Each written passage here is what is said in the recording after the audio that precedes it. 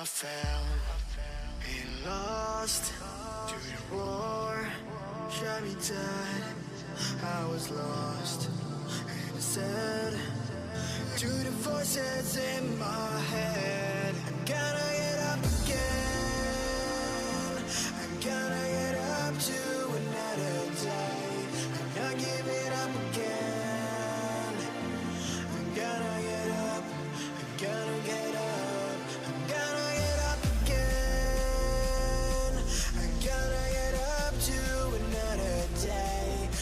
Giving up again. I'm gonna get up. I'm gonna get up. I'm gonna get up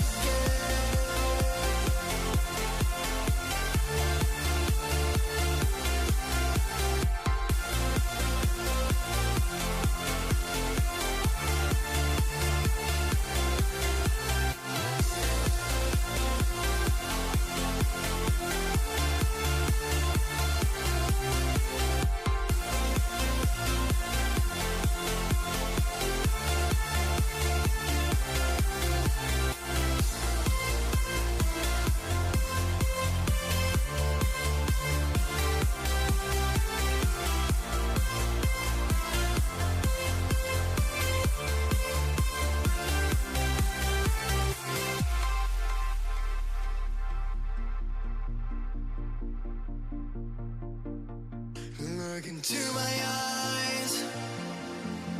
My heart beats like a drum.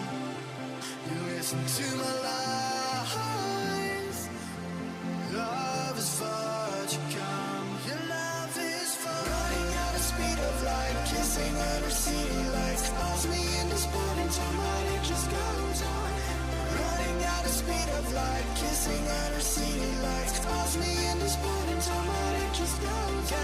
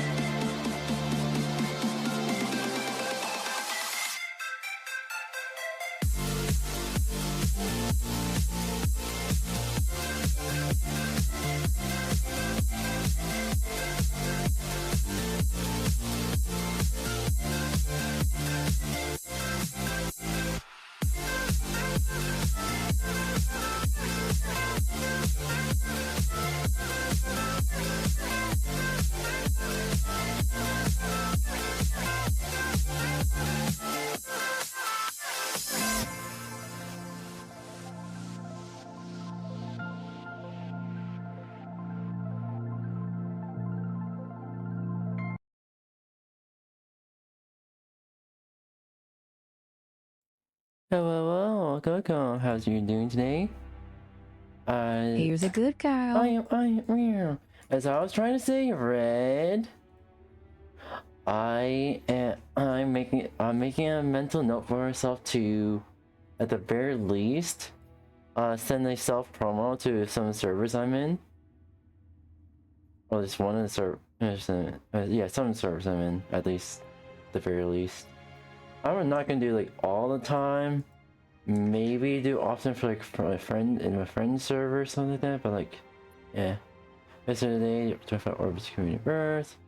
So it's 70 degrees. Yeah, I don't care with that. But hello, welcome. Alright, we're gonna be starting Halo 4. Oh, what's going on here?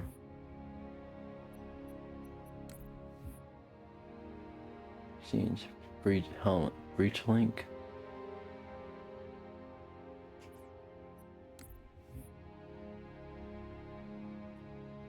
Whoa.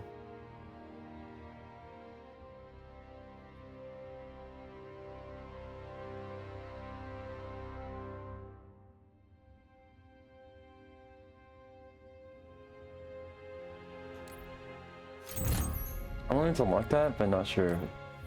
Whoa. Trooper Hog.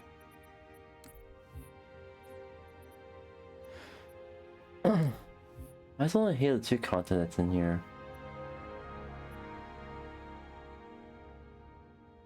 Okay, I want that. Anywho. How are you doing today? How's everyone? Alright. We're gonna start Halo 4.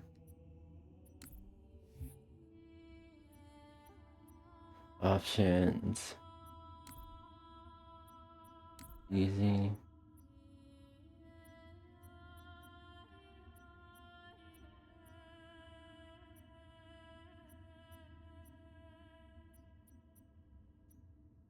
Alright.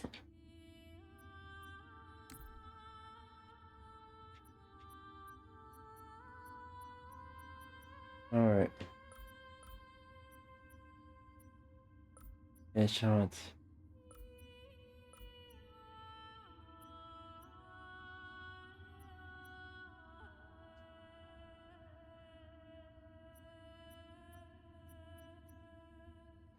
Alright.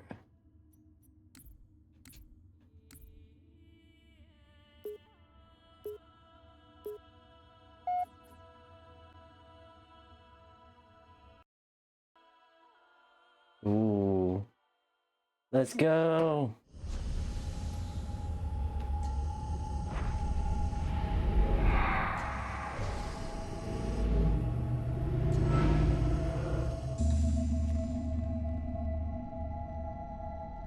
Tell me about the children.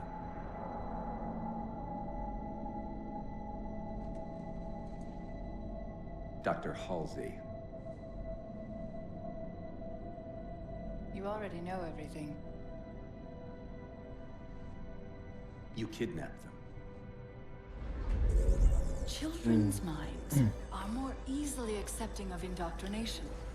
Their bodies more adaptable to augmentation. The result was the ultimate soldier.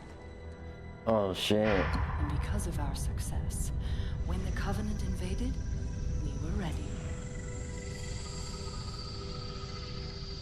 Dr. 𝙂𝙗𝙣𝙬, you're bending history for your own favor, and you know it.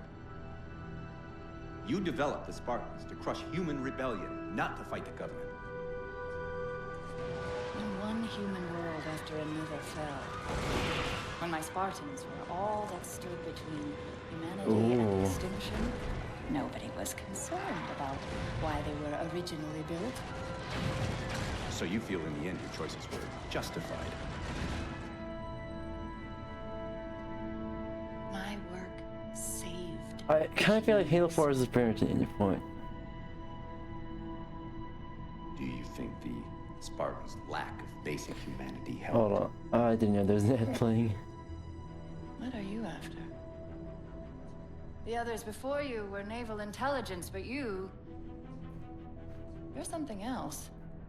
Records show Spartans routinely exhibited mildly sociopathic tendencies, difficulty with socialization, The verbalization. records show efficient behavior operating in hazardous situations. I supplied the tools to maintain that efficiency. Ooh.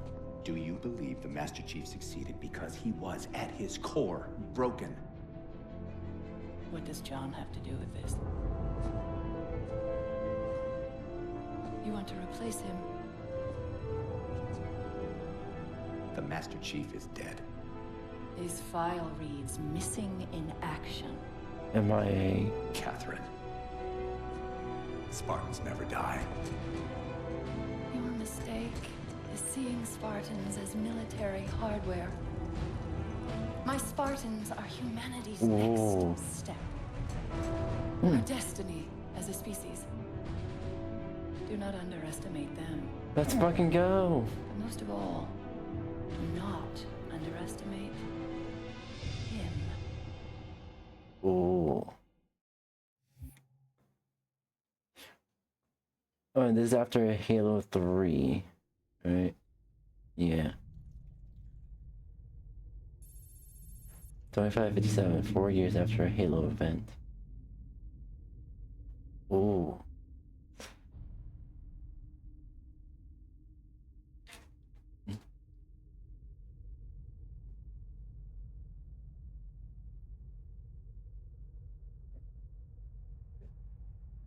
Hmm.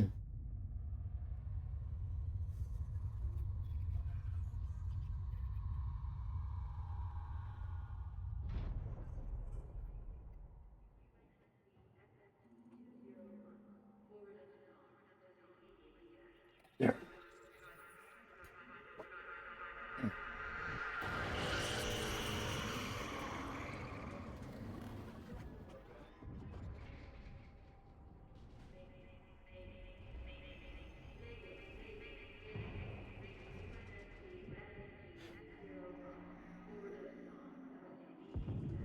Is an ad playing immediately? What the fuck?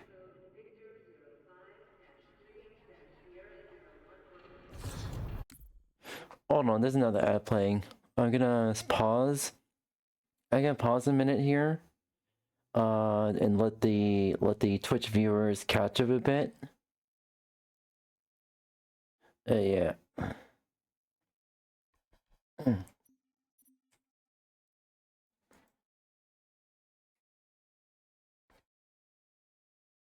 Ooh.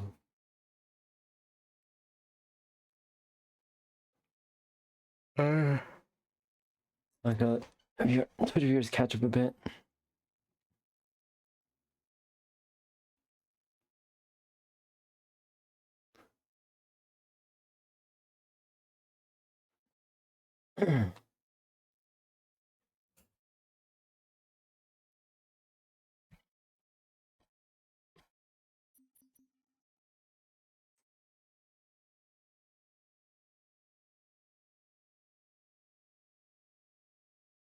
Alright. It's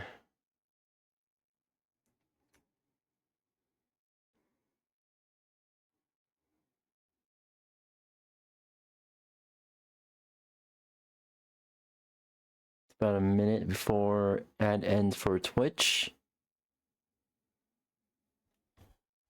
I wonder if one day, like, I think YouTube sort of does what Twitch does with ads on live streams, but I wonder if so YouTube will say, let's force scheduled ads. They ever kind of do that?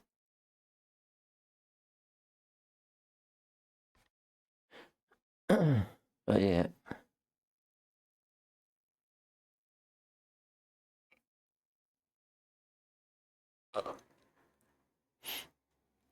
Alright, so Twitch ads are ending soon. 8, 7, 6, 5, 4, 3, 2. There we go. Welcome back. Welcome. You probably missed a portion of the intro, but oh yeah.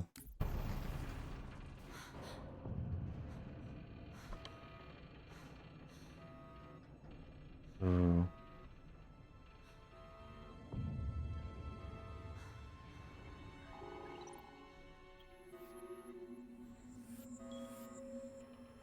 Here's a good girl. Wow. Okay, Red, you can't be using good girl every 5 minutes.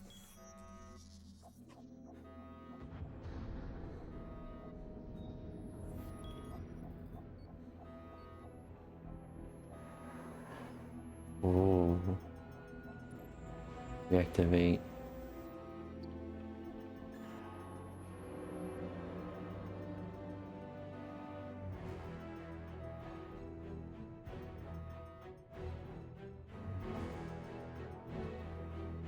Yes, I know, but I will turn off the sound alert. No. I need you.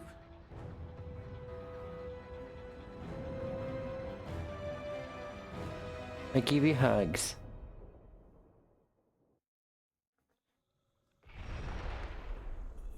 Chief! Easy. Been out for a while. Where are we? We're still adrift on the Dawn. Why did you wake me? Hang on. Bringing your systems online now. I rewrote your ship's firmware while you were out. You've been busy. Activating the ship's gravity generators.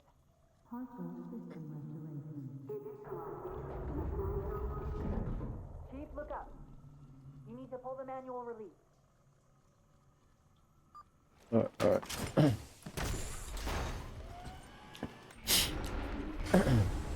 Seems like old times.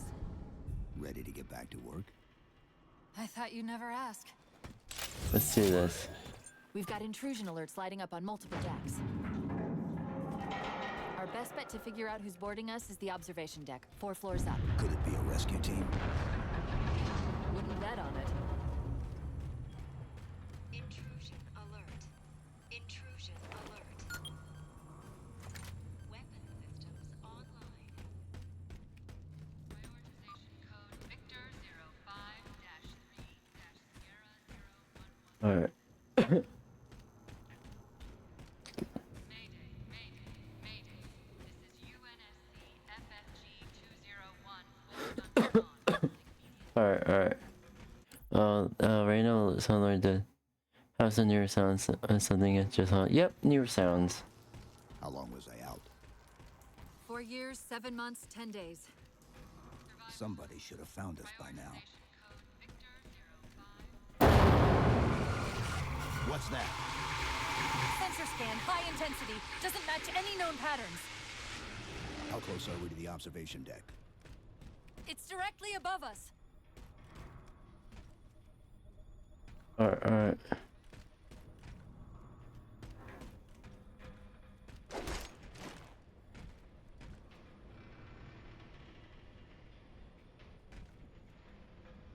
Alright.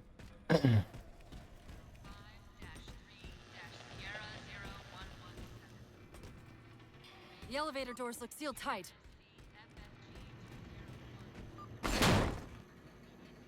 Chief, be careful! Because some areas might have lost pressure. Right. Alright. Chief, watch out! I didn't realize the ship had deteriorated so badly.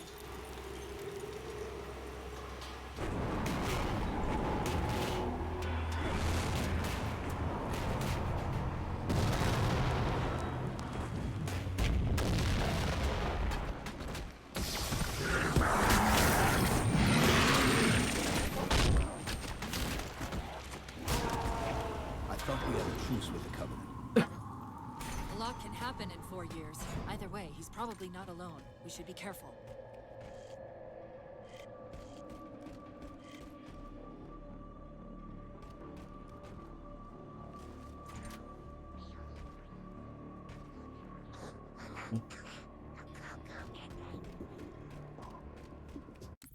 Oh, what's the controls here?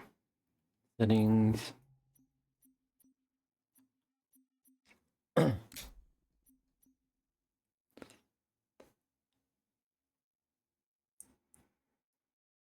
Viewers you need.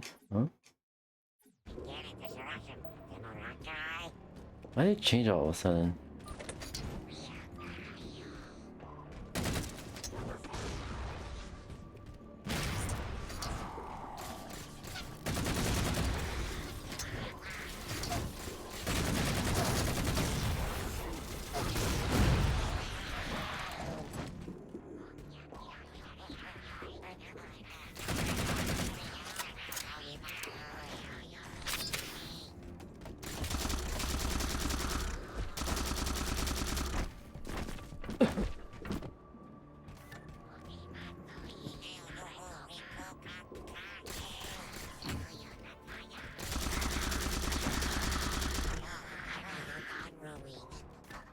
Alright.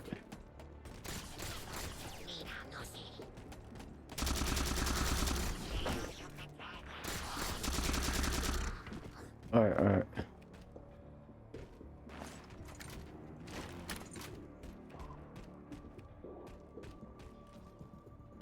Oh, okay. We're supposed to, what, go to the controls?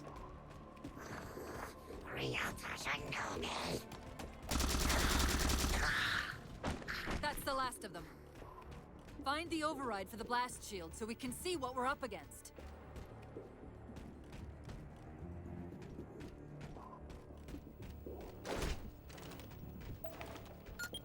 Alright.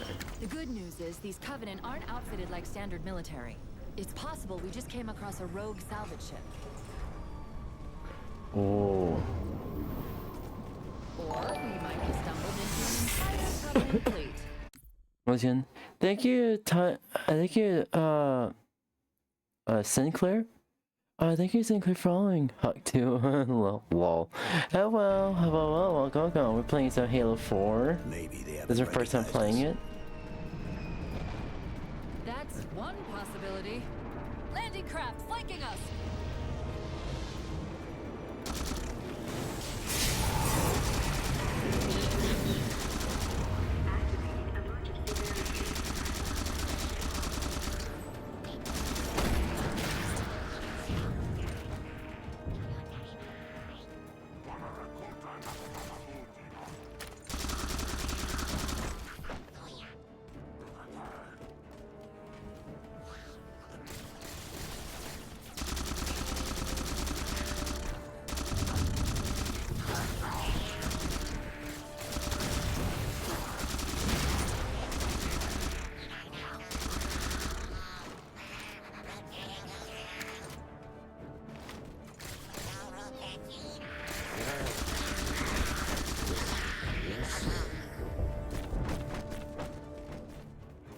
We need to get off this ship.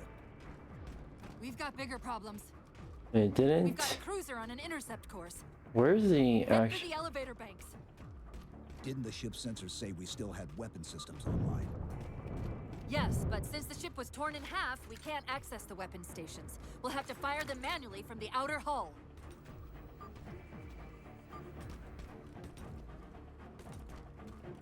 I missed the controls. Alright.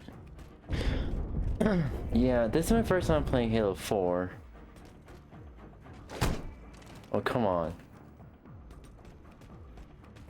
Alright.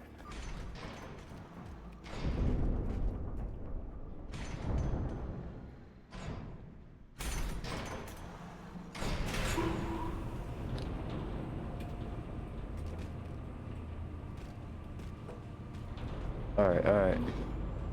Thank you, viewers. Be back if ADHD doesn't forget it. Don't worry, we'll be live pretty much all day. Alright.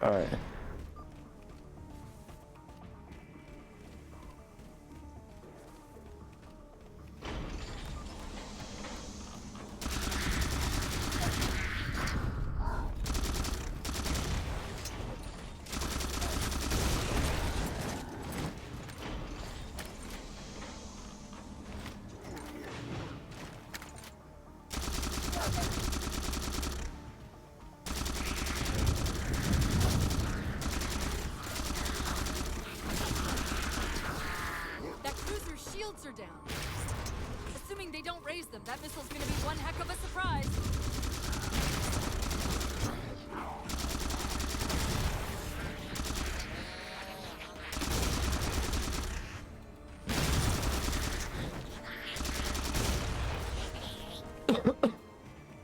Alright, Ooh. Let's fucking go!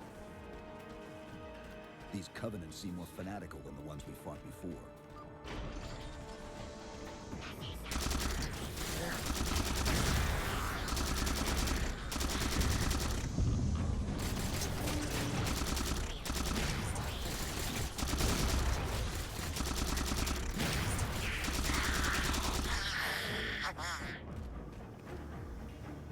How far to the missile? We're just about there. Alright.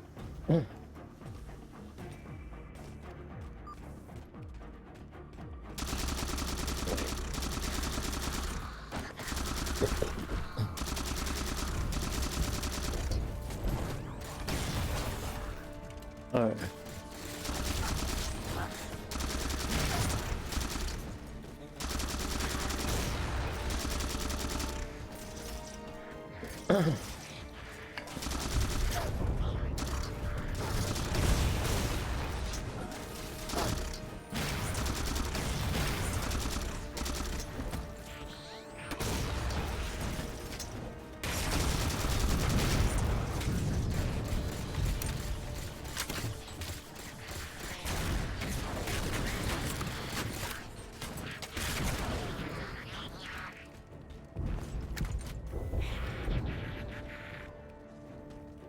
Alright.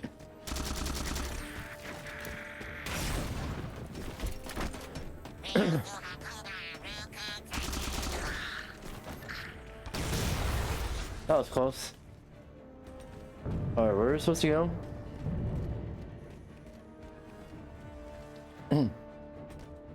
Okay, can we have a marker, please?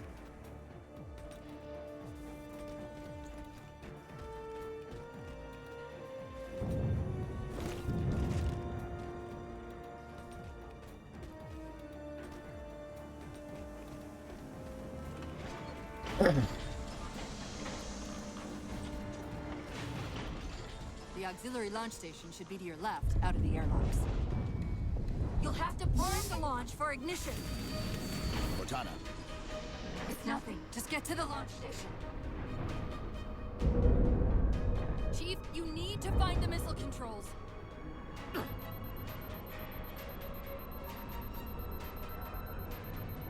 Alright. Alright, there we go. Launch initiated.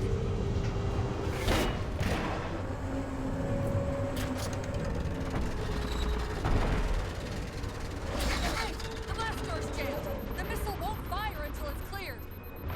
Get down there.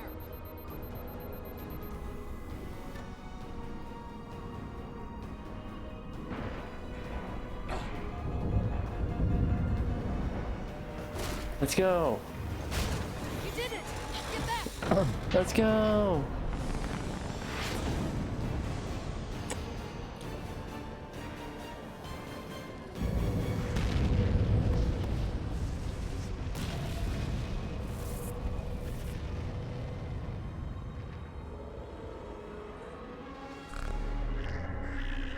Chief?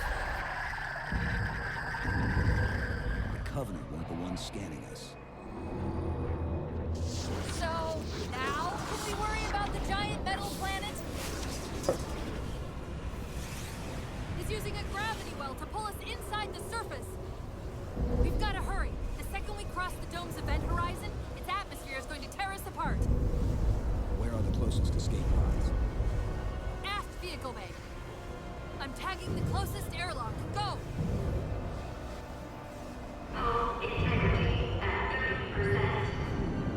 Alright, alright.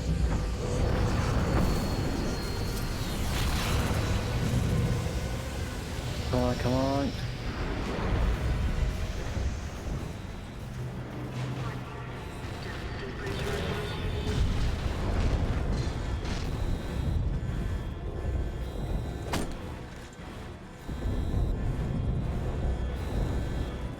Alright.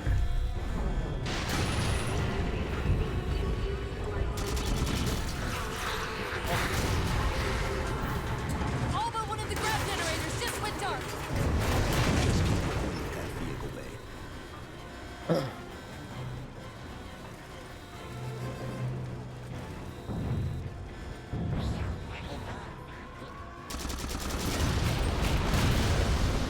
Jesus Christ. We're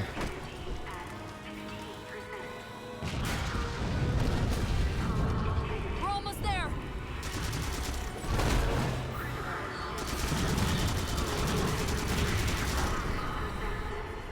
Oh.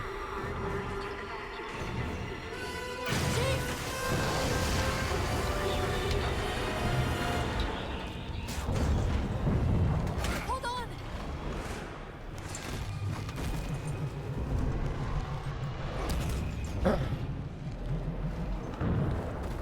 shit. Shit. We're caught in the gravity well. Can you track the escape pods? Negative. Look out!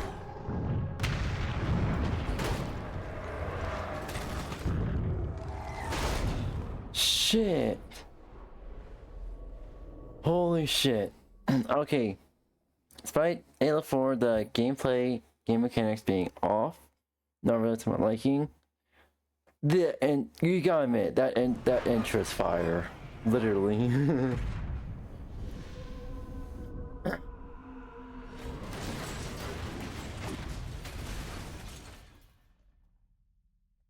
There we go. Alright.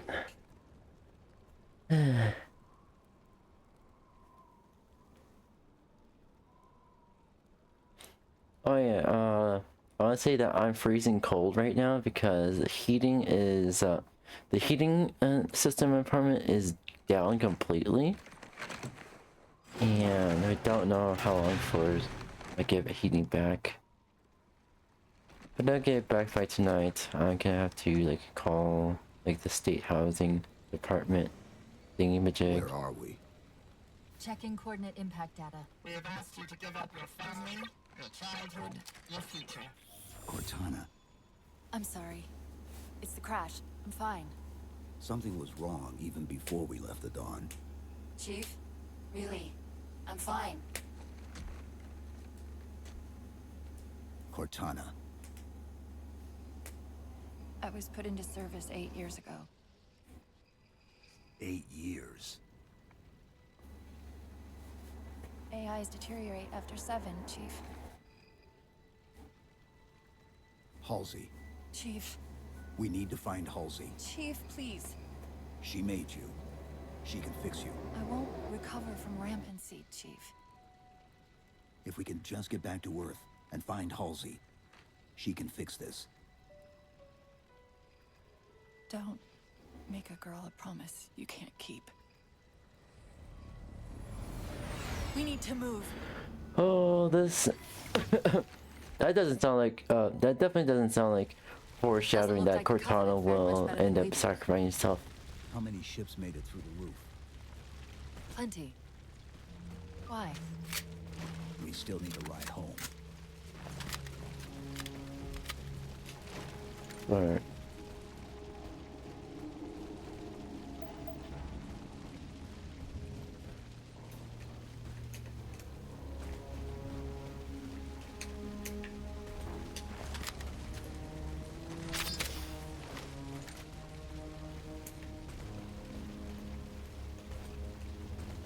Alright, let's do this.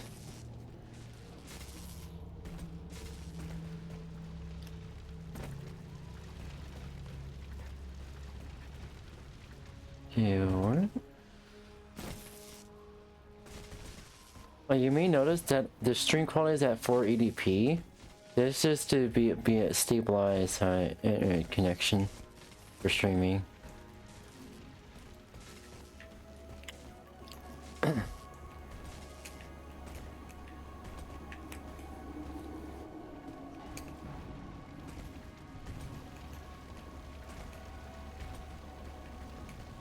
Yeah, where am I supposed to go?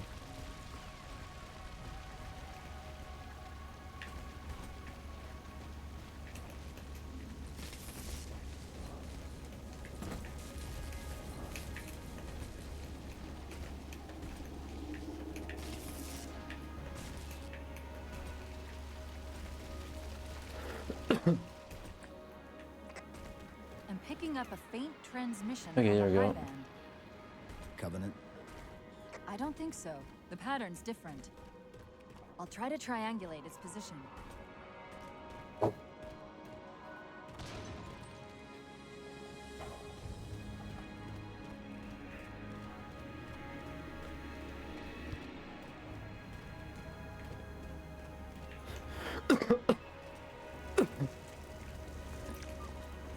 Warthogs, and still in one piece. Nice to see your luck is holding out.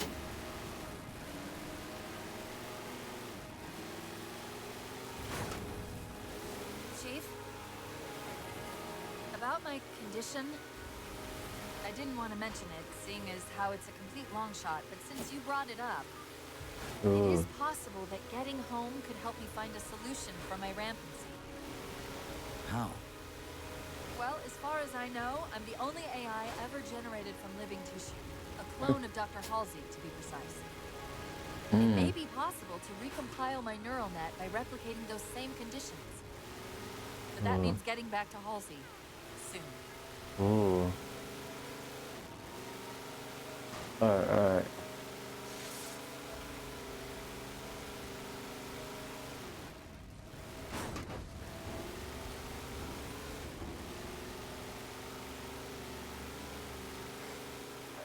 Chief, I'm hearing that strange signal again. Stronger this time. Do you think there's something to it? I'm curious more than anything. Its behavior is odd.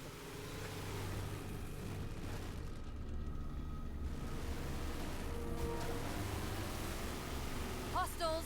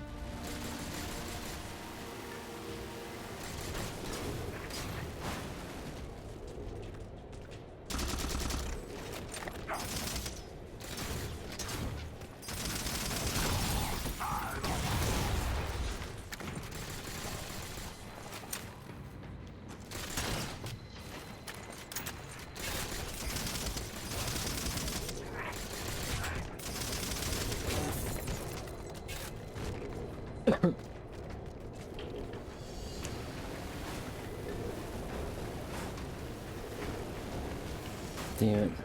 I can... There we go. Alright.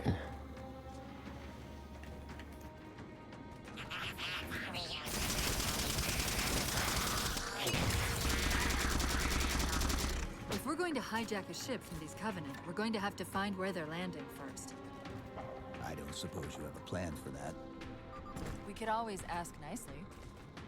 Asking's not my strong suit.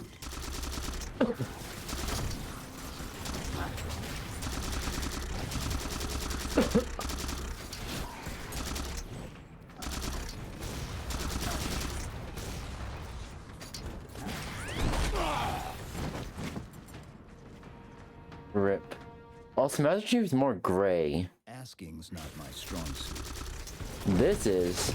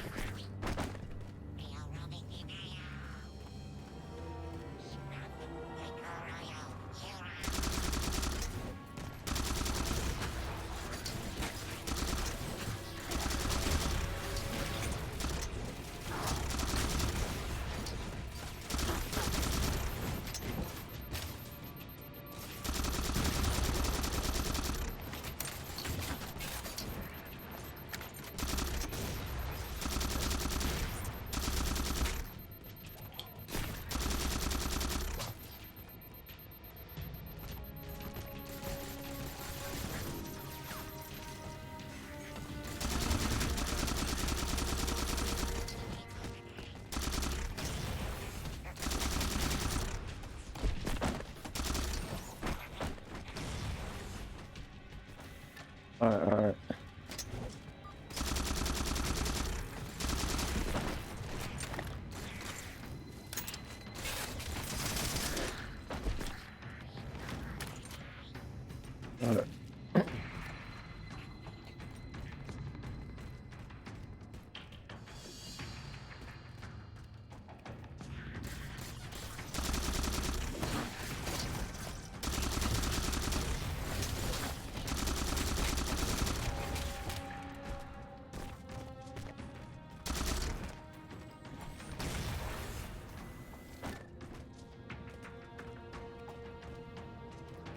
Oh fuck. Okay, that was a bit much.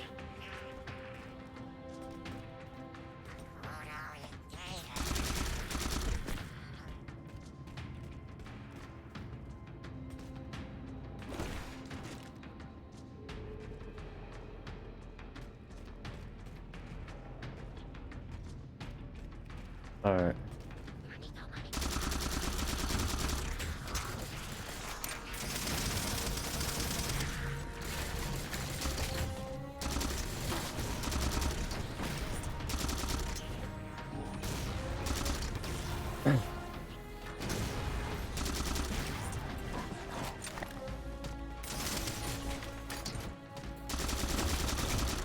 That elite dropped his camo module. Let's have a look. I'll run a soft patch to it from the suit. Never know what might come in handy.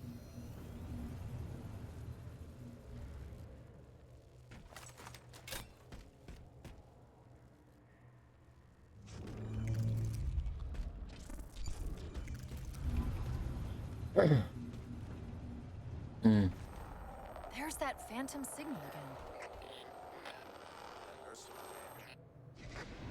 I heard something that time.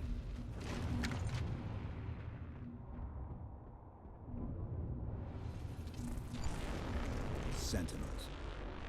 I wondered when they'd show up.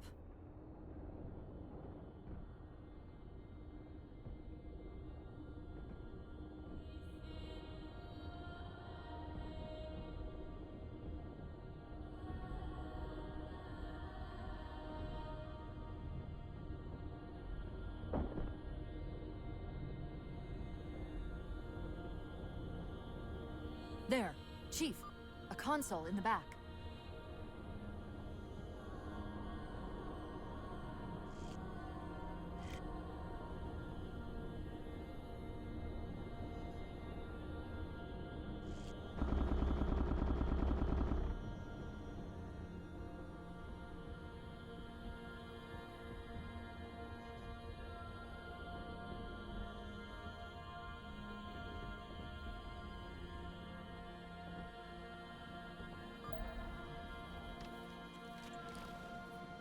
It's a localized site cartographer. Okay. In service of Forerunner Shield World, designate Requiem. You know what feature should we add in Halo? At least we know where we are now. Let's see if it can Being tell us killed the Covenant mid or something cutscene. incident. We're not getting all the enemies. Huh. What happened? I don't know. It locked up. I'm detecting power fluctuations in several locations. I'll put them up for you. Hopefully we can find some way to get this cartographer back online.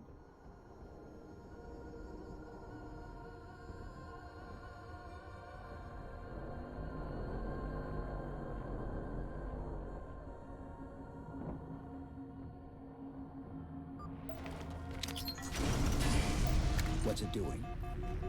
It's all right. This energy is actually a ferroelectric data field. Your shields are just cycling in response to the chamber's charge. Will this bring the cartographer back online? Partially. This type of processing system usually works in parallel. We'll have to locate its twin. Alright, let's do this.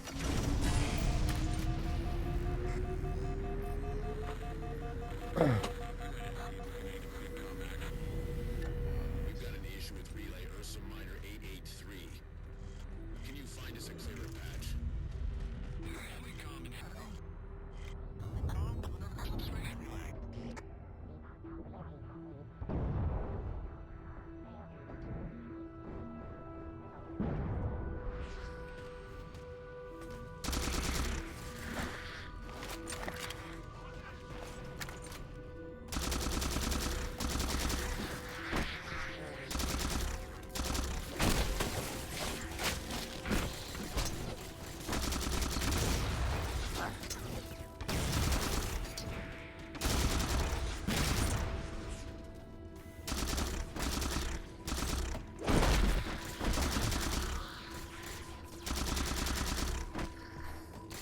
Alright, there we go.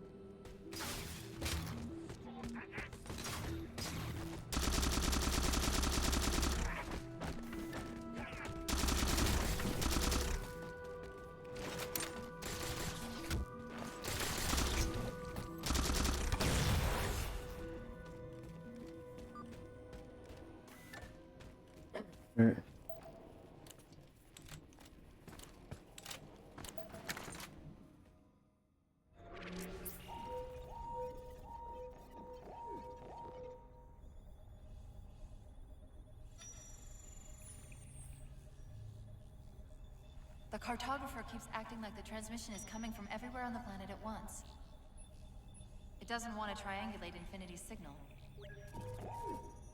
Oh, wait. I got it. That can't be right. Scan again. We've already passed through one layer of the planet's surface. It's not crazy to think that someone else made it deeper inside than we did. You mean the planet's hollow?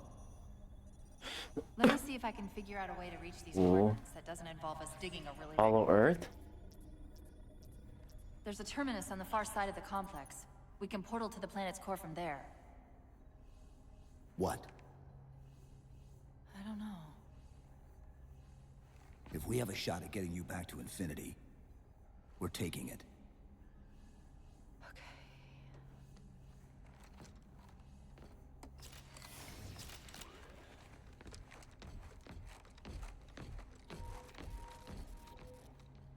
Ooh, still glitching out.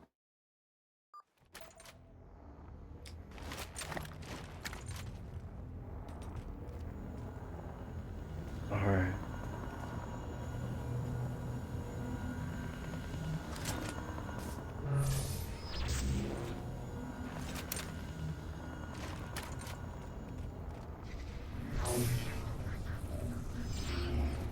Alright, that'll be pretty useful.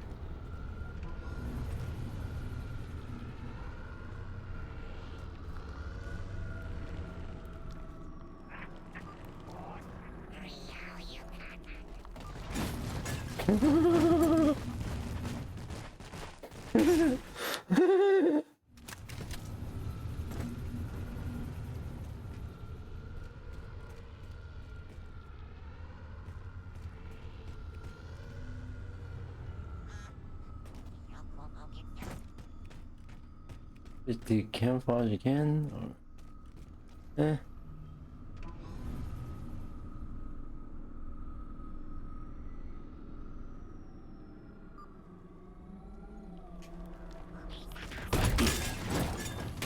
Honestly, I keep on thinking, does it work? No.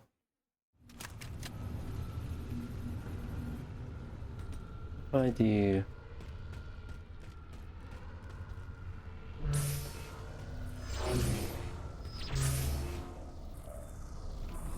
Oh, I could do this.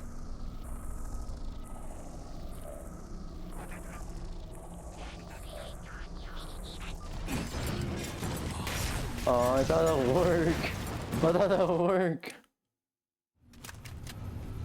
I guess I experienced kinetic energy.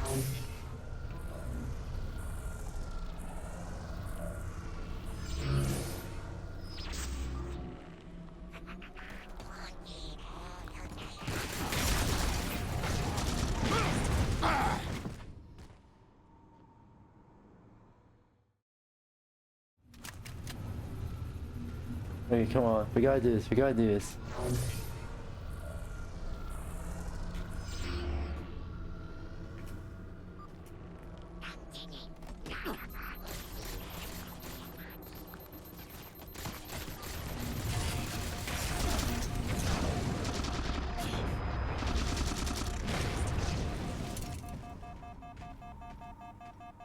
The gateway.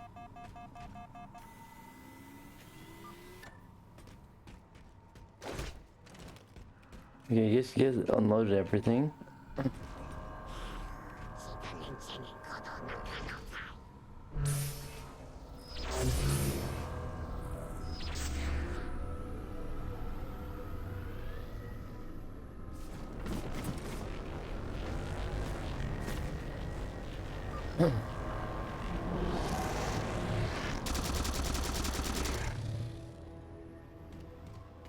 Ooh. Ooh.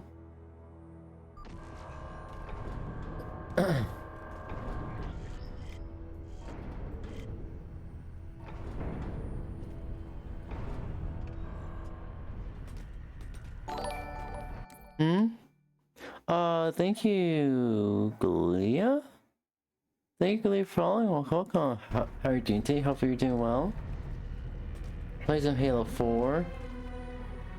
Wait, where am I supposed to go? Yeah, this first time I'm playing Halo 4. Alright, let's see here.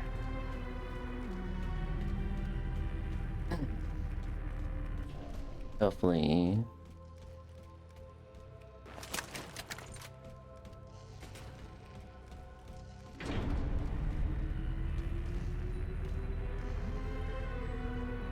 Where is this going? Ah! I'm looking into the light! I'm supplying everyone!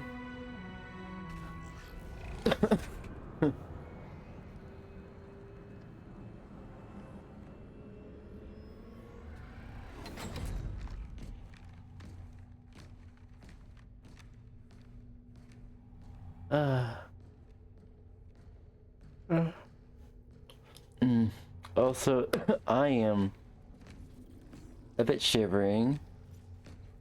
Kick viewers who just joined, I am cold as fuck. The heating system's down, so I'm not sure how long it'll be back up. It's not by it's not by, I already like went through 2 nights without heat. This terminus So if by tonight we don't get any, we're gonna have problems. When I tried to access the outlet closest to Infinity's transmissions, the system responded with this. What is it? That's the kicker. It's the Forerunner symbol for Reclaimer. Humanity. That's got to be Infinity. Can you get us to those coordinates? Let me try to open a portal.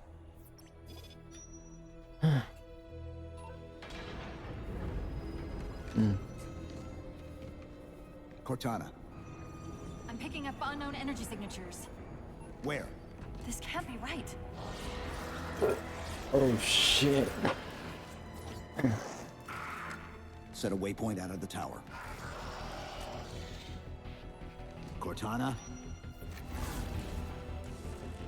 How did... Quick! Into the portal! Chief, go! Go.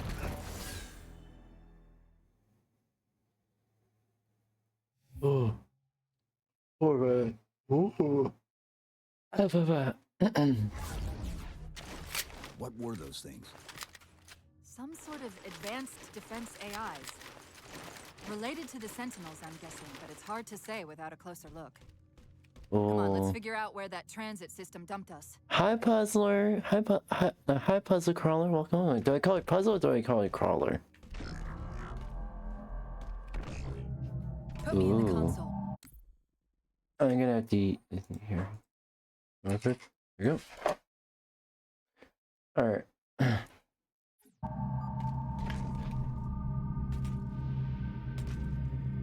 Puzzle. Hello, welcome. Insert Cortana. Where's Infinity? This is Requiem's core, all right. But Infinity is definitely not here. That satellite in the center is amplifying the ship's broadcasts like a relay. Maybe we can use it to respond. Perhaps. Those beams coming off it are creating the interference we've been experiencing. We'd have to take them out to contact Infinity. Can you get us there? Opening a gate to the first beam pylon. Pull me, and let's go.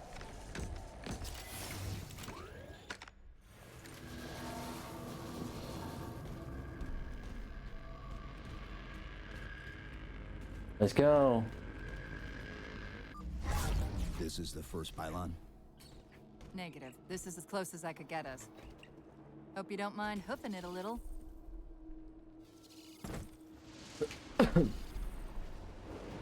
Alright. Contacts!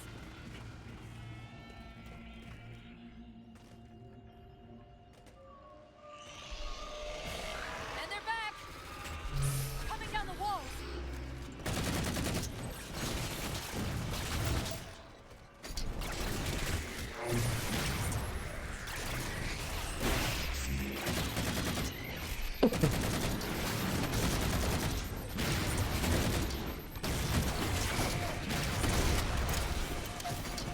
Can't even get close.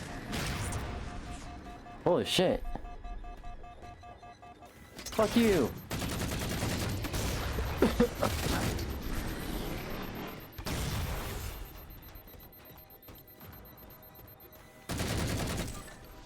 Those weren't the same things we saw in the terminals. Similar cortical footprint as the tower AIs. They're connected, all right.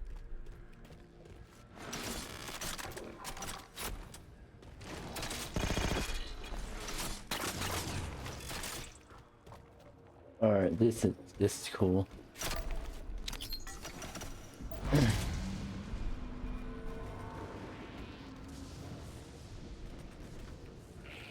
Look out!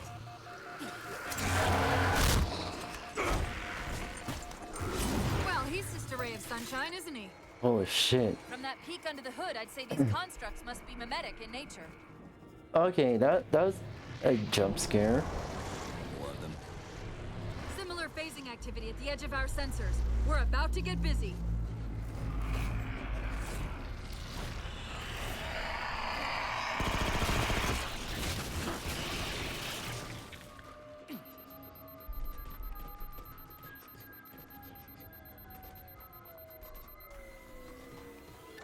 Holy shit. Alright, come on.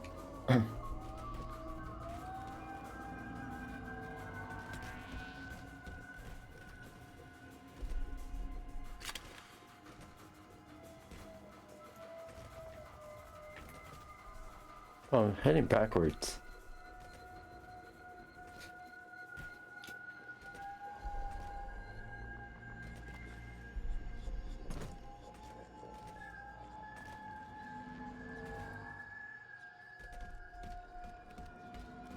Am I? I'm confused now. Yes, I am. Okay, this map's confusing.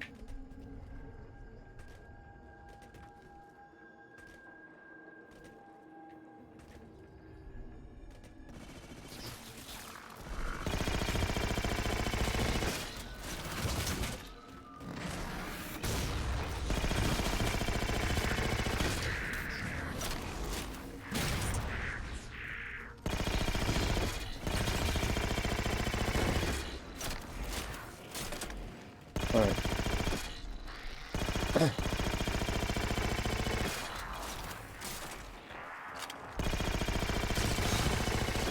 Alright, come on.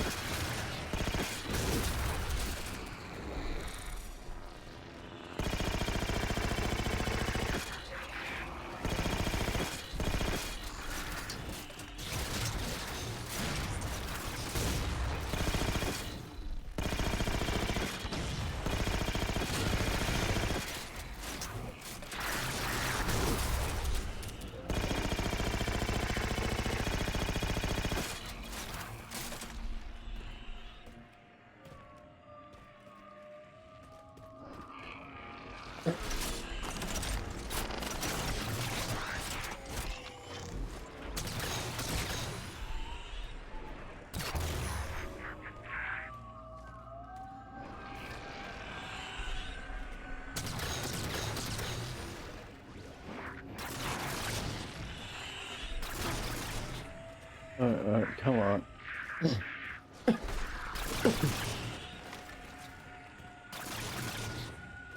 Fuck.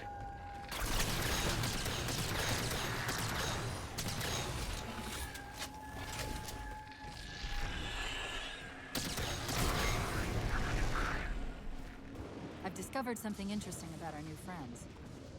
When the big ones explode, Ooh. that momentary Oh, flash huggies.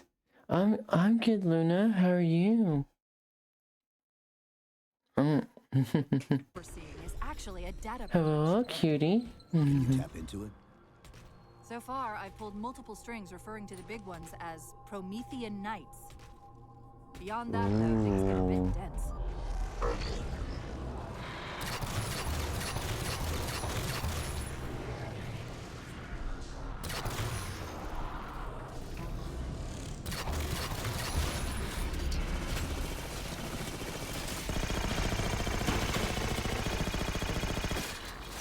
Alright, ooh. Huggies, give you a hag.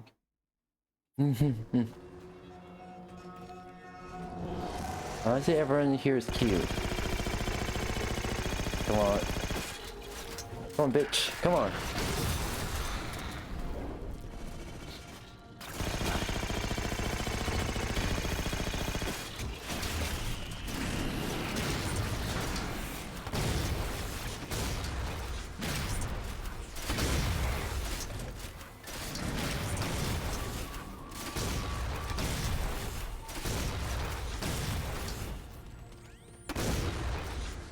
Oh.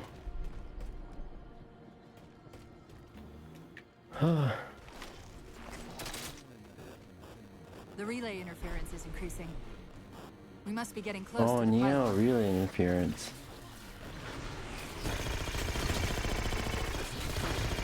Come on, come on.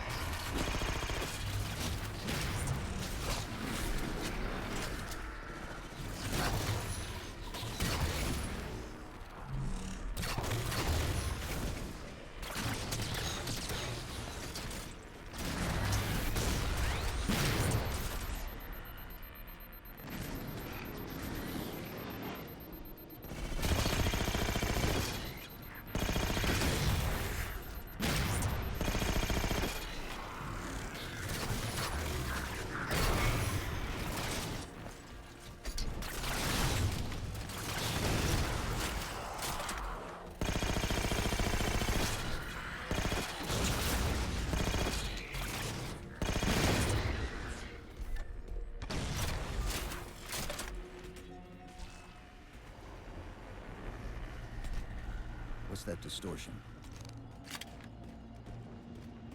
That's me. Something about moving through those portals is increasing the load on my systems. Are you gonna be all right? Don't worry. I've held off rampancy this long, haven't I? That's not good. That doesn't sound good. That doesn't sound good at all. So I'm probably gonna have to move over here.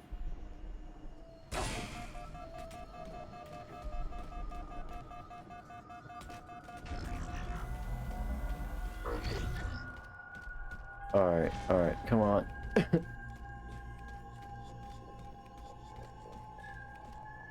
Should be... That's There the you go. target, but it looks like the entrance is shielded. There we go. Let's figure out how to take it down.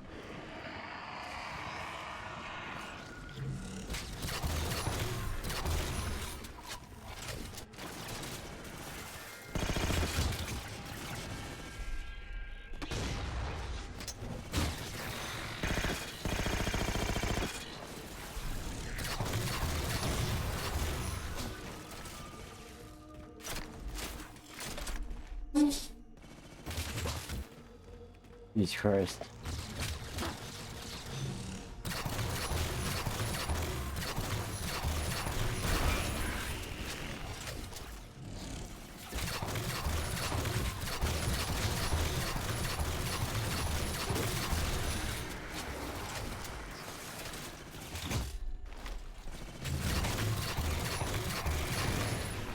Alright.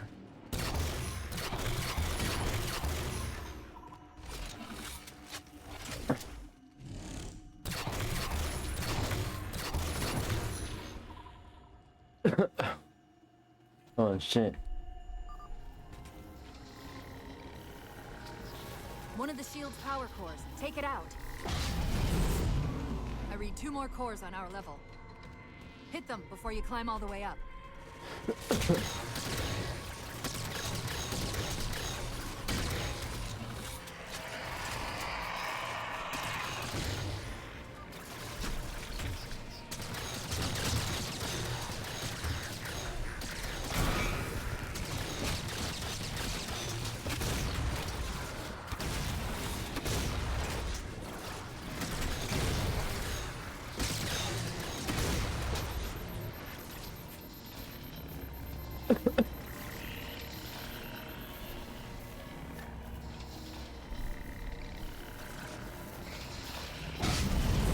Well done, Chief. 1 to go.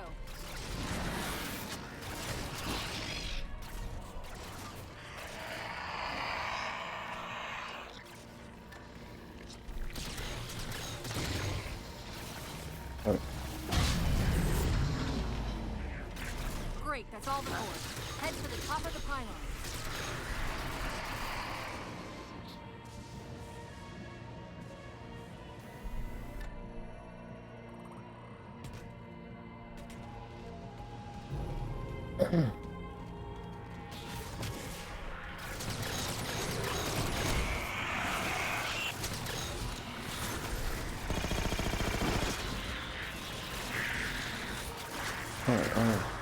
Chief, look at this. What the fuck? That's Requiem. They're not inside at all. They're moving into orbit.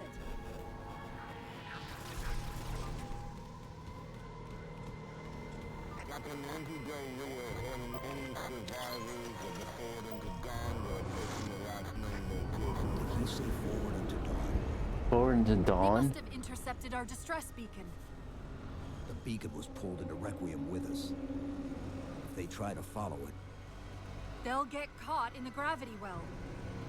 I'll keep trying to warn them. You just get that beam down. Ooh. That's something and a half. That's the beam control.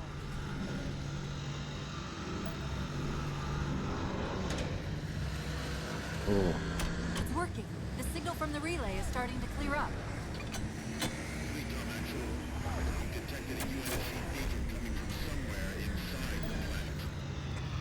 they haven't hit the gravity well yet. There's still too much interference to warn them. We've got to disable that other beam before they're pulled in like we were. Alright.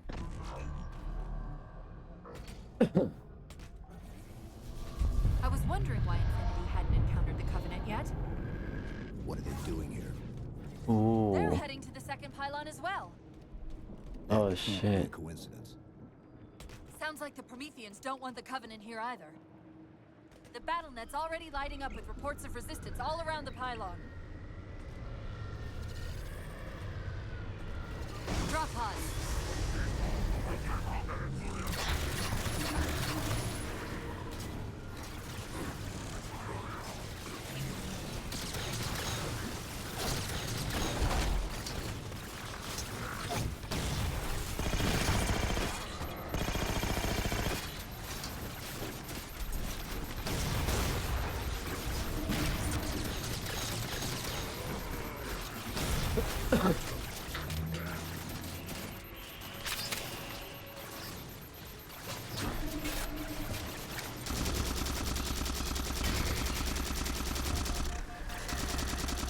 Shit.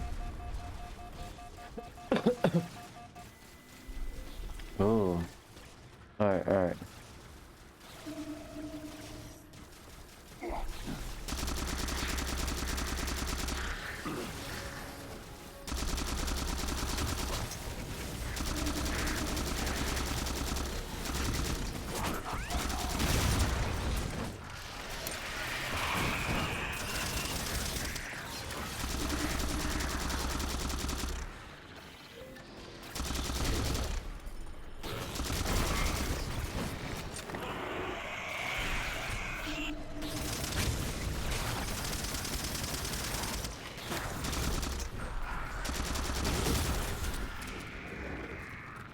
Ooh.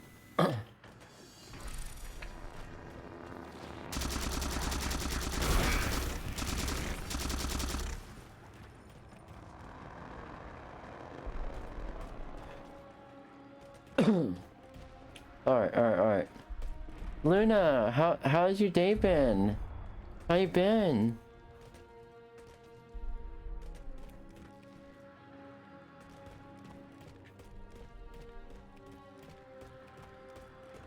Alright.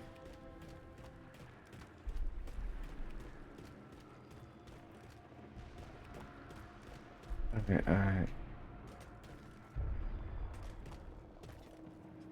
Where am I supposed to go?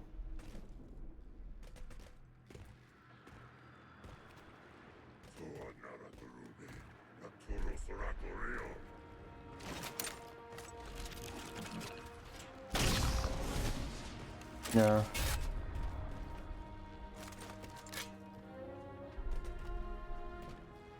Is there anywhere I'm supposed to go? Like any markers, anything?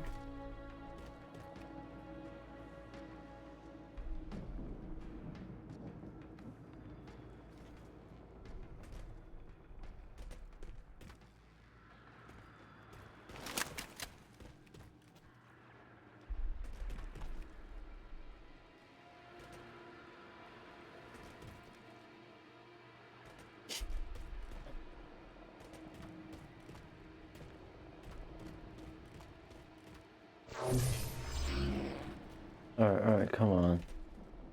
There's gotta be something. There has to be something.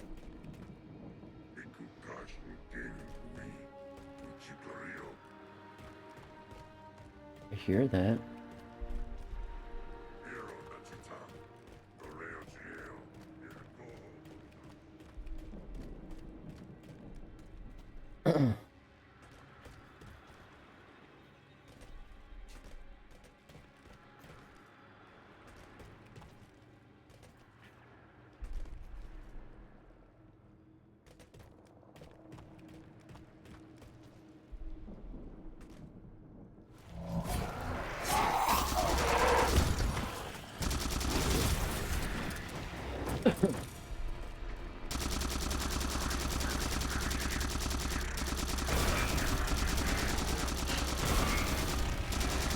Alright.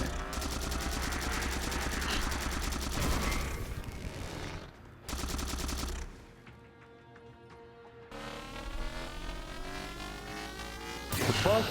What the fuck?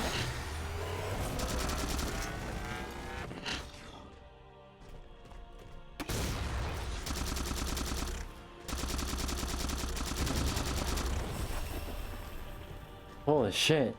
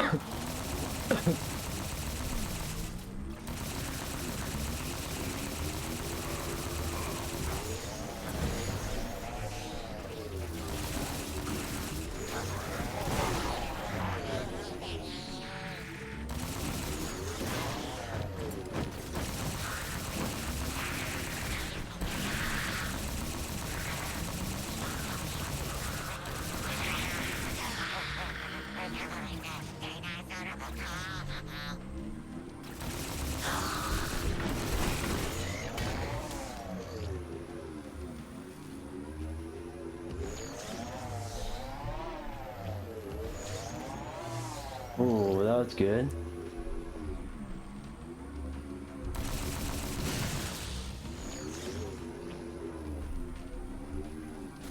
Let's go.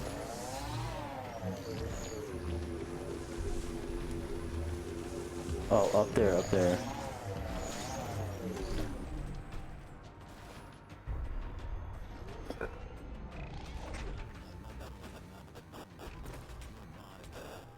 Alright. They found the Hey, Vanessa? Hello. relay and fast. Hey, babe. How are you doing? Hey, cuties. The fuck? This is interesting.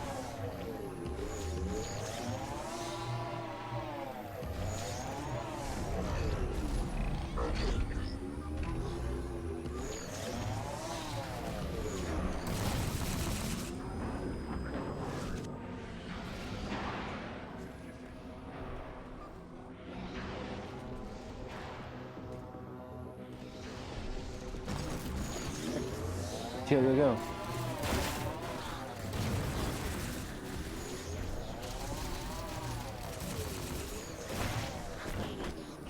Alright.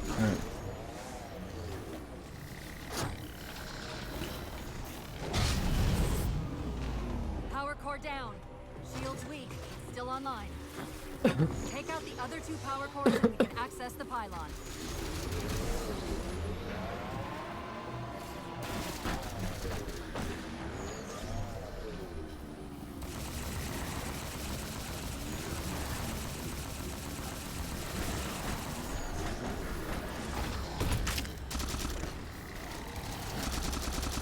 No, fuck it.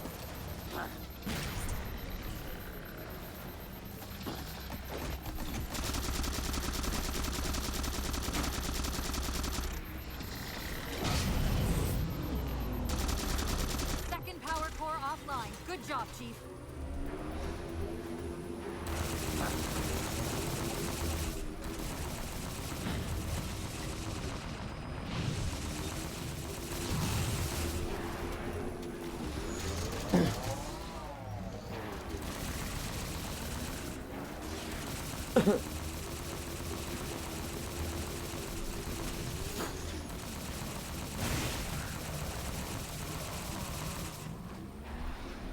Lol.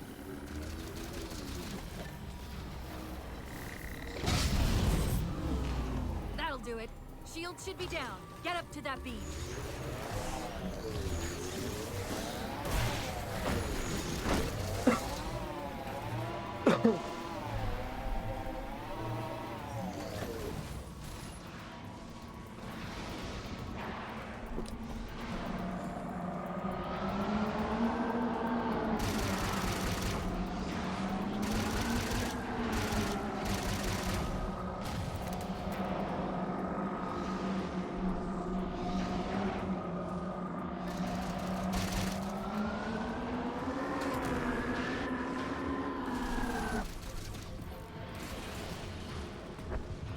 UNSC Infinity Survivor Forward unto Dawn.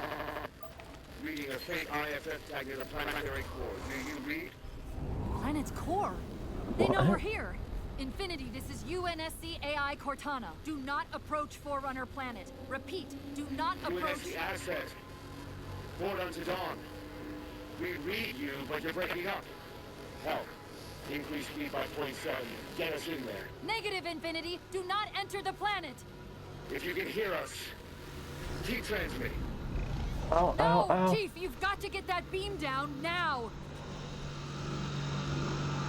Oh, the feet. Oh, feet. What the fuck is going on with feet? Oh. Holy shit. Oh, feet are cramping. The feet are cramping. Oh. Oh. Holy shit. Cortana to Infinity. Do you Holy copy? shit. Come in, Infinity. The interference is gone, but your suit's transmitter's not strong enough. Route us up to the relay satellite. Already done. Go. Once we're on the satellite, there's bound to be a central control point. The Covenant are moving towards the relay too. This doesn't make any sense. Why would they care about a broadcast relay? I'll handle them. You just find us that control node. How soon till Infinity hits the gravity well? A minute or two max. The Covenant are making a push for something on the far side of the satellite.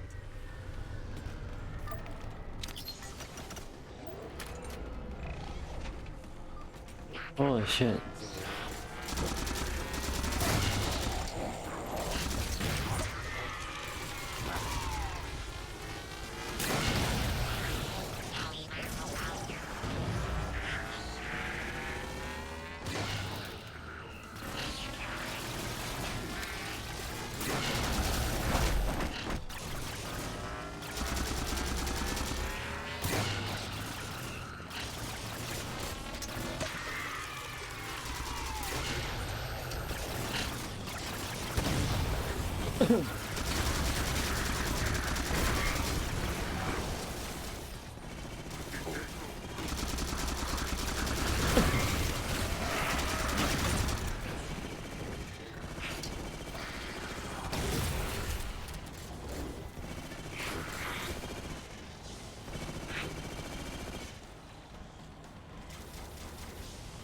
Holy shit.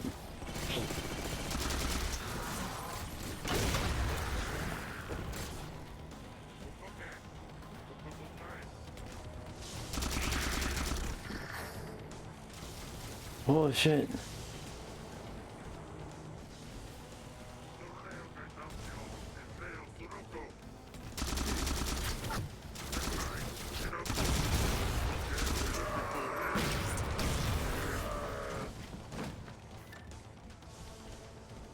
I don't have the lead sound in Halo 4.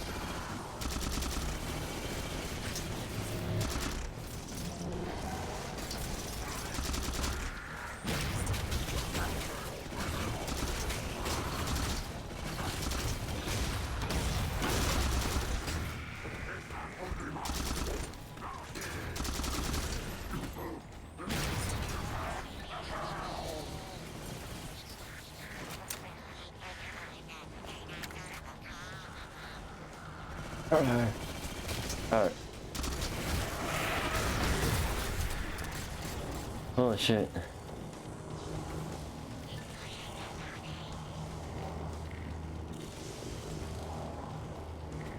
Chief, you need to hear this. We're detecting a slight gravimetric disturbance near the planetary entrance. Suggest altering approach vector 43K-750K-1CK. They're not diverting from the opening. Hurry, Chief!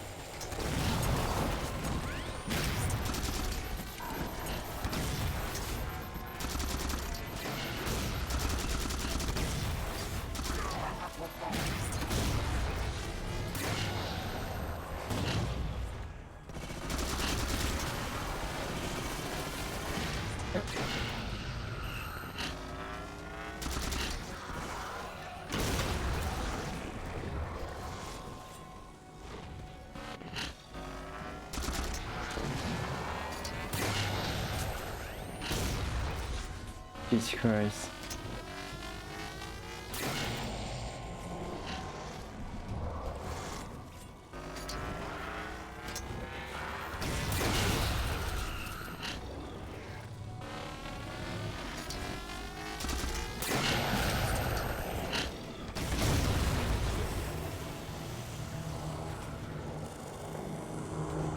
Alright, let's go. Oh. Holy Infinity, shit. this is Sierra 117 of the UNSC 4 I'm doing posture check. Oh, posture check. There we go. Infinity, do you read?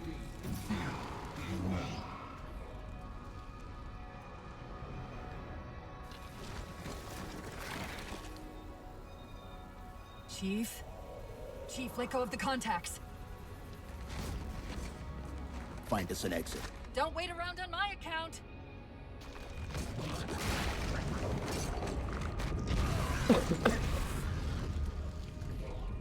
Shit. Holy shit.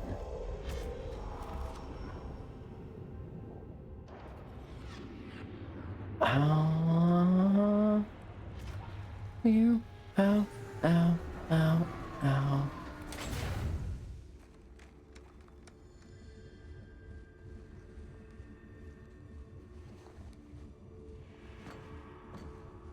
Eee.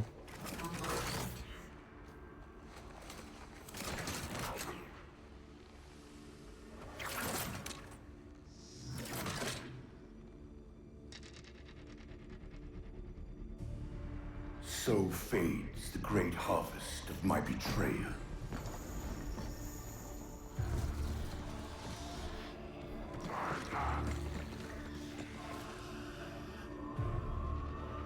Oh.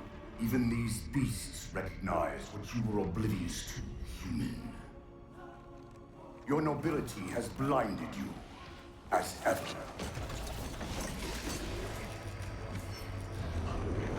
Shit.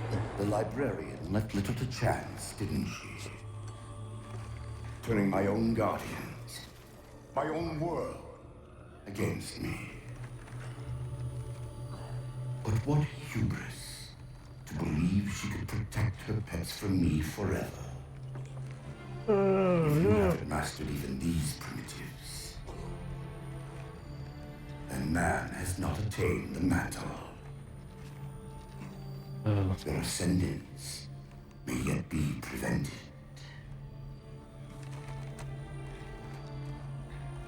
Time was your ally, human.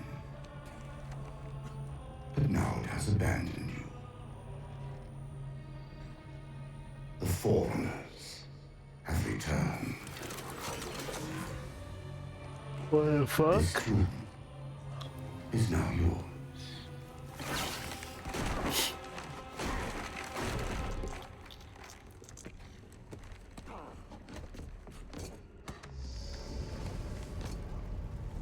Slip space rupture! Chief, move! Oh no. Hi, Chief, Ark. please. Hi, Ark. We've gotta go! How are you, cutie? That Hey, Didact, he Blitzies. manipulated Infinity's signal to get us to release him. Get up! What's happening? Moving the satellite. Destabilize the core. The Didact's leaving. We've gotta find a portal out of here before the whole network collapses. Oh, next stop, Grab one certain of those death. ghosts. Ghost? Oh. Hang on. I'm going to channel energy from your shields to overdrive the ghost.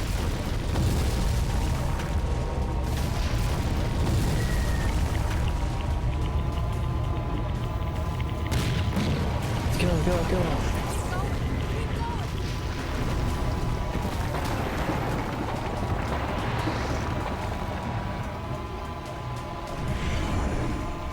Ah!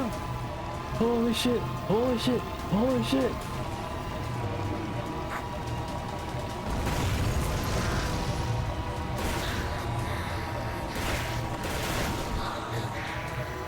Oh shit!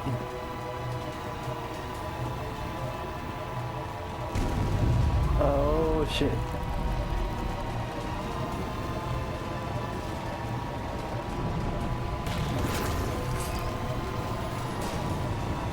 Emergency broadcast from Infinity. This is Infinity. We're encountering unidentifiable gravimetric disturbance. They're being brought inside a planet so large.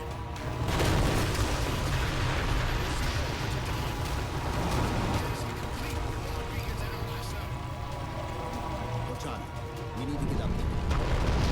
Not like I can get out and push.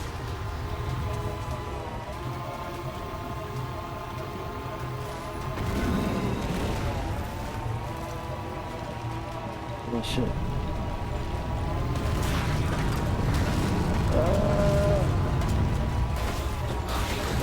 Okay.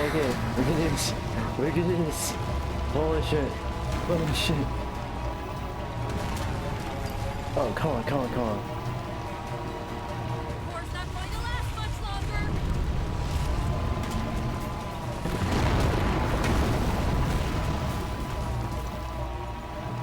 Portal up ahead. Go. Oh, are you fucking kidding me? Really, Ghost? Chief, what are you doing? It's not my fault.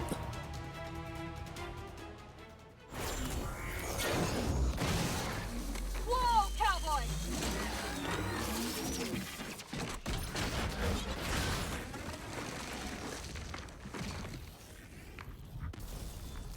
Oh shit. Chief, there! How are you doing? Oh.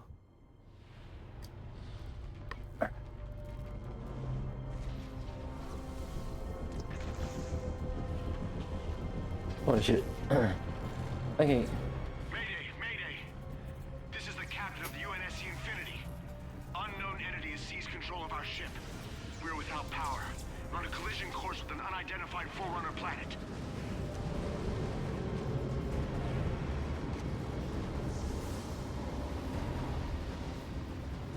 Ooh. Track its descent. Marking.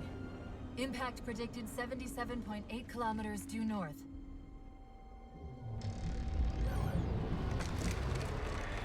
Oh shit.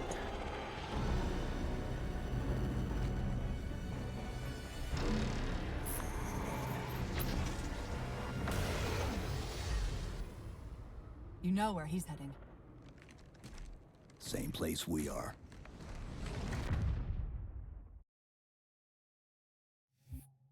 Infinity. Oh shit.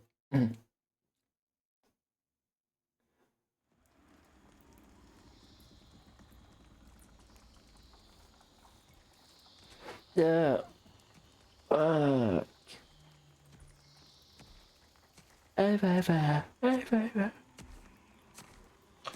Stay low. Recon sortie heading this way. Oh.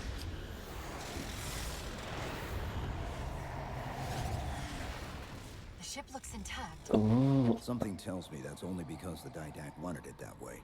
This is Lasky to UNSC Infinity. We're up to our next bad guys down here. Does anyone read? This is Sierra 117 of the UNSC Forward Unto Dawn. We're on station, ready to assist. Negative copy. Sounded like you said Forward Unto Dawn. Come again. Signal's bouncing in and out. I can't clean it up. Light up their friend or foe tags. We're gonna need something to zero in on. Oh. I'm seeing numerous IFF tags. Painting the closest one on your side. Alright, I'm gonna save and quit here. I'm gonna move on to pretty much have our mandatory lunch break. And be moving on to Minecraft. Campaign.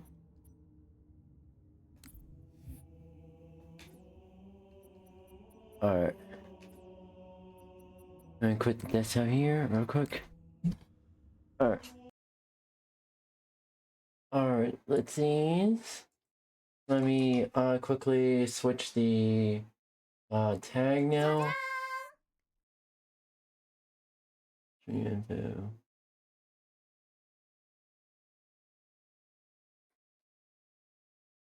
Just chatting. Alright. And blah blah blah.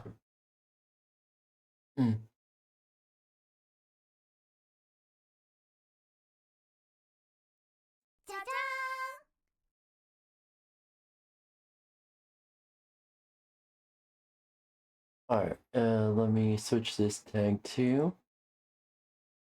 I want to see I want to ask how has everyone's day been.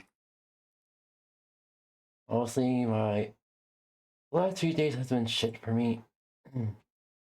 But at the very least, now we get to chill. We get to chill. Alright.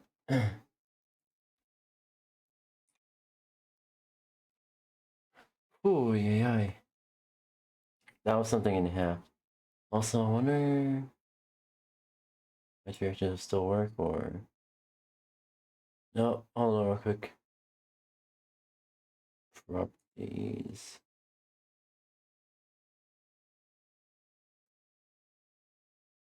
Alright, there we go. Oh shit. Alright, I'm gonna use the restroom real quick. I'll be right back. 20 years. I don't think they care. Personally speaking, I don't think they care. And again, Sony could the whole situation going on with Sony's for a whole lot of video. I'm just saying I find it absolutely ridiculous that you cannot sit down and play a PlayStation. You cannot run a PlayStation 2 emulator on your Windows computer anymore. I find it absolutely ridiculous. I believe you can do that on a MacBook. Okay, so if you can do it on a MacBook and you can do it perfectly fine on a Linux machine and a BSD machine, you should have the same option on a Windows machine.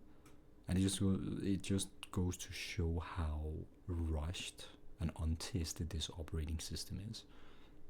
I consider Windows 11 the most broken piece of software ever released by a multi-billion or trillion-dollar corporation. See, there's a reason we're hearing about stuff like the Steam machine, the GameCube, the Steam frame, because there's a massive gap in the market. And again, the reason Linux is viable for people is predominantly because for-profit companies are now investing into this platform. That's why Linux is now usable the way it is. It's a viable alternative to Windows, and it took forever to get to that point. Linux for the longest time wasn't really viable for people like you and I, but it's definitely a much more viable option now. And again, the cool thing about it is everybody can make their own distros, everybody can change whatever they want to change, and you have access to the entire source code. And as a result, it does come with a lot of benefits, and what Steam, for example, right now is doing is benefiting everyone. And that's why I'm a big supporter of it.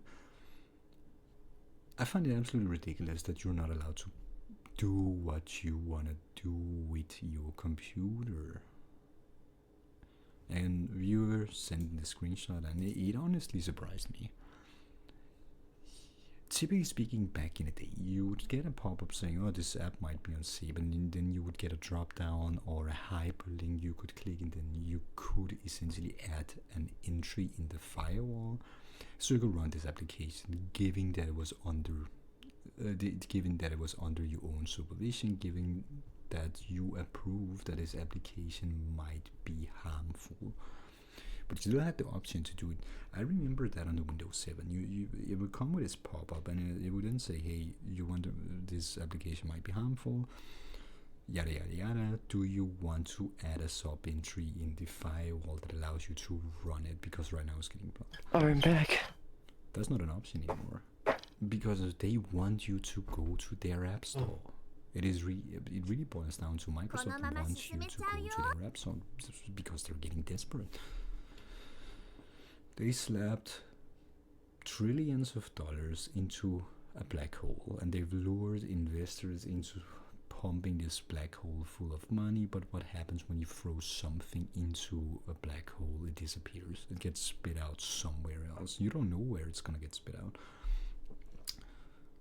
AI is a bottomless pit. Okay, it's a bottomless pit. What they're trying to do, so let's sum up what they're trying to do. They're trying to fill the pit with money. That's what they're trying to do. They keep throwing money down this pit, trying to fill it up, but it's never going to happen. You could take all the money in the world, shove it down into this pit, and it will still be a bottomless pit. It's a never-ending pit. If somebody jumps down that pit, they're never going to return because they're going to keep falling. And the more you fall, the harder it is to get out of the pit. It's a bottomless well, and they keep pumping money into this bottomless well here. I know people say, well, a few people have mentioned that they're now dialing back on it, but it's just too little, too late. I'm not going to return to the Microsoft ecosystem after what they did. I would have still been using Windows if I could use Windows 10 knowing that it wasn't a supported operating system. I might as well have used Windows 11 if they gave me an option to get a cut down version that was more simplistic. They didn't have all those AI features. And here's the thing, even Windows 11 Enterprise version also is chocked with AI. Yeah, I'm betting bottom dollar there's another version of Windows called Windows Kiosk Edition, or those kiosk systems and whatnot. but they didn't. And when you do that for long enough, yeah, you end users are gonna find alternatives. A lot of people have realized that Linux is a much more viable alternative. I rely on my computer for work. At the end of the day, I need my computer to compute, and then I occasionally want to play a video game, like I'm doing right now. I don't know if I'm gonna use Counter-Strike. I don't really know. Here's the thing with what Microsoft is doing, the bullshit of the fucking Windows 11. The fact that Windows 11 is breaking to the point that you can't even boot into it, not even shut down, or pretty much accidentally brick your PC entirely to where you have to reinstall Windows again. You know what? Just don't install updates the second that they arrive. Have other people be dumb enough to either willingly or forget to push back Windows updates. Let them test it first. See how much it fucks up their PCs. And just if it fucks up too much, don't install it. Just don't. Here's the thing. I try to avoid Windows updates. I only try to update like once or twice a year. Of course, I do like soft updates. I wish there's a way to update without shutting down Windows. What I'm specifically gonna use to, I don't know what I'm specifically gonna put in the video, but what I'm saying is I find it absolutely blunt that people are running into issues like this. This should have not been an issue in the first place. You should always provide people with an option to run whatever the heck they want to run, given that is under their own supervision. Microsoft wants to be a nanny company, so essentially Microsoft's the nanny that tells you what you can and cannot do. Oh little Brian, you wanna play a video game? Well, we cannot have you play a video game. You're supposed to sit and talk to GitHub Copilot, Brian. Brian, you're supposed to talk to GitHub Copilot. We know what's best. We're Microsoft. We know what's best for you. Microsoft has tried to nanny us all into not experimenting. They want us to do everything their way, and they don't want us to go outside of their ecosystem, so they make it as hard as they possibly legally can to keep you inside of it. And once you escape their ecosystem, you all of a sudden realize I was just deceived for many years. I was just deceived. Unfortunately, I can't. I have a Linux laptop I use as my primary, as my daily driver and daily operating system. Windows is pretty much like my work PC, stuff like that. So yeah, I'm technically out of the Windows in the Microsoft ecosystem, but not at the same time, because two major things actually. 2D Live and VSeeFace does not have a native Linux version whatsoever. Plus, VRM files are not supported on Linux. At least not in the traditional sense. Like, there's no native support for like the VRM file. There is a community support, yes, but there's no like actual official native support from like VRoid or 2D Live Studio or anything like that. In 2015, nobody would recommend Linux for gaming, period. I don't get what people say, but right now it's probably the most viable gaming platform.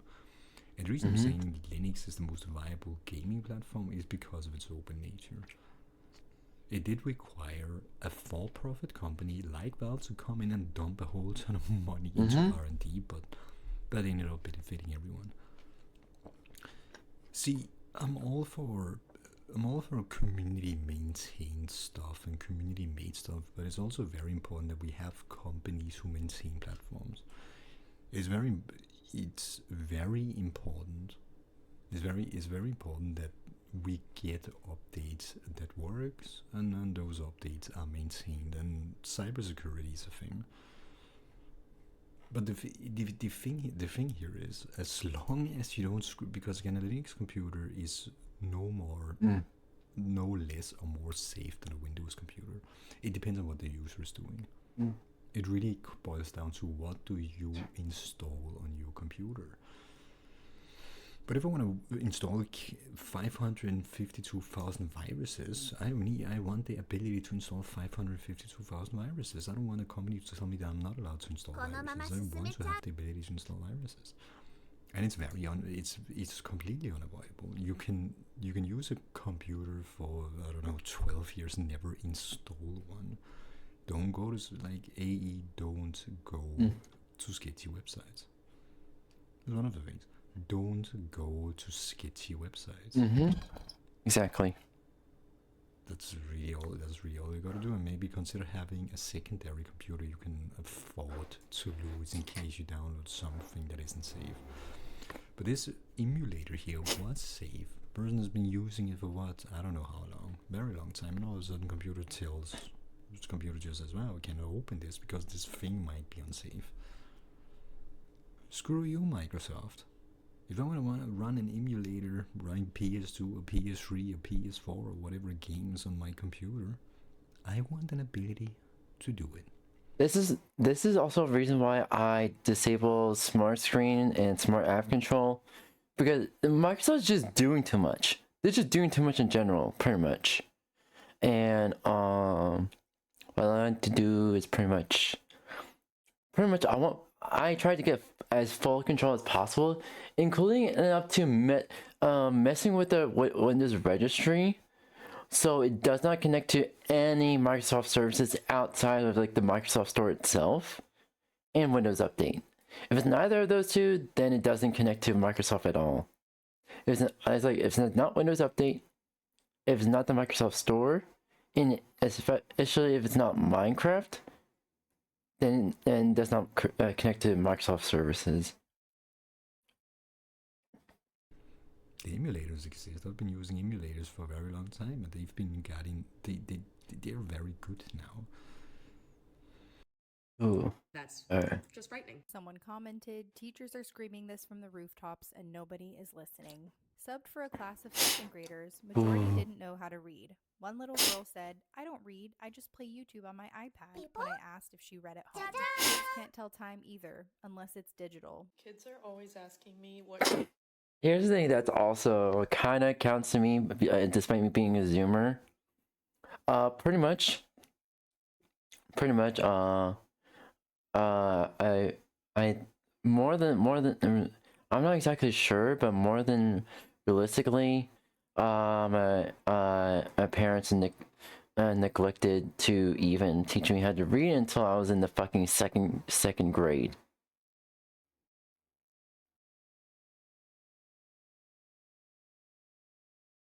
And the only reason why they taught me how to read was pretty much they were about to get in trouble with the police.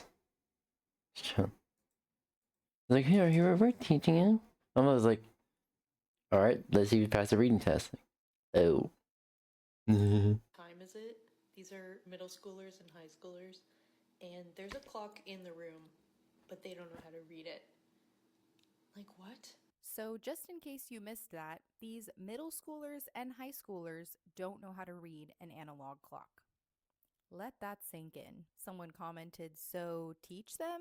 And someone else responded, they were supposed to learn this in elementary school. They didn't stop teaching it either. My 2nd grader brought this home today. And it's a worksheet. It's a picture of a clock showing 7:30, and the student has to write what time it is. So to reiterate, they're still teaching it, but these kids aren't learning it, or rather, they don't want to learn it because they're... Here's the thing that's fucked up in my school. Pretty much, we have pretty much... I think it was a 5th grade. Yeah, it was 5th grade. I had this mandatory workshop class, and also learned like read an analog clock because apparently,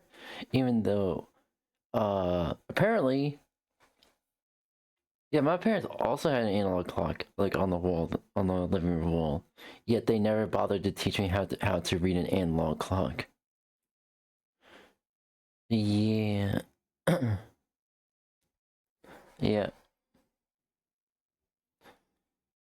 had to read an analog clock in the workshop class. And guess what happened the next year? The very next year.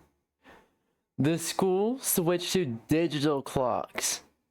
So, when I started sixth grade, when I started 6th grade, they switched to analog. They switched to digital clocks.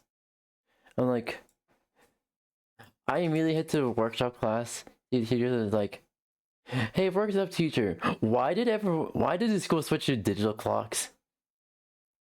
Even the workshop teacher was pissed about it. I was like, "Yeah, you know the thing about you said that you were gonna need to learn how to read analog clocks? The fact that the school switched to digital clocks, it's gotta send you a message. It's gotta send you a real big message right there. It's like, yeah." She was like, "Yeah,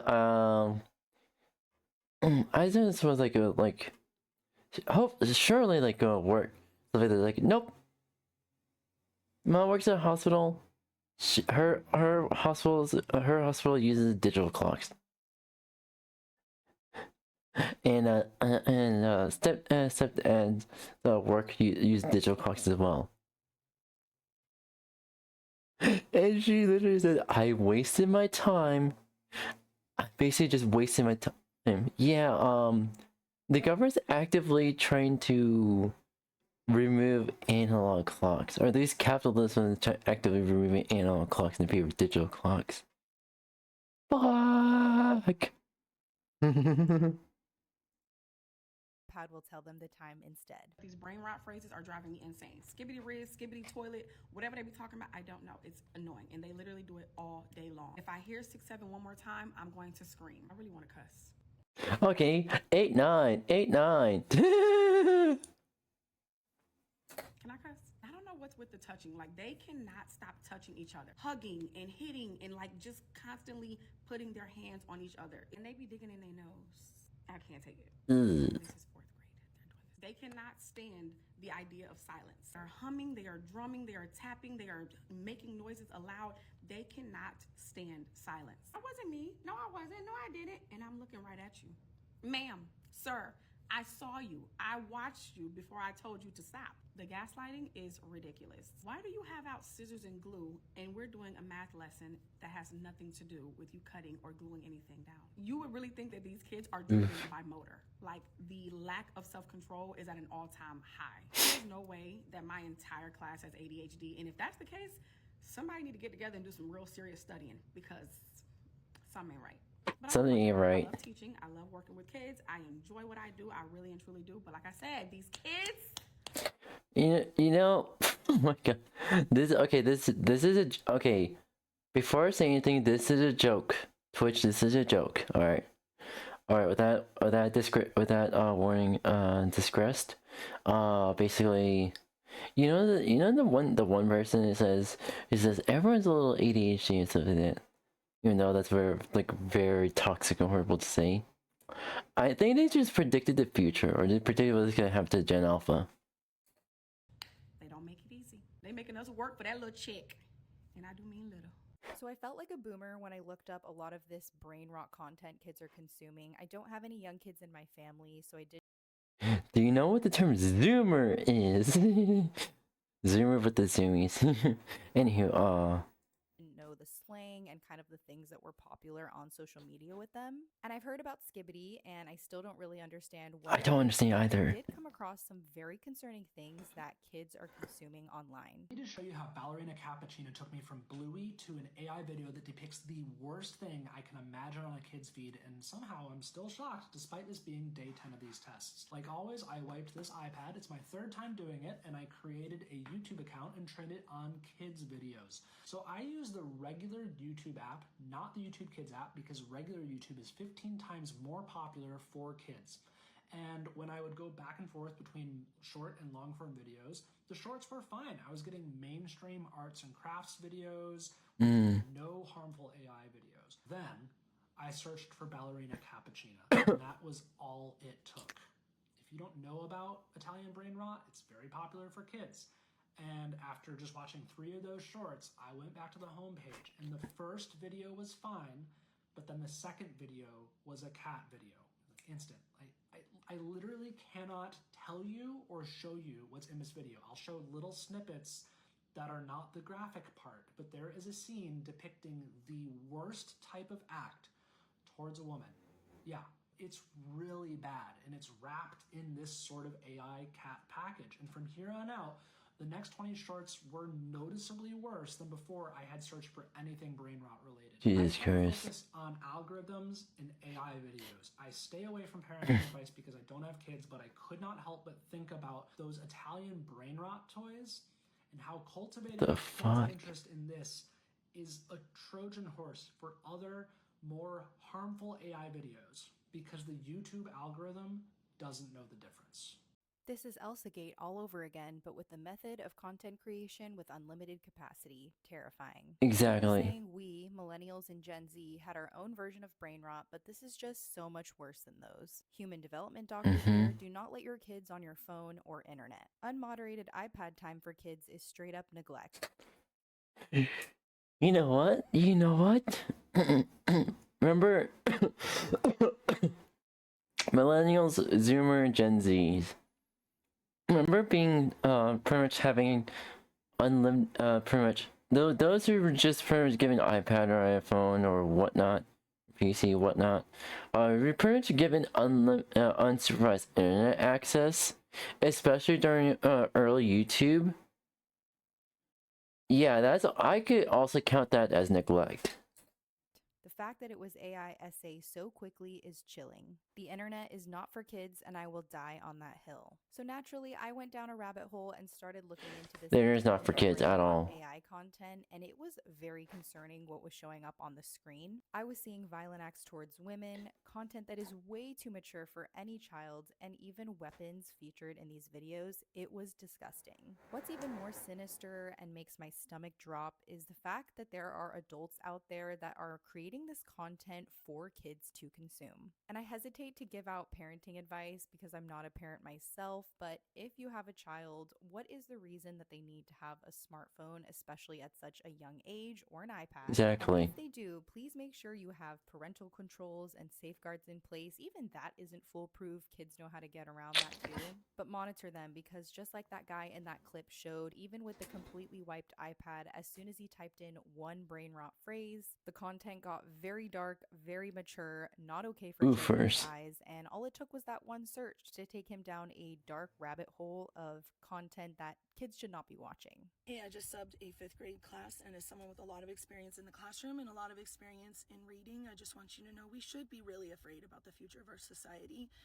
Do you know that every single kid thinks they're going to be a content creator, and when you ask them what their hobbies are, it's all video game and addictive things that they think are hobbies. Hobbies are not that. Hobbies are not addictive things. Hobbies are the things that brought you joy before you were 5 or 6 years old. So maybe it was soccer, maybe it was animals, maybe it was going outside.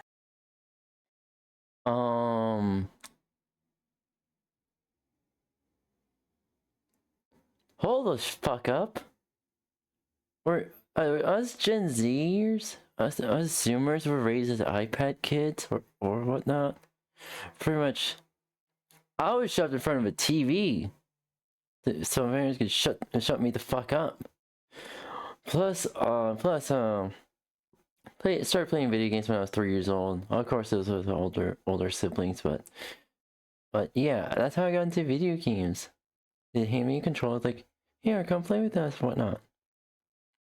That was the beginning of my video game addiction. Anywho, yeah, that's pretty much that. But these kids don't know those things about themselves. Quite frankly, I don't even think they know when they have to go to the bathroom. I don't even think they know when they're hungry. They just want to get back onto their devices ASAP. And I'm not blaming their parents. I mean, as a society... And I'm just going to come out and say it. I do blame the parents, at least partially. There are things I do understand. I want to do something real quick with my model. And how much that's advanced over the years. And you're going to see a freeze bit. Funded, right? There are things that are not in their control, but there are also things that are in their control, such as reading to their kids, teaching them right from wrong, spending time with them and actually talking to them, not just sitting and staring at your phone while you're in your child's presence. There are so many things parents can do to raise healthy, stable kids kids that will flourish in society. As a society, I think we should have had better parameters and better education about this 15 years ago, but we didn't, and here we are.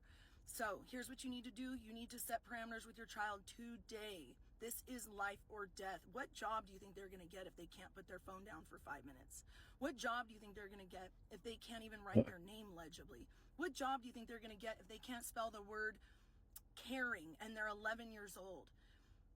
Not everyone's going to be a content creator. Not everyone is going to make it and get advertising. Just the fact that they all want to be content creators is already concerning in and of itself. Of course, when all you do is scroll on your phone all day, when the only example of someone who is successful and wealthy is an influencer, that's who they're going to want to aspire to be. And then they have no other marketable skills in the workforce because they didn't pay attention in school and all they did was scroll on their phone. And for a society to thrive and be successful, we have to have people in all professions. We can't just have all doctors or all lawyers. We need to have people in varying professions. Here's what your kids need. They need communication skills. They need to be able to listen to their own bodies and know when they need to go to the bathroom. They need to be able to control themselves. They need to be able to go to bed on time, which nobody is doing. This is the most sleep-deprived, emotional intelligence deprived, affection deprived generation ever. Wake up and really care, please, because it is not fair to them. Do you know how many board games I own now, trying to reconquer my children's childhood? I'm telling you, the time is now. And honestly, I don't even feel comfortable saying it on the internet, what types of disgusting, sexual things these kids say at 11 years old. Really? Here we go. Know that 11-year-olds are now over-schmexualized more than any other generation? They are. Okay, I've been offended and grossed out by children more in the last 2 years than the previous 15 years combined. As you can see, Terrifying. They know too much. They're exposed to too much. And if we have a little bit you tracking. want a government that makes the government control your children's phone, then you do it. You should really care. Yeah, exactly. Because those things on the phones are addictive. All of it's addictive. I am a first-year high school English teacher. This is definitely going to be my first and last year teaching. I was made how of the fact that this is not the profession for me. It is absolutely astonishing and scary. Thank you. Hello, welcome. How are you doing today? Hope you're doing well. The proper reading skills. And I'm not talking about the ESC kids, the 504s, the IEP kids. I'm talking about your everyday regular Joe Schmo from Kokomo kid who does not know how to read and write at the level that they should. And the problem is that they don't care to learn how to do those things correctly. And I have a comment here from one of you guys from a previous video that says, I had a 10-year-old neighbor kid ask me what a yard sale sign said. I was reading Harry Potter when I was 10. And I think the fact that a lot of kids can't read is the most genuinely concerning part of all of this. Obviously, the fact that they have unlimited access to the internet and are on social media at way too early of an age is scary as well. Also, our kids can't read. How are you going to survive in the world? How are you going to read get a kiss, get employment, understand the world around you? It's just absolutely mind-blowing and makes me so nervous for what we are going to see with these kids when they grow up in the next 20, 30 years. I feel like a boomer, but I really don't know if there's hope for this next generation. How do you come back from that? I don't think there's a way back if a 10-year-old can't even read the words yard sale. All right, there we go. I have a sister that was born in 2012, which, by the way, I didn't know that was possible. Thought 2012 was for Coney, but she's a generation after Gen Z. They're called Generation Alpha. I don't like the tone of that. But I was trying to connect with her. I was like, so girl, like, what's cool on the Disney Channel these days? She looks me dead in the eye and goes, I don't watch plot-based media. Are you fucking kidding me with that? Oh. How? Someone commented, plot-based media is literally how children learn empathy. Kids are genuinely not engaged with storytelling anymore, which is One of the oldest human creative pursuits, and kids are just not doing it. I'm scared to get alpha and not in a good, funny way. I am genuinely worried. Also, do you like the tracking I made you do? Was a trend and not a crucial and enduring It's janky, but it works. thousands of years ago. This is actually the problem. They're not watching content produced by people who know how to read and write. The little girl literally looks at her and essentially says, "I'm too old and too good to watch all that seriously? crap on PBS Kids and Disney Seriously? Channel. I just scroll on TikTok." According to Aspire Early Like, Education, are we serious about plays a this? vital role by promoting It's really good. I like it. Thank you. It does. So it does take a bit of CPU. It does take a chunk of my CPU. But I only do this like for like YouTube reactions. And that's about it. Through stories, children are introduced to new vocabulary, different perspectives, and important life lessons. Stories, even ones for children, often involve characters facing challenges, making choices, and experiencing different emotions. This offers children the opportunity to empathize with these fictional characters and share another's perspective. Yeah, it shot my CPU usage from 20% to around 50%. From a young age. So this little girl who apparently So using around 30% of my CPU. is missing out on a very important child development tool, which is storytelling. So these kids essentially are going to grow up with very low or no emotional intelligence at all. They're not putting themselves in the shoes of fictional characters, following them throughout their story, throughout their life. They're not seeing how these characters' actions affect the people around them. They're not seeing these characters go through trials and tribulations. And they're not experiencing these emotions that these characters feel throughout different points in their life when something good or something bad happens to them. At surface level, programs and books for kids can just look like... I'm gonna see.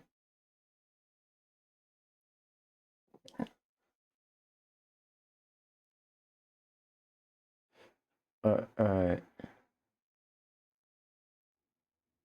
Natural videos. Uses of internet? Alright. Okay, I know 3 of them I can do.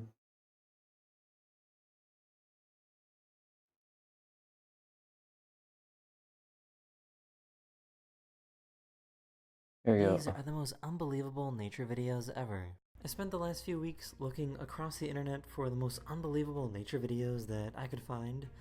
I looked for videos on YouTube, Instagram, Reddit, and put all the best ones in one video right here. So I hope you enjoy. Oh.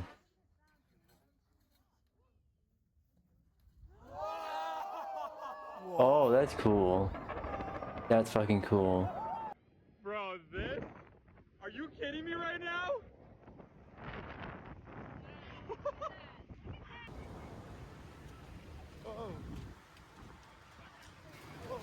Holy shit. Yo. Okay. Someone found a crazy cube-shaped cloud in the UK.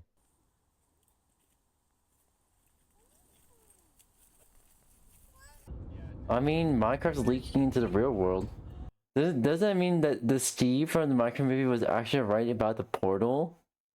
And he pretty much inadvertently corrupted our world. Oh. Whoa. This is what it looks like when an iceberg flips over.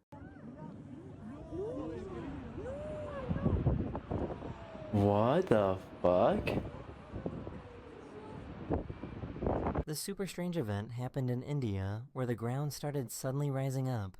It's thought to have happened due to heavy rainfall creating pressure in the ground. Oh. Yo.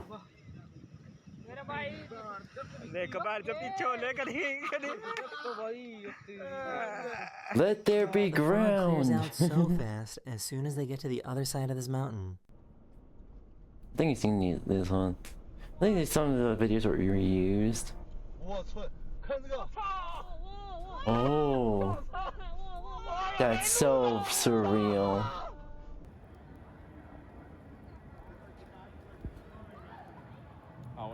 Whoa. This is the most intense hail I've ever seen. Yeah, I never mess with hail. Also, rip that pool. This is a really cool phenomenon where the ice on frozen lakes can make crazy noises as it thaws.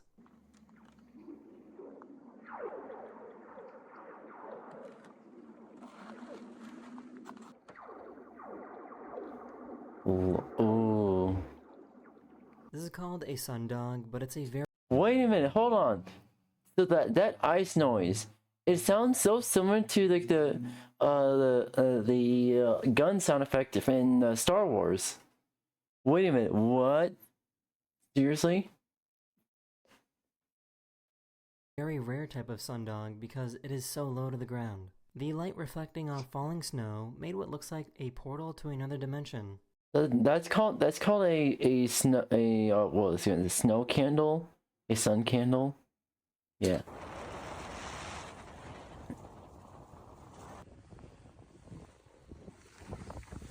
It's because of the reflection. It's because of the reflection from the flurries. This giant river of lava totally shut down this road in Hawaii.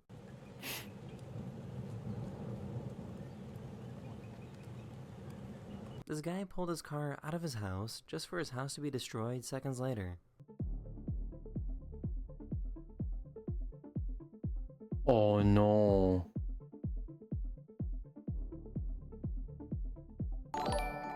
Oh no. Oh, thank you, Sarm, for following. Welcome.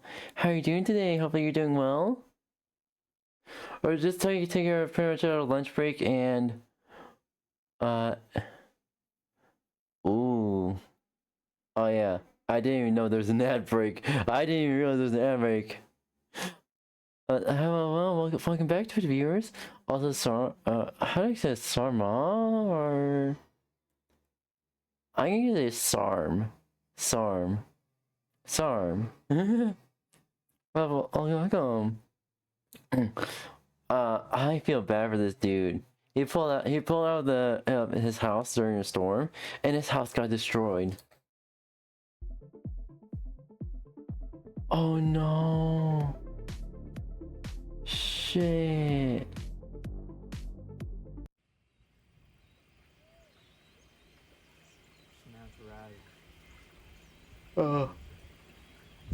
This diver found an underwater portal to another world. Oh, a school of fish. That looks so cool.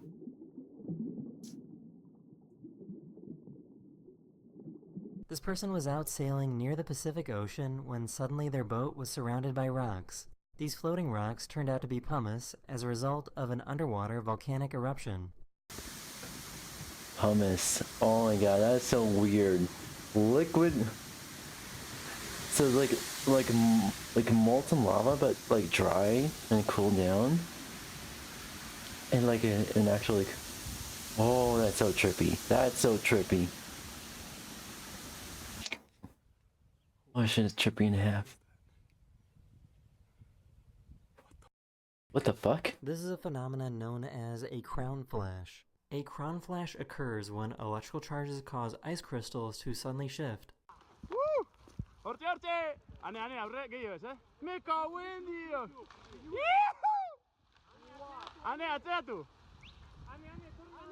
Oh no. Oh no. It's heading to you. Back in 2011, the Japanese Coast Guard captured the moment that they went over a giant tsunami. What the fuck?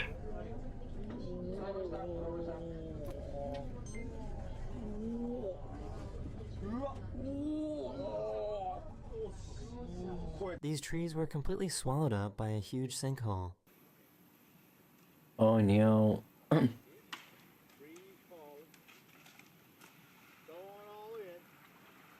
Oh no. An underwater sinkhole.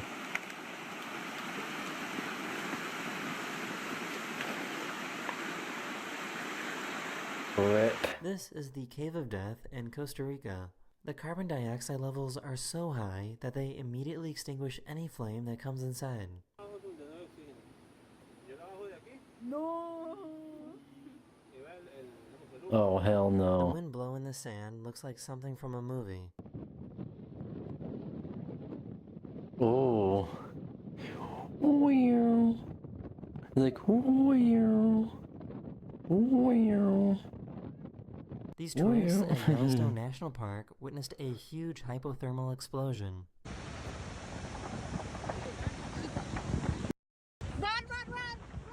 Run, run, run! Run, everyone, run!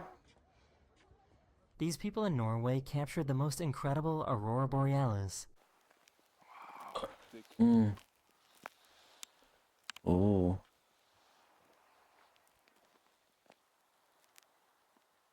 Wow. Ist ja faszinierend, so stark, glaube ich, habe ich die fast noch nie gesehen. This guy found a really low rainbow.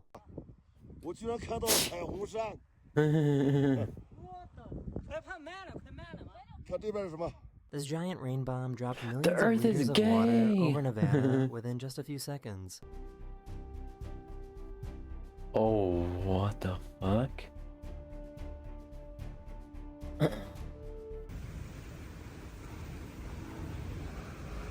Oh wow. Holy shit.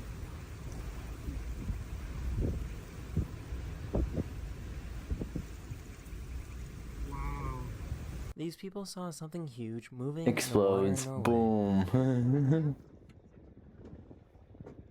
Hi Fame, welcome. I got like tracking working. I got like body tracking working here. The California wildfires in 2017 created this crazy visual Yeah, of with my people camera. driving to work in the morning. I got body tracking with my camera. It's just the upper half though. These bugs were spotted creating swarms directly over the road markings. Over the road markings.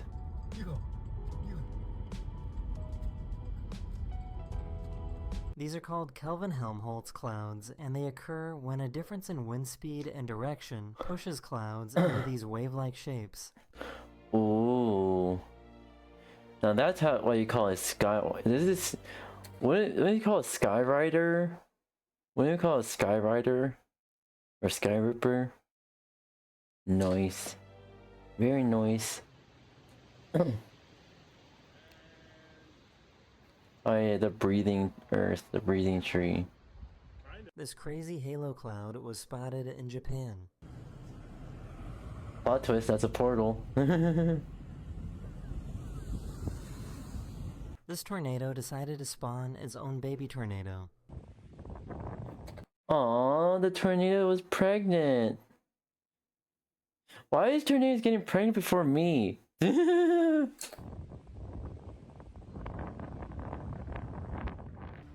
But yeah.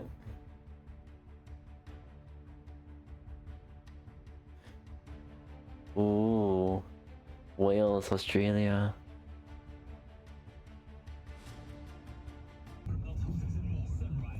Oh wow.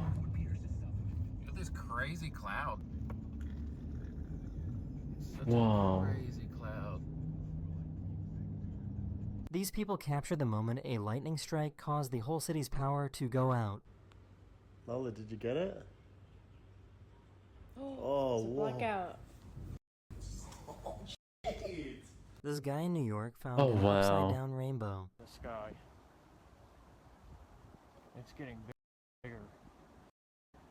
I mean, isn't it really just like a whole halo? Really, the whole thing is like a halo kind of thing. So we're seeing the bottom half of a rainbow. So basically, who's gonna tap that rainbow? Who's gonna tap that rainbow there? Like every 20 seconds it grows. This is called a green flash, and it's a very rare moment when the sun creates a burst of green light during sunset. This can only happen when atmospheric conditions are absolutely perfect. Oh, green. Green. A dust tornado, dust storm.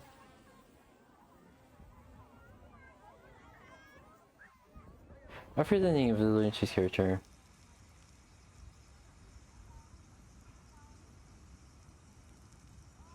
Oh, foam.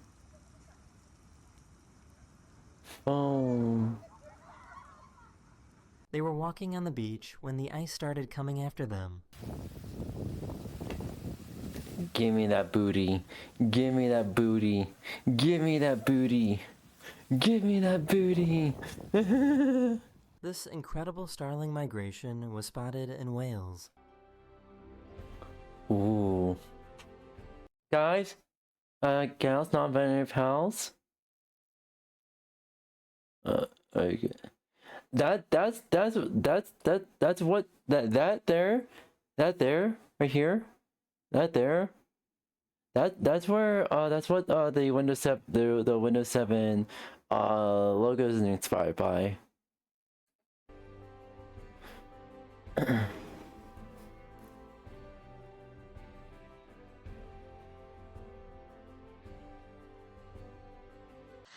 Ugh.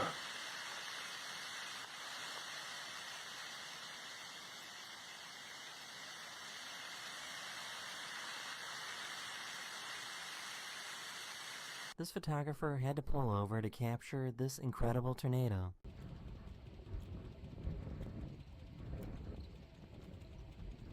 Oh, wow. Oh. These guys saw that their boat was being chased by killer whales. Oh no. This is how quickly an avalanche can move down a mountain. It's so fast.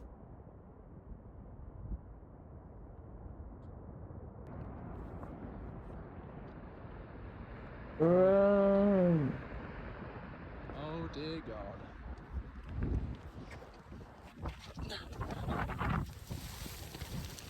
They were chopping down this dying tree when it started gushing out water. This tree had a very specific type of internal rotting that allowed it to store water and I don't think that's like the tree is literally shitting itself in an unusual way. Wow. The tree is massive diarrhea. Okay, sorry. I made it like that. The water level in this harbor completely changes throughout the day as the tides change.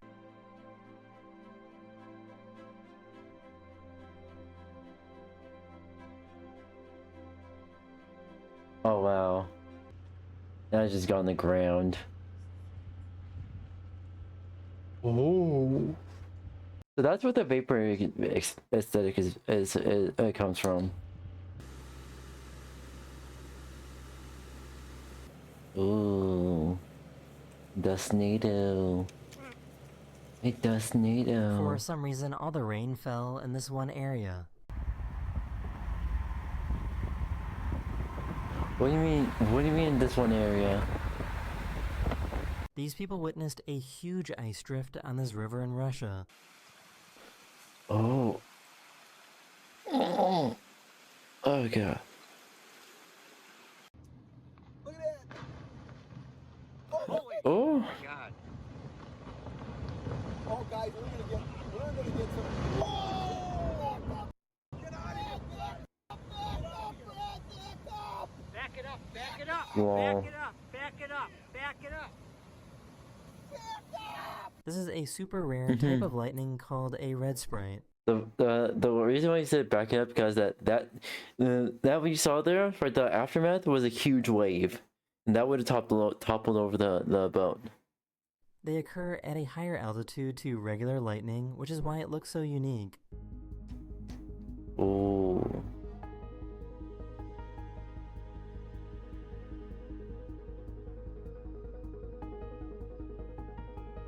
That's so cool. This person was traveling in the North Sea when they noticed that they were able to see day and night at the same time.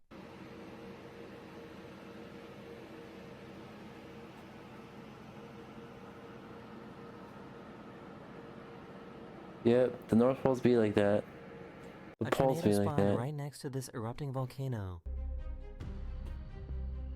Fire NATO, fire NATO, fire NATO. An ash tornado.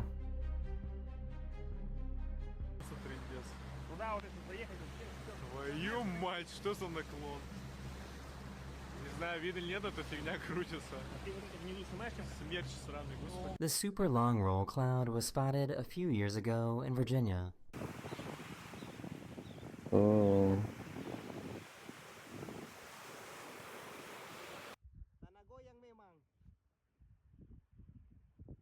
Oh. Okay. I gotta see what other videos People are up. really don't want to help people. That wasn't helpful at all. I don't even care how that comes off. Some of y'all really don't want to help people, do you? Lol. Clearly they do, dumbass. She's Scratch his saving head. money. Scratch his head like this. Like this. I wonder how Patreon allows anime to be streamed. Patreon, not so much. You gotta be careful with that. I'm not sure how the hell 𝙂𝙚𝙣𝙚 is streaming a whole ass anime series on fucking Twitch and YouTube without being copyrighted. I'm sure they'd be getting copyrighted, but like, I don't want to risk that. No, you can't. Pretty much, yeah. It's not worth the risk. A creator making multiple posts on Patreon of anime, not their own anime. Yeah, yeah, they're probably gonna get a lawsuit for that. Or pretty much force Patreon to take it down and then sue the user. But I'm doubtful. We'll link her. Yeah, you can share the link in Discord. I'd rather not have the link shared on in the stream. In DMs. Yeah, that's fair. That is absolutely fair.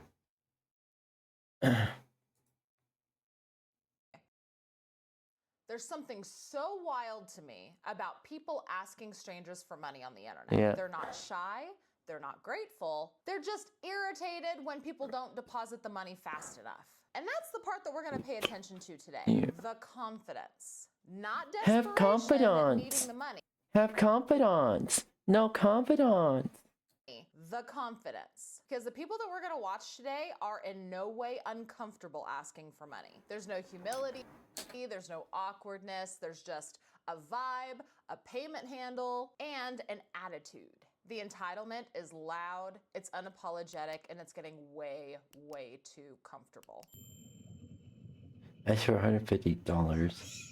Unless you have $200 to help me with, there is nothing you can do. What the This fuck? is the other problem that I have. Seriously, I'm grateful for even $1 being donated to me. Which is why it's entirely free to watch with them on Patreon.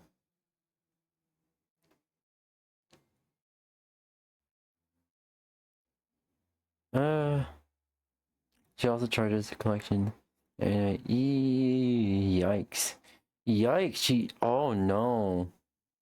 The one thing to do is just share the anime on like pirated site, on a pirate site.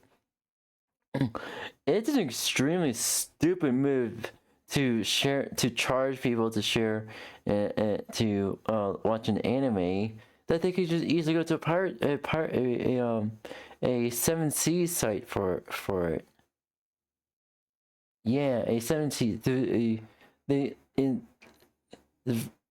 I just don't understand. You can literally go to like a treasure island.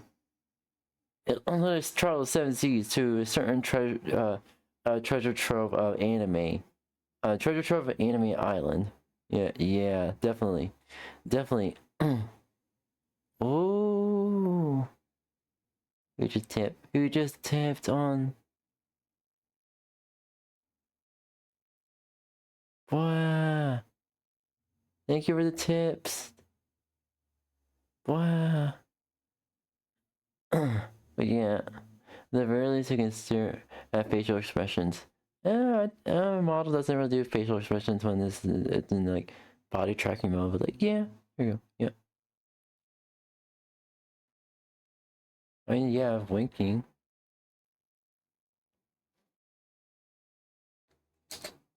with TikTok beggars. They don't do anything. And I don't even understand why there's people watching. I mean, we can clearly see on this screen recording that she has 9 people watching. And people are, you know, saying things to her, but she's just sitting here annoyed. If you can't send me $200, then you can't help me. But she's just sitting here. She's just sitting here. Like, I don't understand. If you want people to send you gifts and send you money while you sit on TikTok, okay, cool. Do something. Tap dance. Sing a song, play the violin. I don't fucking know. Just do something. Don't just sit there and just do stare something. looking pathetically at the camera and just wait for people to send you money and get angry when they don't.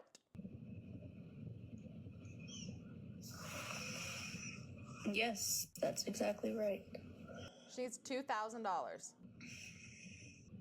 That's how fucking over it I am. No, I don't live in my car. I'm sitting here until I gotta go into work.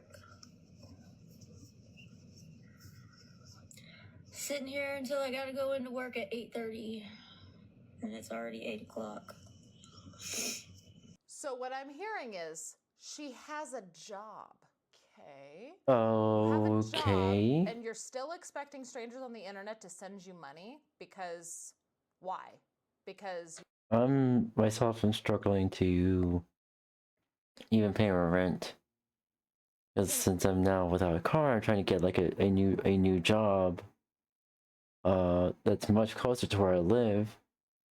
So I won't have to rely on like taking Uber there. And just rely on the transit system to take me there.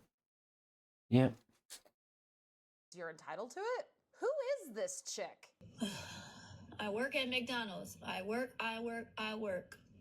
That's what I'm saying. Freaking annoying. At least you have a job. They're so annoying. Just send me money. Let me know how much I need. Let me know how much I need, all right? Oh, it's Maggie. Maggie's back. So this is Maggie Foster. She is probably the biggest beggar on TikTok. Everybody talks about Maggie. Everywhere she goes, she will stand there live and will wait for people to send her money so that she can make purchases. Cause I got 10 plus 9. Okay? How much 10 plus 9? 21. 10 plus 9, 19. Okay. I'm on live. I'm begging now, so. I had to. I'm on live begging now. I'll get you your money. I'll get you your money. See, here she is again, holding up a checkout line while she's begging for money. This is insanity. The audacity. How much I need? I'm on asking now. That's already 1936. Huh? That's already 1936. What you talking about? The price for all this is 1936. You want me to keep going? Yeah. 19 now. Let me know how much I need now. Hold on. Imagine being in line behind her. Imagine being in line behind her. I would lose my shit. And I am a nice person. You guys might think like I get all like attitude-y and intolerant and everything on YouTube videos.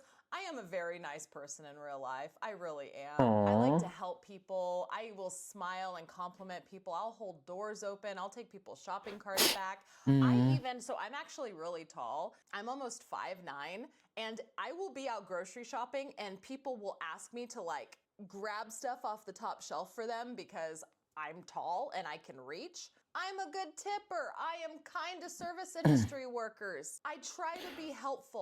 I would lose my shit if she was in front of me. She would make me explode into another personality that I have buried deep down inside of me that I don't want to let out. Oofers. The bitch in me would start to rage at Maggie. 3288. Yeah. Let me see. Let me get my. So he said 30. What he said? What? Seriously, what the fuck? So let me go look at my calculator. Hold on. Hold on. So I got 19. So 3288. So let's say 35, right? Take away 19 is 16. So 16.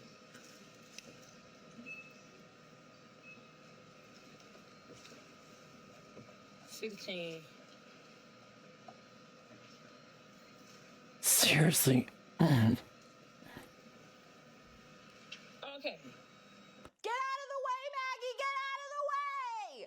Say one. 16 left. I just don't understand people like this. I don't. Might be wild. 16 left. Oh, I'm extra 16 now. Are you want to take her neck? Wait till I get to 16? Can't take her until you get better.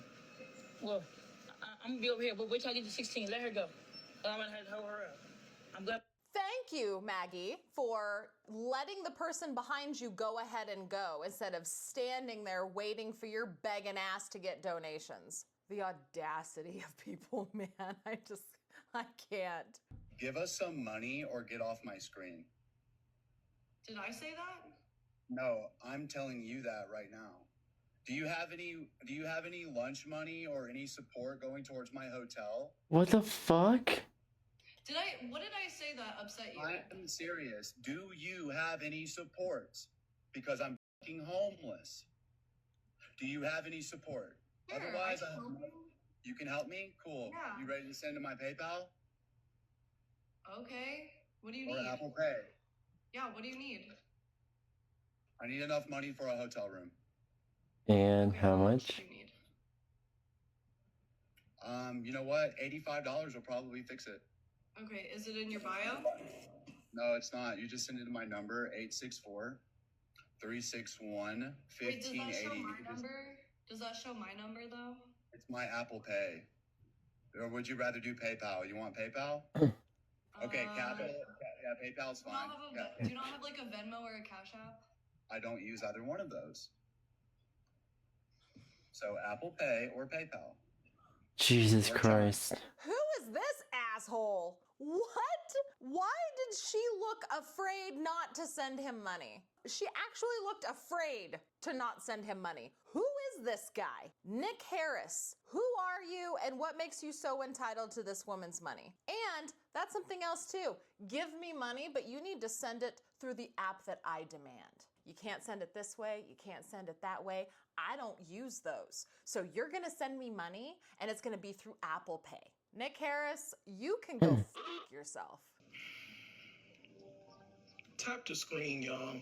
This is fucking ridiculous, bro.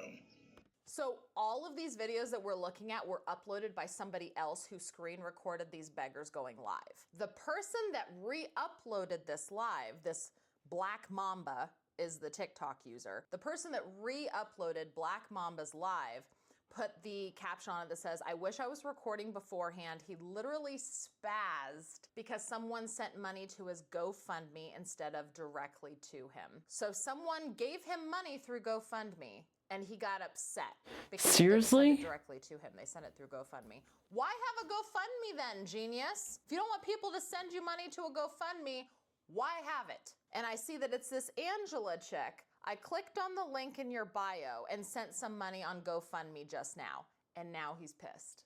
You people really don't want to help people. You really don't want to help people. You got somebody, you sat here, Angela, and you watched me beg for over an hour. You watched me beg for over an hour. For emergency $18 to keep this room in freezing cold weather, and you sent it to a GoFundMe where I can't cash out for a whole nother month. That wasn't helpful at all. I don't even care how that comes off.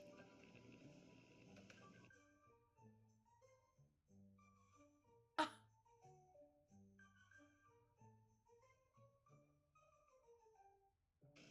don't understand why people have to make things so much harder for other people. I didn't even really put the GoFundMe there for donations. I put it there so that people could read my story. It's like I always tell people, you can go read my GoFundMe to know about how I became homeless, how my parents passed, everything else, but you don't have to donate anything towards it. Excuse me? Some of y'all I really don't understand. want to help people, do you? Clearly they do, dumbass. She sent you money. She sent you money. You have a GoFundMe set up. People were donating to your GoFundMe. What an ungrateful dickhead. I know, I wish I had a car. It's gonna take me a while, but I'm gonna start saving all these dang gifts that everybody sends me, and then one day I'll get a car. Back up, I'm having a cigarette, go. Back up, Sophia! Can you seriously back up? I'm having a cigarette. I'm having This chick cigarettes. seriously reminds me of the mom on that movie Florida Project. Have you seen that? The Florida Project? Oh my god, this is unacceptable.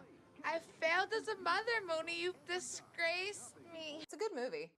This reminds me of the mother on that.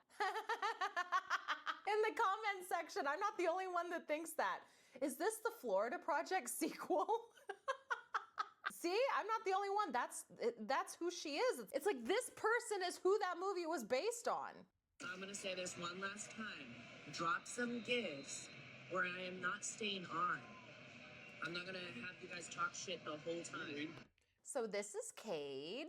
Somebody re-uploaded her live. It looks like she is an influencer of some kind, and she has 150 people on this live, 833 likes. And if someone doesn't just start sending her money, she's getting off of here because she's not going to sit on live for nothing. You better just send her money. Seriously, I don't understand. I don't understand these people. Absolutely blows my mind about a lot of these influencers that get on live. They think that threatening to stop the live is going to be enough for their viewers to start sending them money because they're that important. Their viewers just want them to stay live. Their viewers will not know what to do with themselves if they get off of the live. You really think pretty highly of yourself, don't you, 𝙂𝙚𝙣𝙚? You think pretty highly of yourself. That your presence on TikTok is so necessary that people are just gonna start sending you money so that they can watch you eat food?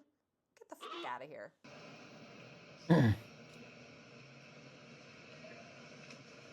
Do you need anything?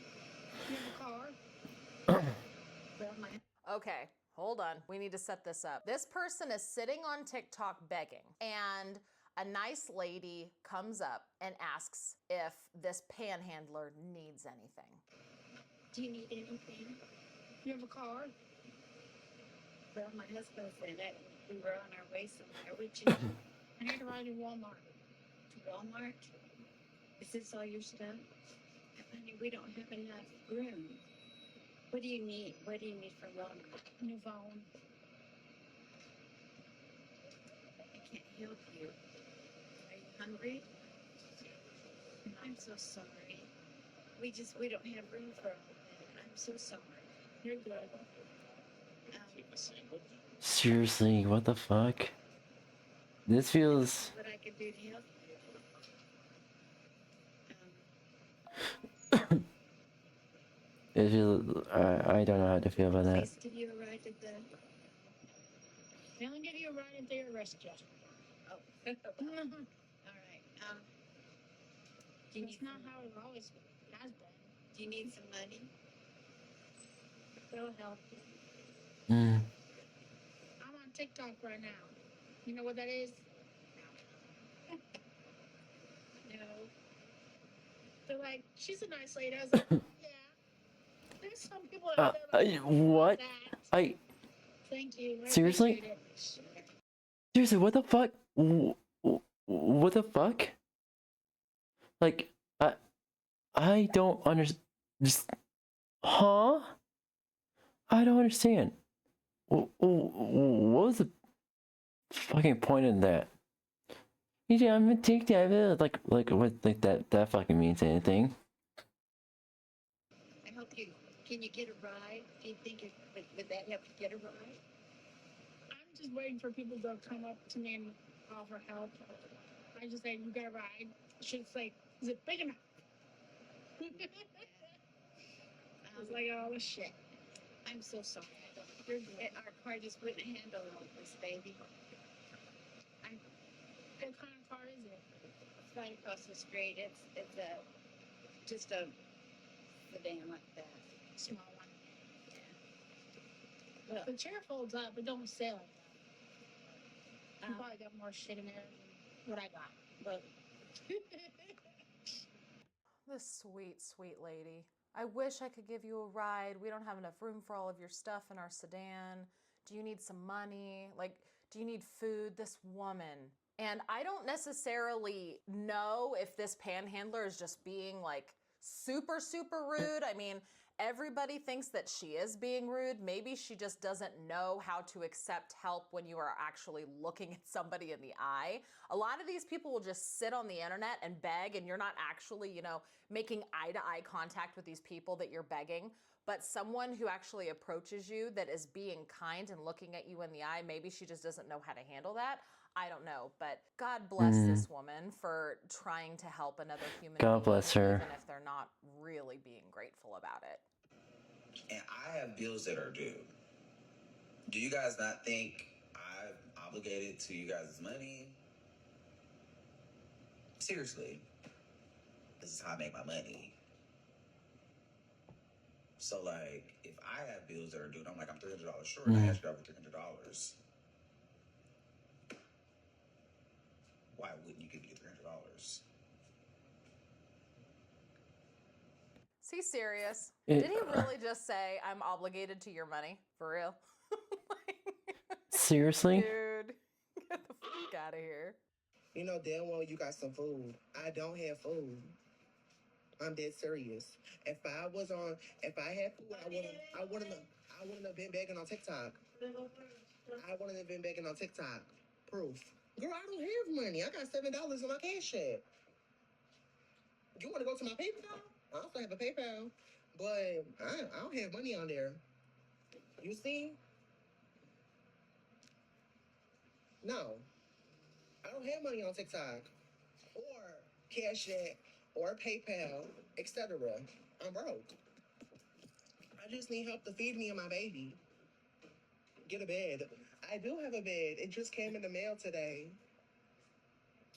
Does this person have two phones? I mean, live on one and holding another. They're two phones. You're begging for money, but you have two phones? Because I don't think they have a significant other with them because it said me and my baby. So where's the other phone coming from? Yeah, where's the other phone? I just want to watch Instagram Reels. You have Instagram, right? You want to watch Instagram Reels? Fame. I post some shorts. I post some shorts on Instagram too. No, I don't have it installed. No, installed. Fair. That's actually totally fair. You don't want Facebook. You don't want Facebook spy on you. I have Facebook spy on me because I make content.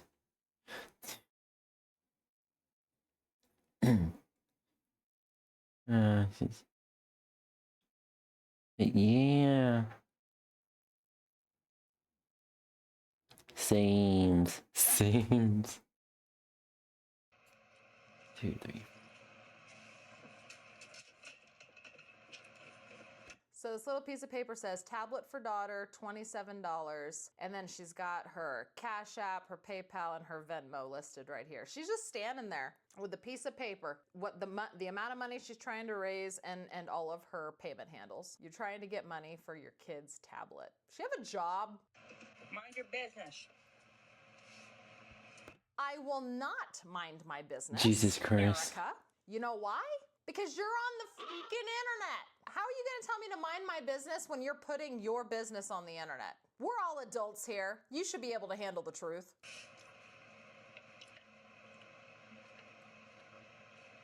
How about you this? How about you do that? Constantly talking about my kids. Of course, people are going to say something about your kids. You're trying to get a tablet for your kid.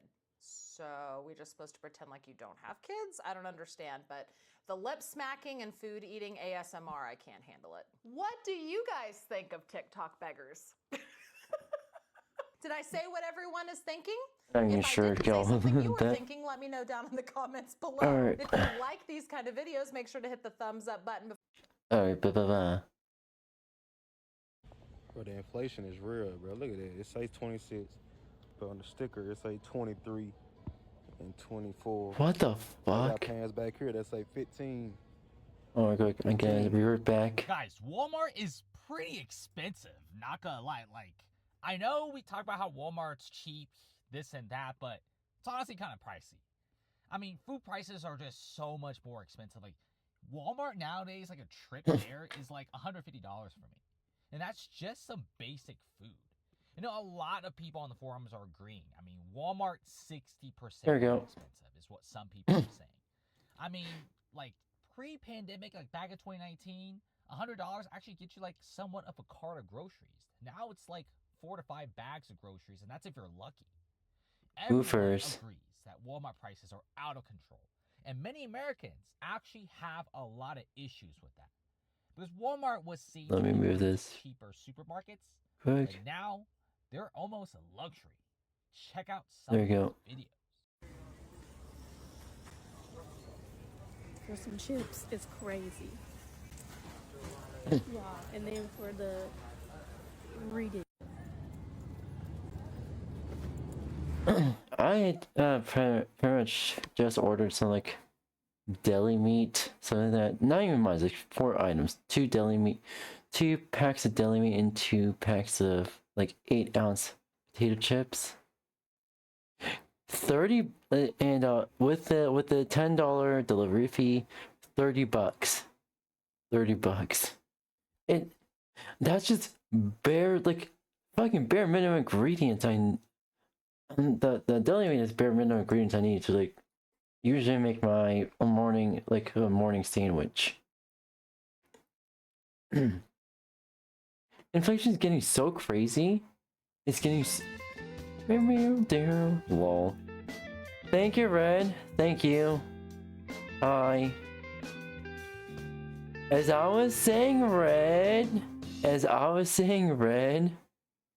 Yeah, inflation is getting out of hand.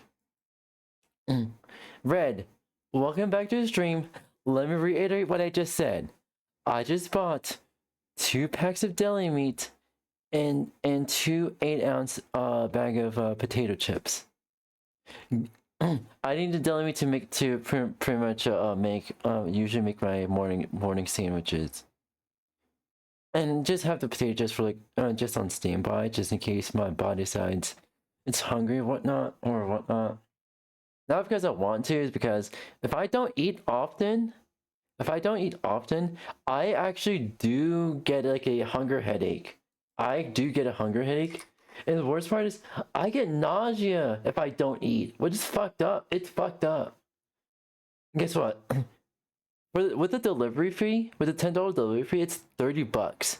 It is $30 for everything. I don't fucking understand.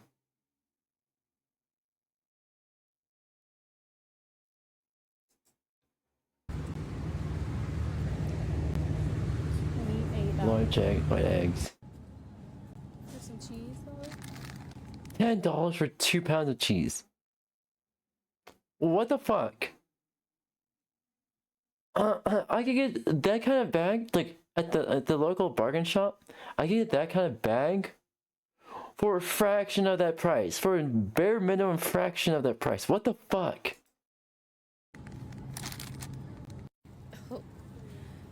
Ain't no way. Ain't no way. Ain't no way indeed. $6. Shredded cheese is not Have watermelons. or turkey. So I'm currently sitting in the car outside of Walmart waiting for the rain to stop because it's already crazy enough to go into Walmart, but to go into Walmart wet, not I, said the cat. So while I'm sitting out here, I'm like, bruh, I'm so glad I got Walmart Plus because I can just go in and out. Now, let me first say this is not an ad for Walmart. We are not being sponsored by Walmart. Walmart, if you want to hit your girls up, we are waiting. But if you are a small business owner and time is something that you don't have excess of, then you definitely need to get Walmart Plus. Santi and I both have And people, so we have all my family still think it's refers to go to Walmart instead of any legit else. Yeah, pretty much. Unfortunately, in my case, I have to get like Walmart delivery because it is fucking cold outside.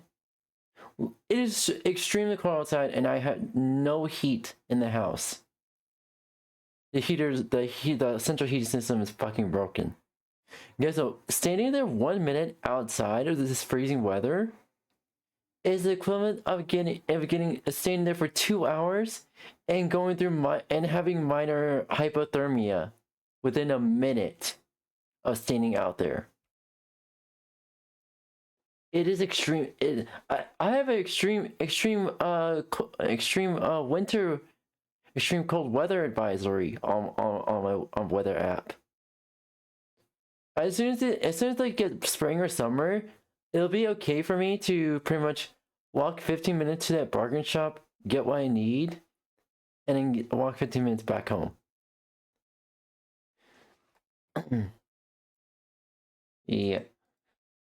All the subscriptions or memberships, we have Sam's Club, BJ's, Costco, whatnot. But I would say the one that we utilize like on a daily basis is for sure the Walmart. We are always ordering something from Walmart. I would say 85% of our ingredients are cheaper to purchase there versus purchasing at a big box store. For us, eggs are cheaper there, milk is cheaper there, buttermilk is cheaper there. Like all the things that we need immediately, cheaper. And so 99% of the time, we just simply place a Walmart order, have it delivered, and we don't even have to worry about it because we know that it's going to be one, on time, and two, everything's going to be there.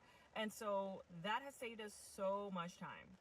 But if it's on a rare occasion where you actually have to go inside, like we took on a really last minute order because I really wanted to do this design. It's a hyper realistic orange cake. So it's due tomorrow and I need to work on it now. So I had to go to Walmart to grab some more fondant. But because we have Walmart Plus, it's an in and out scenario. We don't have to worry about waiting in line behind everybody else, doing all of that. If you're a business owner, get Walmart Plus. It's tax deductible. It is one of the best investments we have made in a very long time. Like I said, we are not sponsored by Walmart. But if Walmart wants to come and sponsor us, we are always waiting. But yeah, time is money, Yeah. so save yourself some time and some money, babes. So if you want your breath fresher for 24 hours, it's 15. Jesus fuck. A little less fresh, that's $13. This is insane. Holy shit. Same size, 1 liter. 1 liter. Walmart. That don't weigh no 4.66 pounds. We'll use the scale. 2.37 pounds. They're ripping people, straight ripping people off. I'm going through every single one of these. Fucking scammer. Stopped at Walmart to grab some chocolate chips. Yeah, that's scam. This is outrageously expensive for chocolate chips. Here's the thing, Walmart's not the only one guilty of this. Even cheaper places, even cheaper places like you said, they also do this shit. They don't weigh by the individual package. They weigh by the crate. It's fucked up.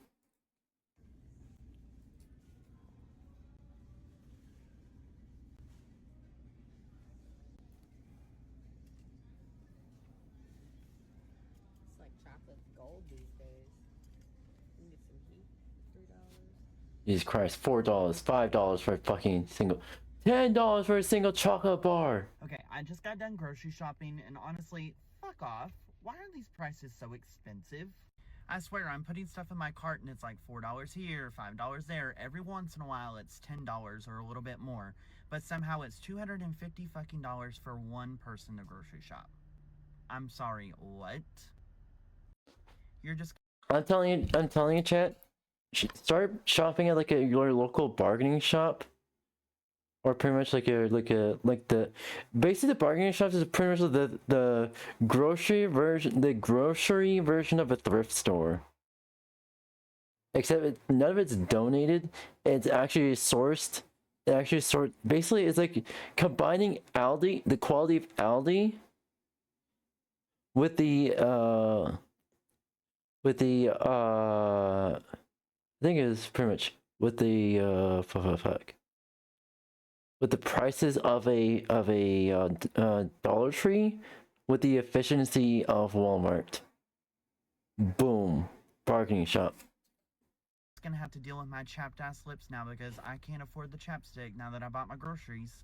Happy Wednesday, y'all. Hope you have a great day. $75 for 3 steaks. Do you think that's ridiculous? Last week I was here, it was $70 for 3 steaks. Now it's $75 for 3 steaks. It's like, where do you guys draw the line? If you think $75 Jesus for 3 Christ. steaks is ridiculous, give me a follow. I'm buying the $10 steak. That's just me. It works better for my budget. If you are tired of these high prices and you just want good food at a fair price, give me a follow, because none of us should be paying $75 for 3 steaks. That's ridiculous. Exactly. Right? It's fucked up. How much did we used to pay for a 5-pound bag of potatoes? I don't think it was $4.33. If I think back, maybe last year, maybe at the most, maybe $2.99, because they used to be $1.99 maybe. But geez, everything's going up. So with that said, how are you guys going to adjust? Are you going to coupon? Are you going to shop for what you need and not for what you want? Or you just going to go with the flow? Bye. Y'all, I was at Walmart today, and some of these prices I thought were kind of ridiculous. Like $34 for that sweater, $36 for, I think this was a dress at Walmart. Now this sweater was $26. I still find that kind of pricey. These were $28. Again, I feel kind of pricey. These pants were so cute. Now these were more my price. They were $16. I just had to show you. I don't think I could pull them off, but they're so cute. These are also $16 and so cute. I just went to Walmart to get rhinestones. This tiny thing of rhinestones was like $2.98. I get up to the cash register and it rings up as like $7.50. So I swiftly left and went back to the crafting aisle and I took a picture of the price and I brought it back up front, and he's like, I can honor it for now, but just so you know, the pricing is going to be changing. And I'm like, what do you mean? And he's like, we're going to get like the digital price tags, so soon the price can change at any time, and then we're not going to be able to price match any pictures you provide us. The fuck? Yeah, this is why you stop shopping at Walmart. Stop shopping at these overpriced scammers. These supermarkets now, like Walmart, they're fucking scammers. They're just as bad as the Indian scammers. Like, supporting like local bargain shops. Support support your Dollar General. Support your Trader Joe's. Support your bargaining shop. Support any small time or pretty much small grocery store. Because generally those prices are gonna be a lot cheaper, and it's gonna save you a lot of money in the long run. Basically, the small grocery stores, small time grocery stores, those will run your buck a lot farther than these supermarkets ever will now. Robbery, straight robbery. I'm not paying $7 for fucking cheap ass rhinestones and having the price of my food like double or triple on me, and you're not going to honor the price that's in front of me on the shelf. If the price is different than the prices on the shelf, then why didn't you fucking update the shelf price? No, I'm not playing these games. When I tell y'all inflation is really getting out of hand, so I'm in Walmart right now. I don't know if y'all know this, but Kool-Aid was 25 cents a pack, right? $4 usually how they advertise it. So then it went up to 30 cents per pack. Okay, cool. You know, it's only 5 cents. You know what I'm saying? Why did I just leave out of Walmart? I'm ringing my Kool-Aid up, even though it was advertised at 30 cents. They need to change that. It's 36 cents. Y'all to add another 6 cents onto this? And I know y'all probably like, Kyra, it's only 6 cents. That shit adds up.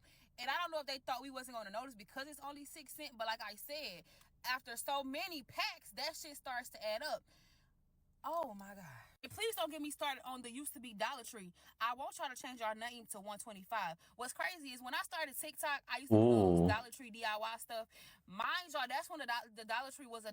Like TikTok then grew in life. That's kind of crazy when I think about it. Cause I ain't even Everyone start supporting a local bargaining shop. Like the actual small time one that if it's less known, if it feels like you're like that one grocery store that you keep passing by that you really don't recognize but don't shop there, start supporting them, Because the most likely their price is a lot cheaper, and your buck will run a lot farther than these than how Walmart or Dollar Tree will ever will get you. I had one child and I started TikTok. I'm getting off a topic. Inflation is out of fucking hand.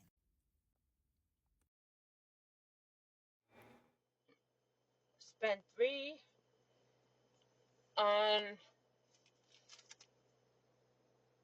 4 items, 44.22 on some cold and flu. 6 items purchased. $71 fucking dollars.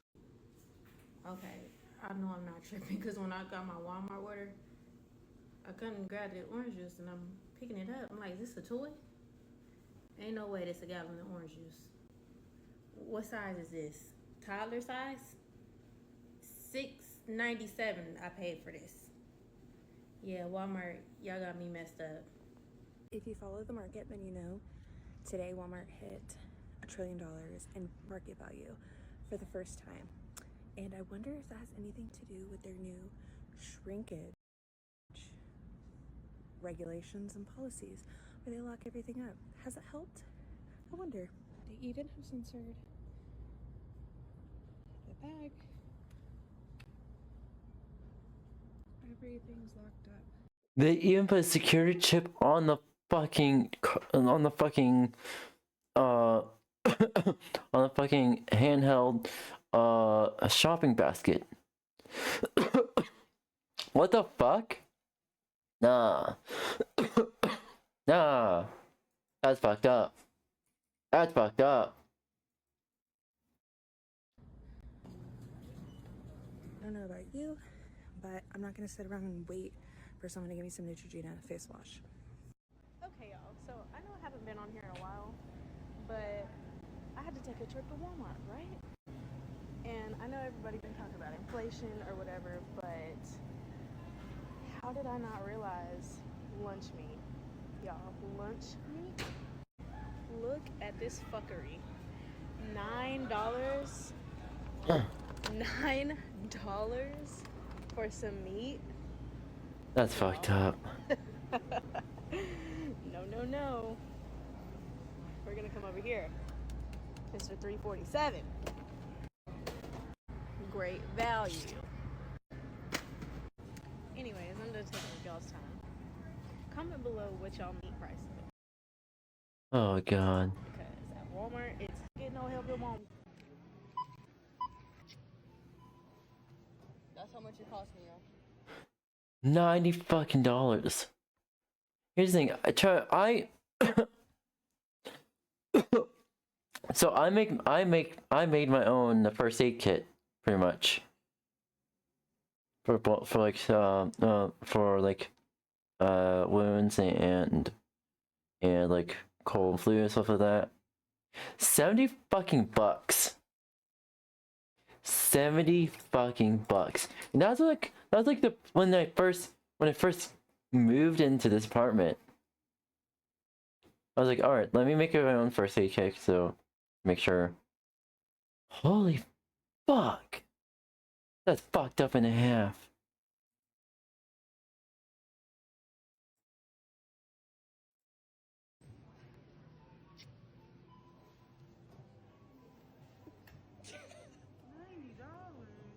Yeah.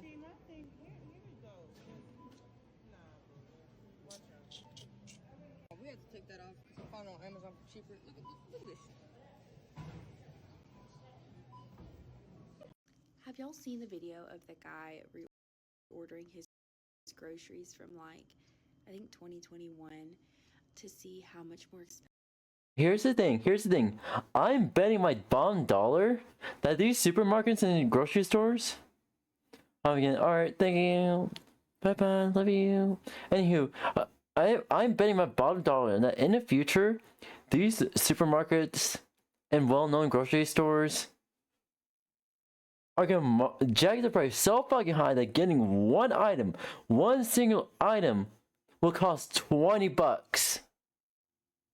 I'm betting my bottom dollar they're gonna fucking slowly jack the price until is that much and higher.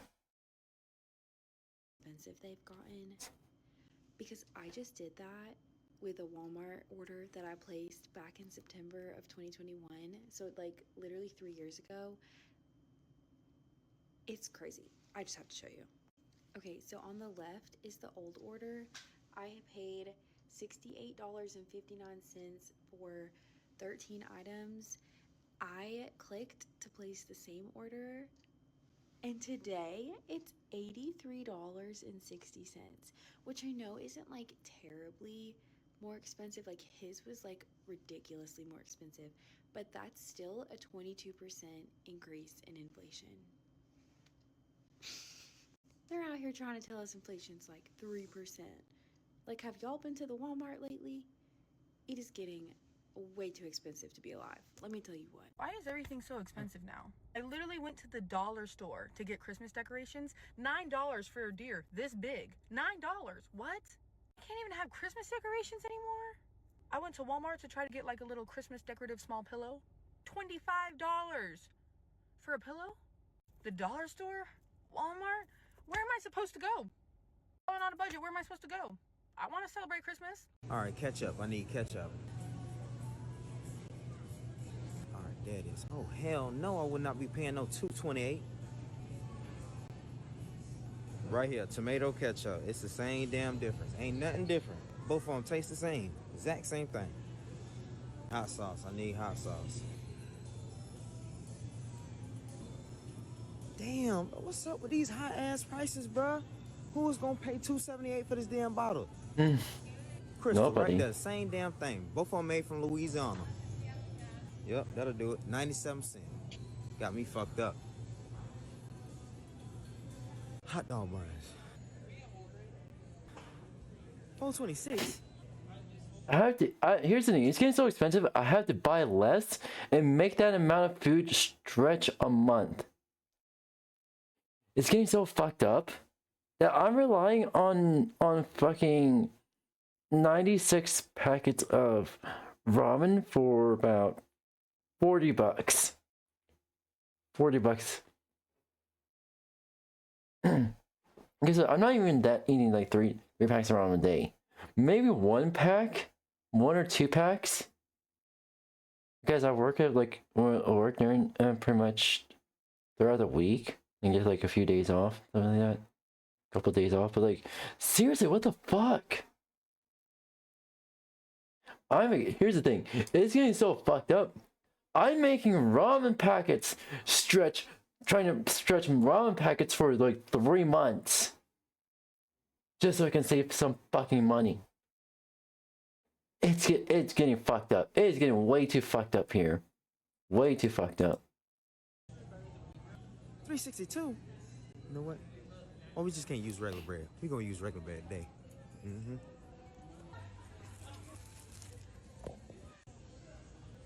Doritos is $5.94. That shit is high as hell. And they sitting there buying that shit up too. Oh, hell no, not me. Gonna take my ass right over here and grab the generic brand. See how much this stuff gonna ring up to. I ain't get that much. Still high as hell.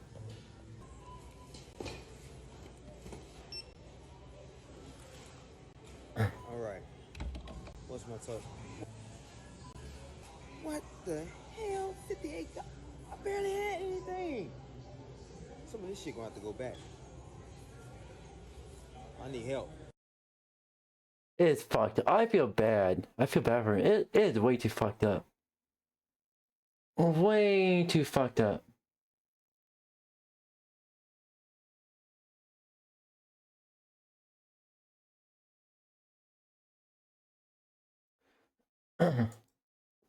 Way too fucked up. Anywho.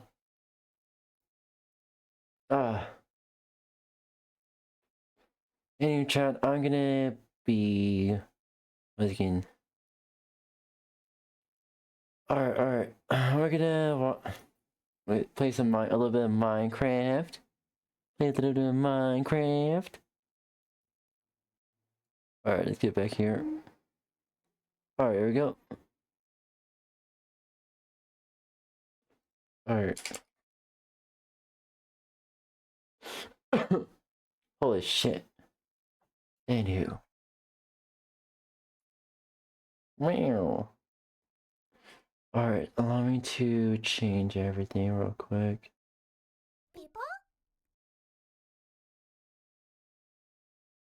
Where is it? There we go. Stream info.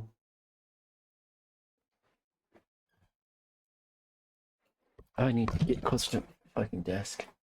There we go.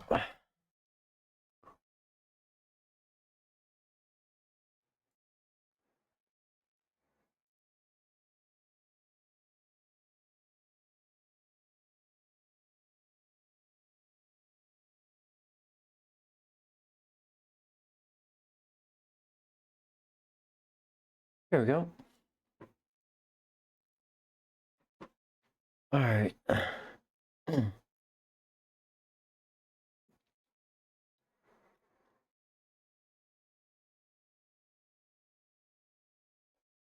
Alright.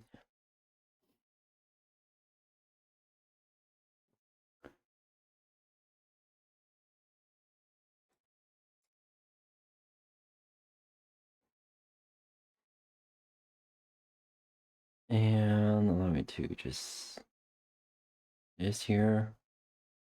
I'm gonna load up Maker real quick.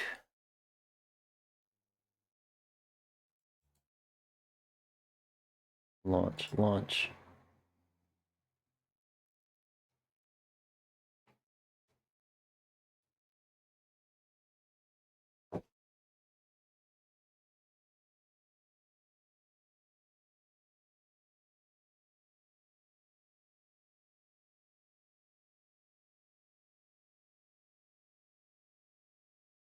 What the fuck?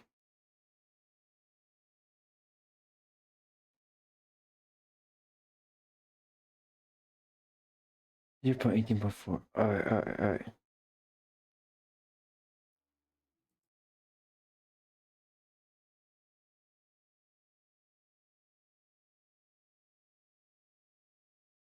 Folder. Edit this. Version.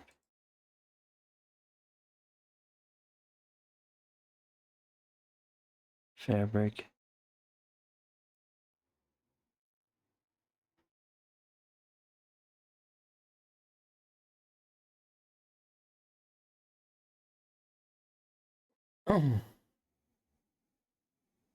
Okay.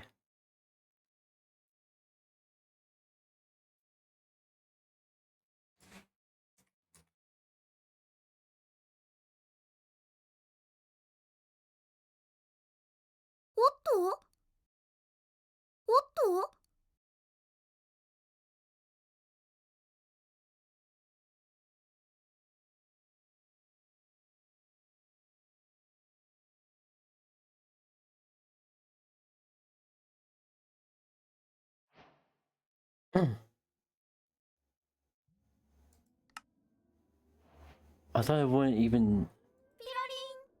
Okay. Here we go.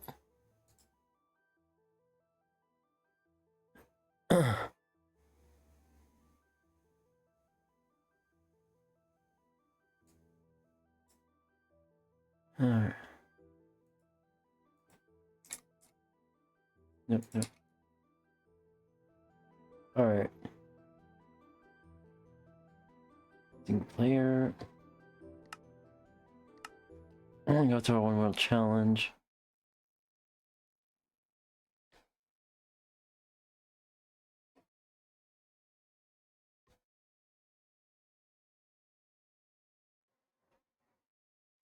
Alright.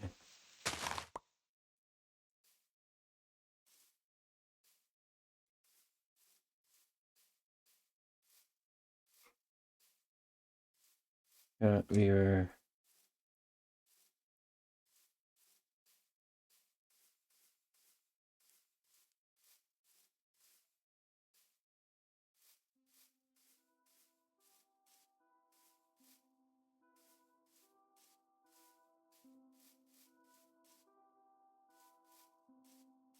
Alright.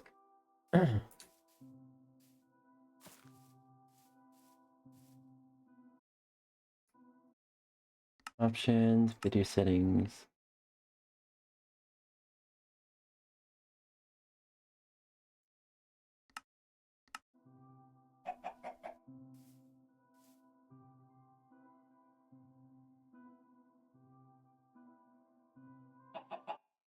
Options, video settings.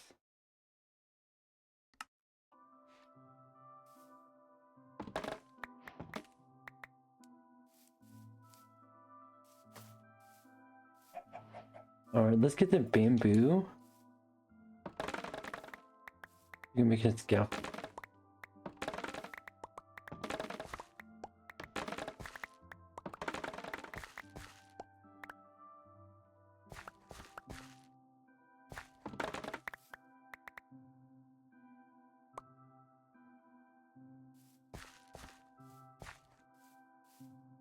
Alright. And Ponthal, so they... Alright.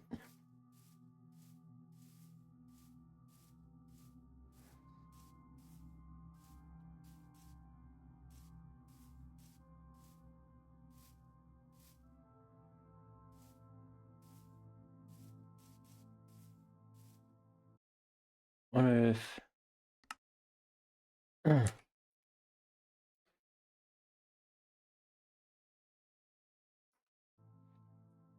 Alright.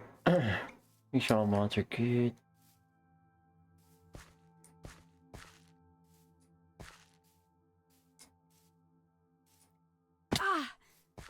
Alright, we're gonna probably head back.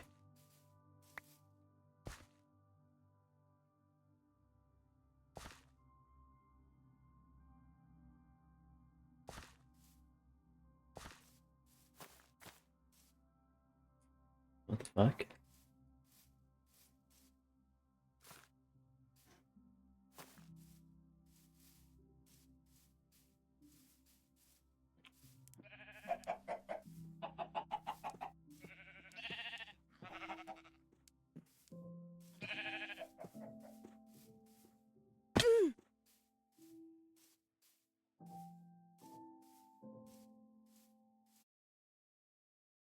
Options, video settings.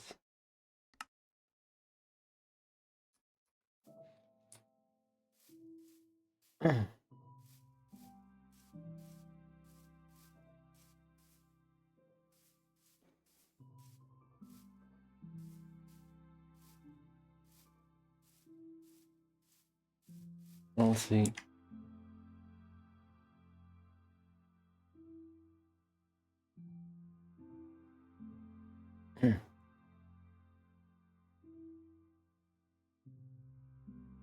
What a shit ton of the world. Let's see, mine shaft.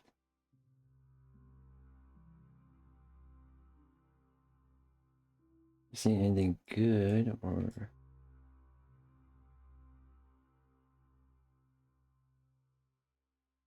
Plains Village?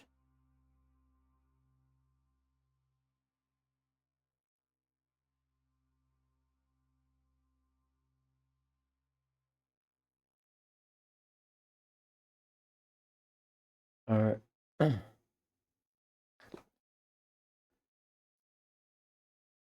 Alright, we're getting go back to home.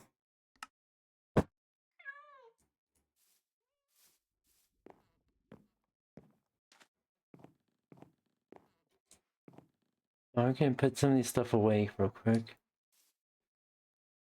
Where is it? Alright.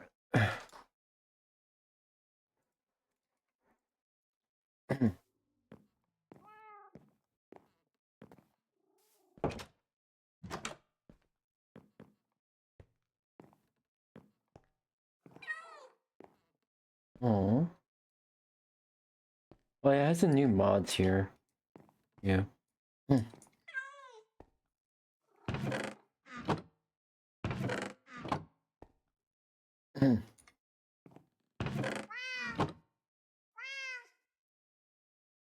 Oh yeah, here it is. Where? Where? Look at Pookie Blue Ice.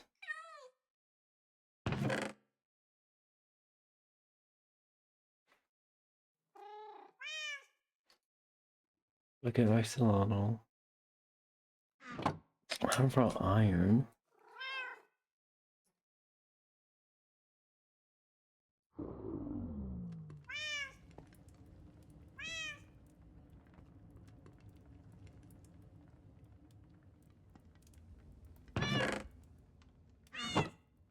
Yes, I know, I see you.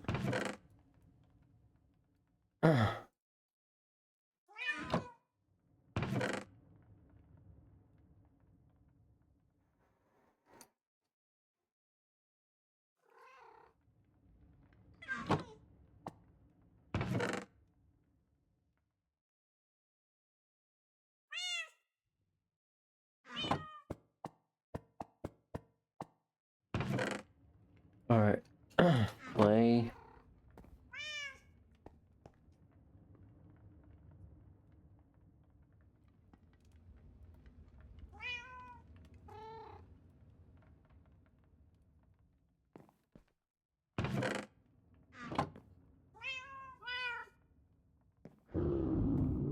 Where did you put this? Play ball. Right here. There.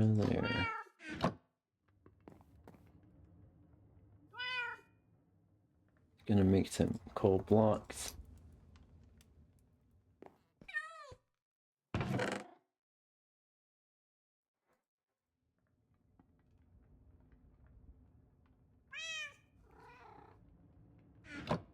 Cold block.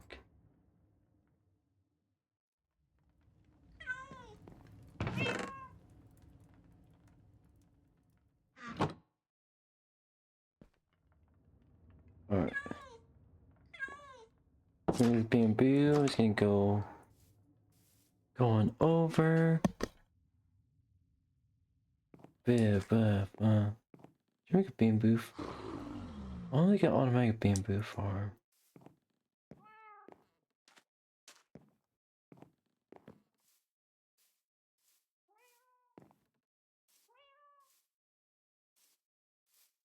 How would I do it? No.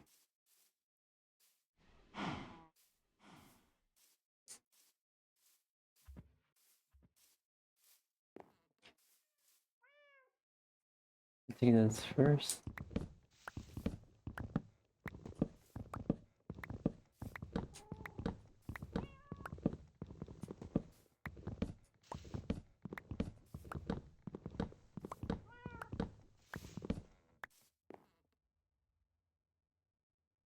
Alright.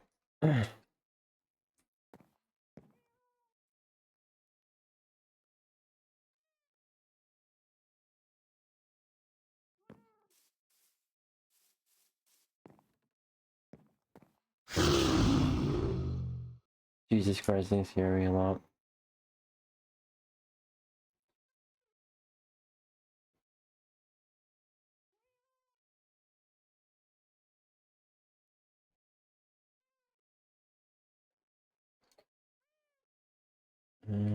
Eight.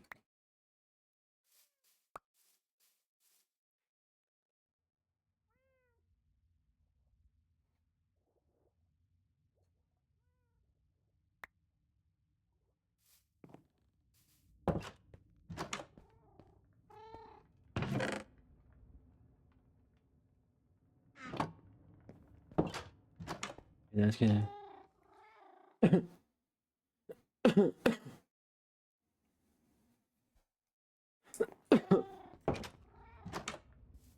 Alright. So when you one more thing.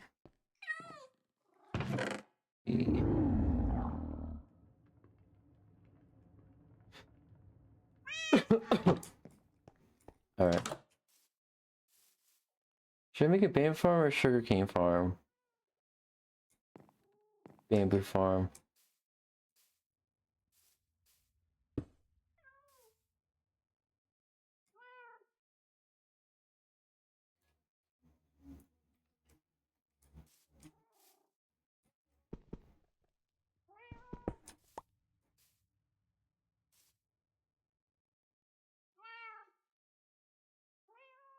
What the fuck? I think that one of the mods are broken.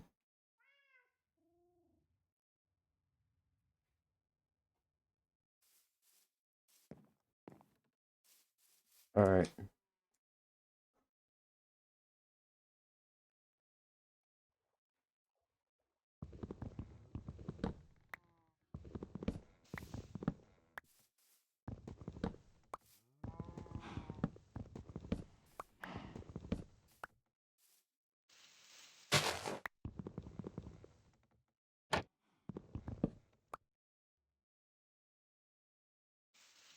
Alright.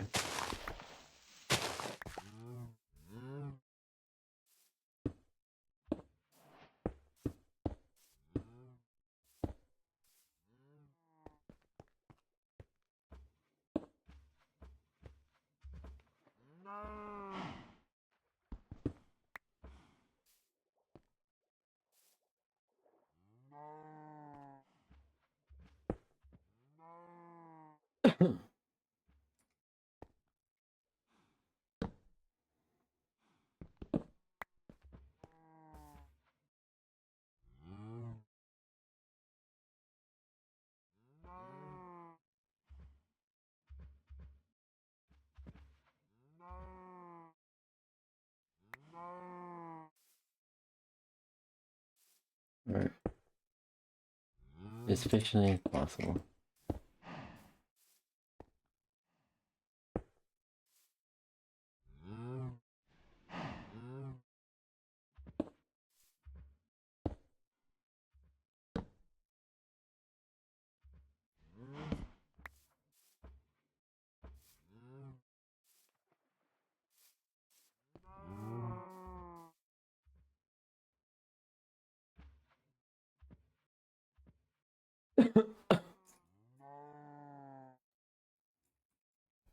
Piston.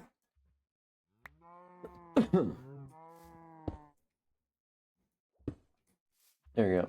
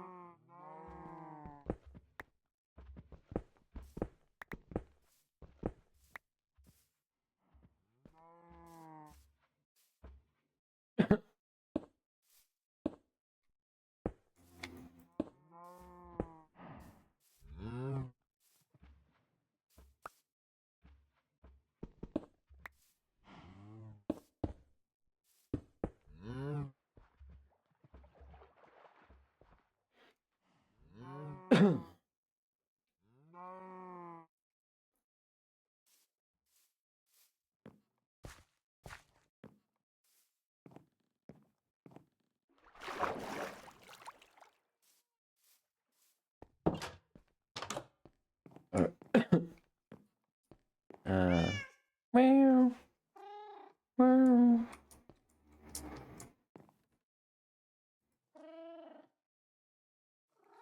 Different.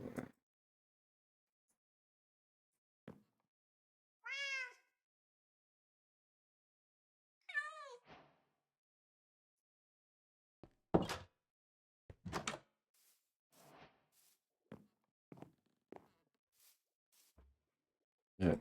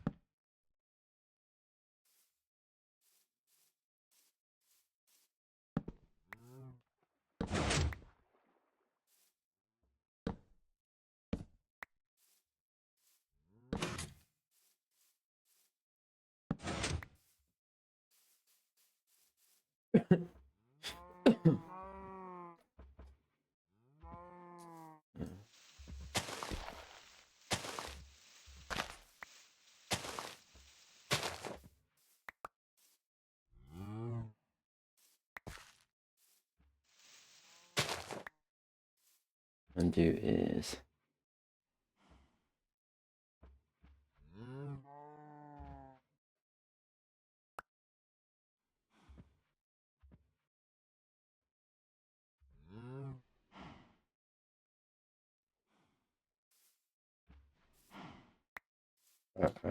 Come on. What's going on with my hands?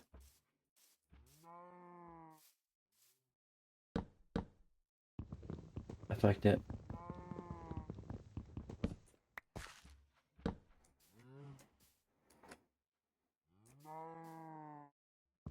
I fucked up again.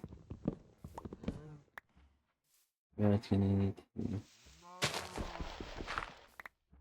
lower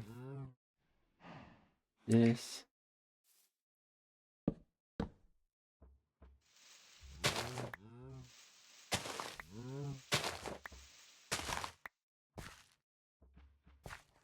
Very much. Hopper.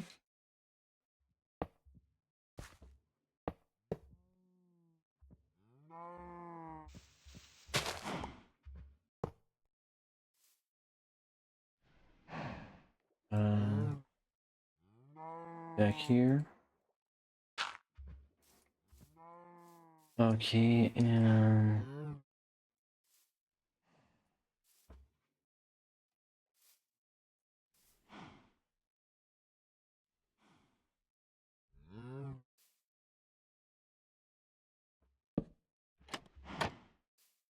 that works.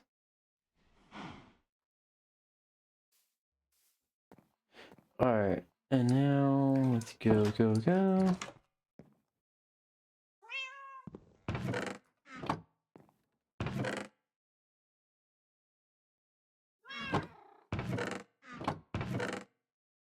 Maybe in the next stream I'll make it a semi-automatic wheat farm, but until then, nah.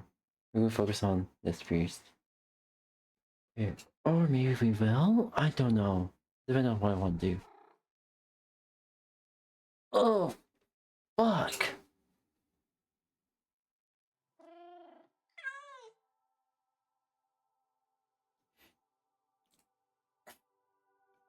Alright.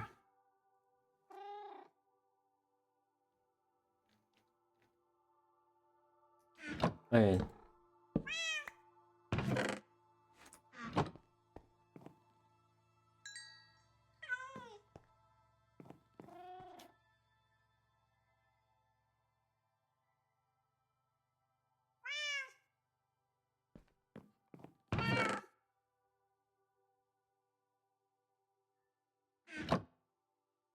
Alright. Bucket.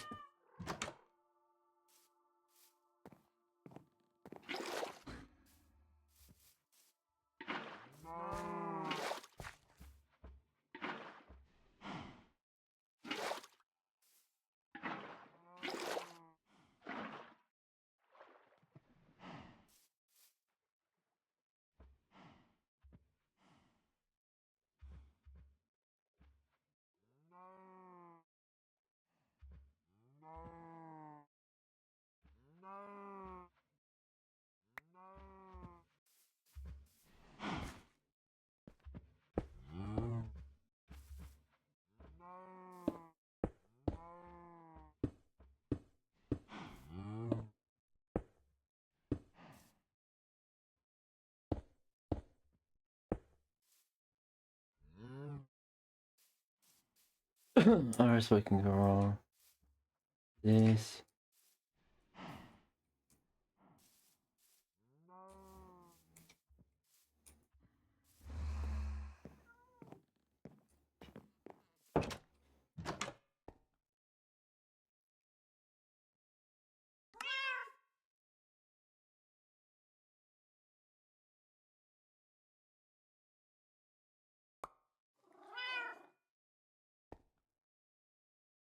Thank you. don't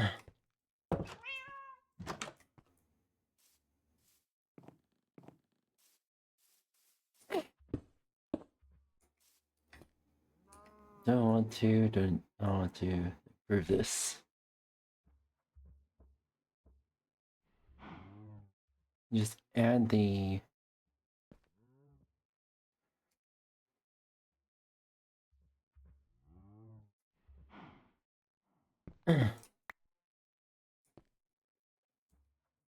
extra layer on top.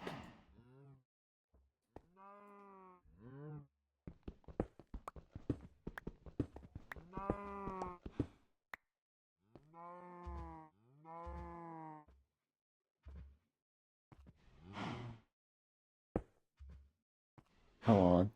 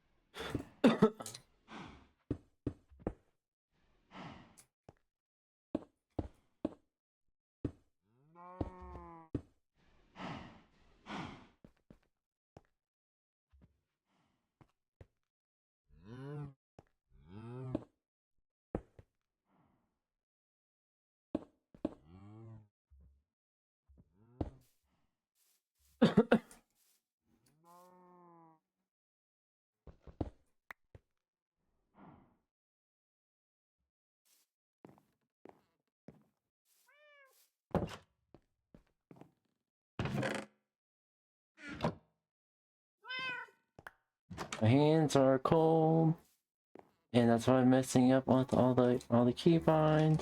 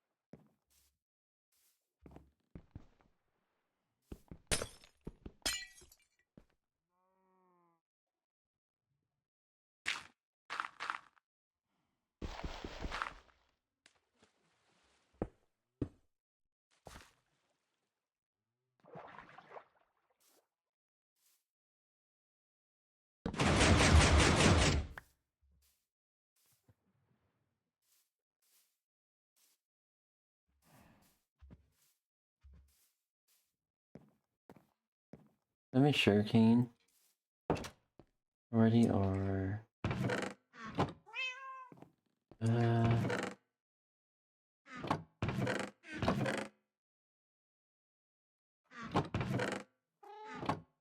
don't think so. No sugarcane. No worries.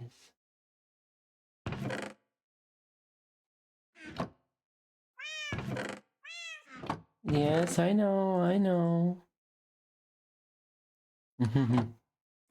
Alright.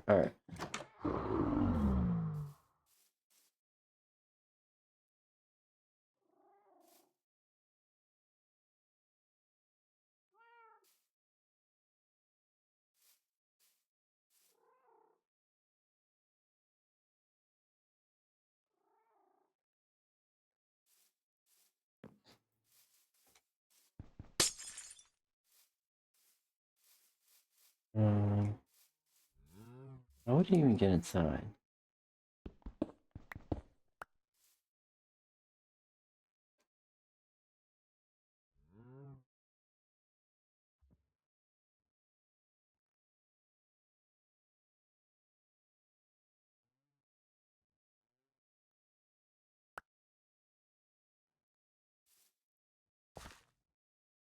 Yeah.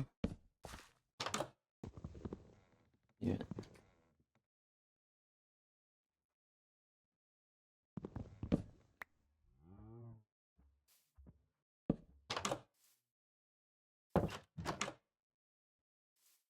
Okay.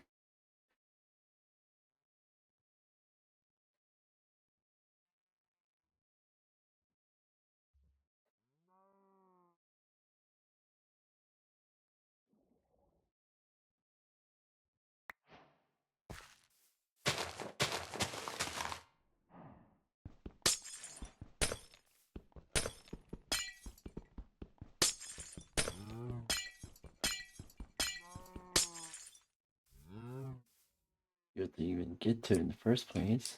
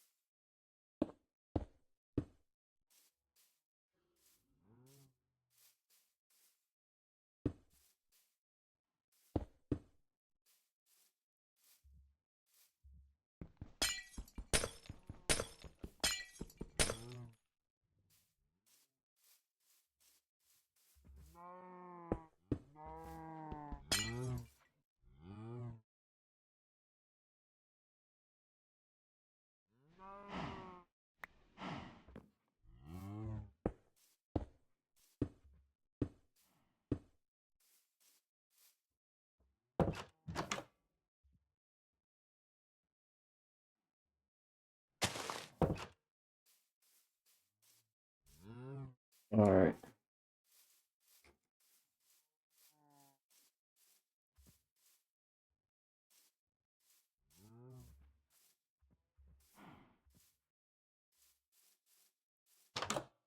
Oh, Hopper.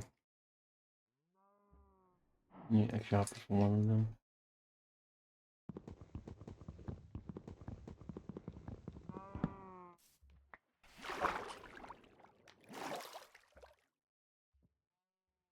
Use for this one here. And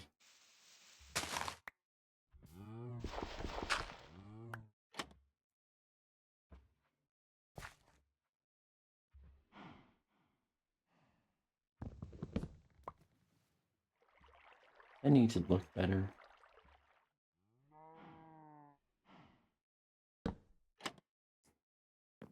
And then that looks better. Alright.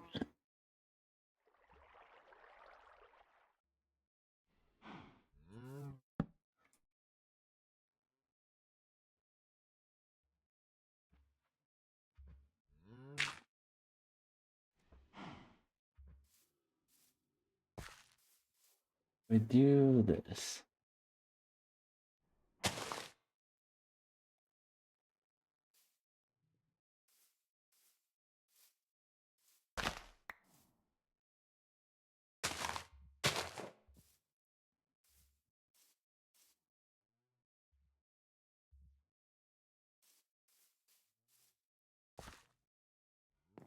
Yep, I see the issue.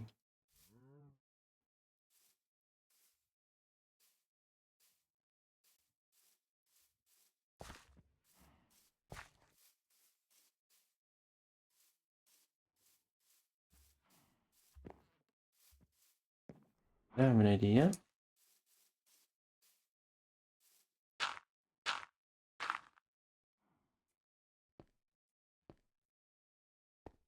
Ah!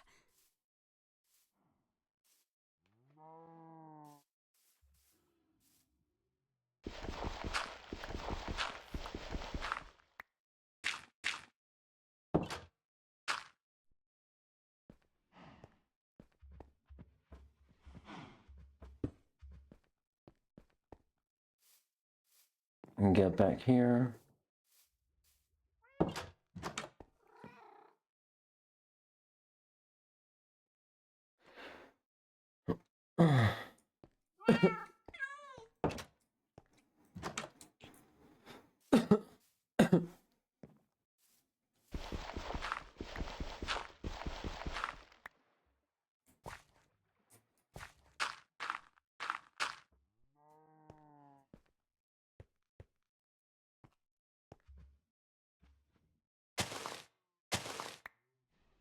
Neat.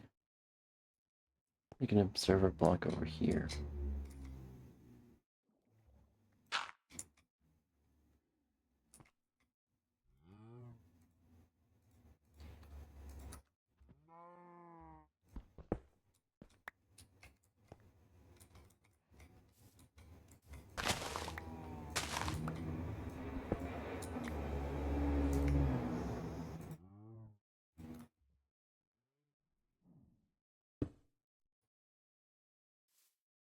Fuck you.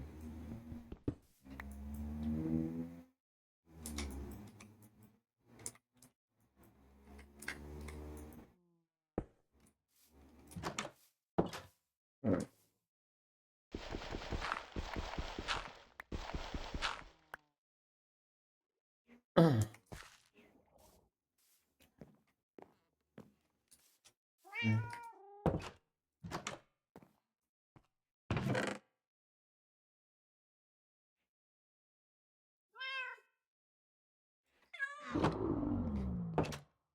Alright.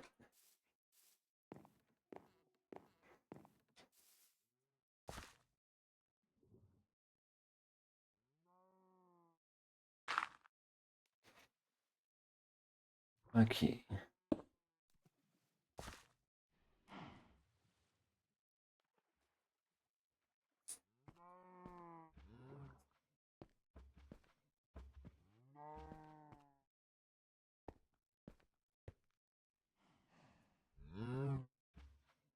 Or is it easier?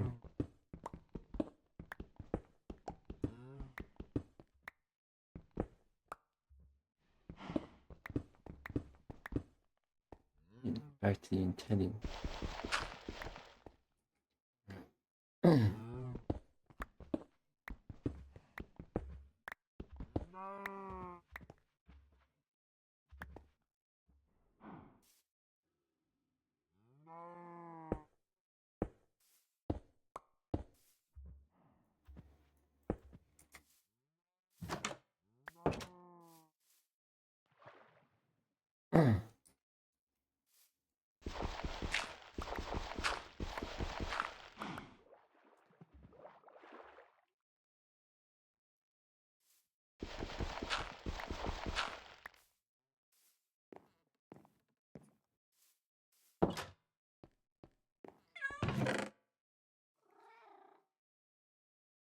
Okay.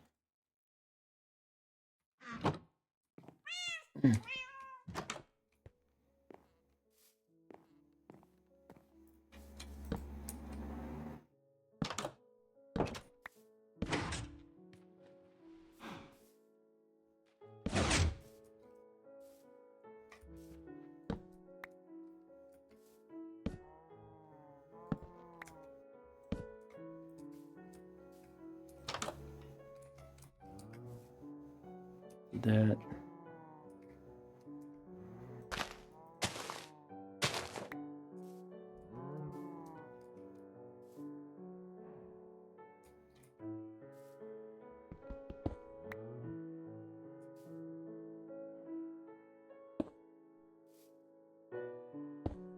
Alright.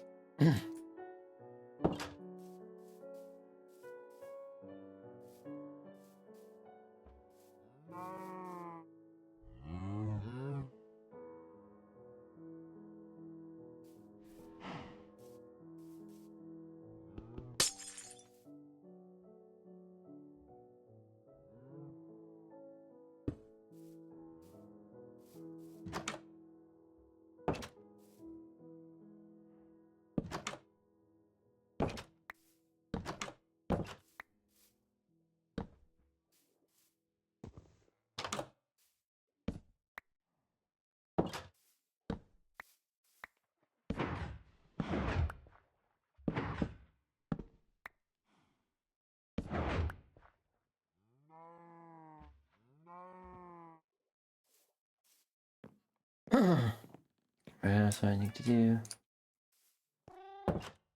Maybe that's what I'm missing.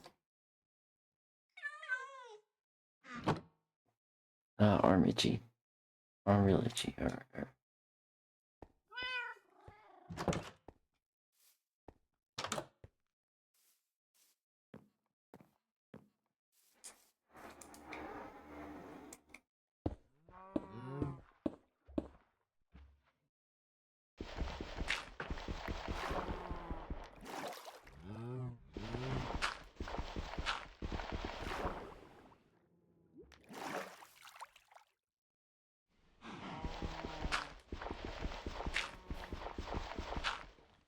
What did I do? How did I do that? I don't know.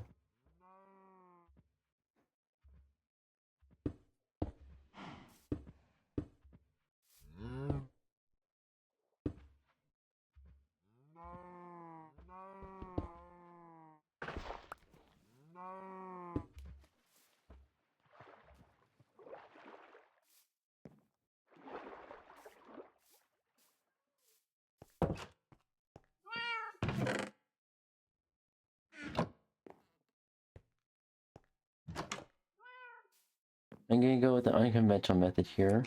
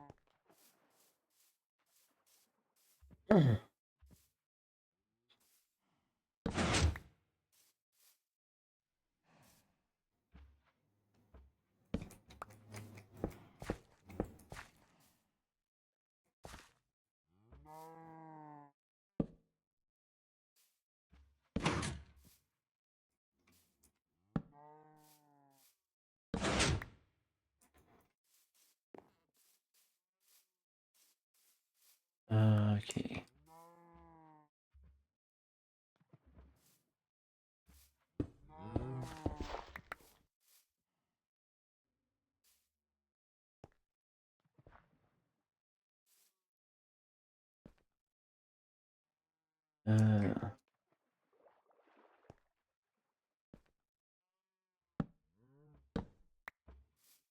What are we trying to do here?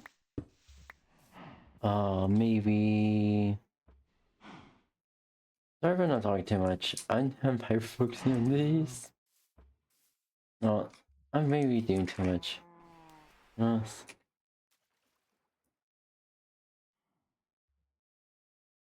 Button.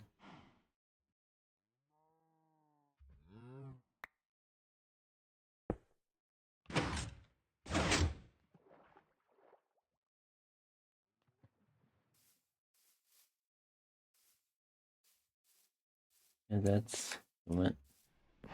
Not as efficient, but oh well. At least.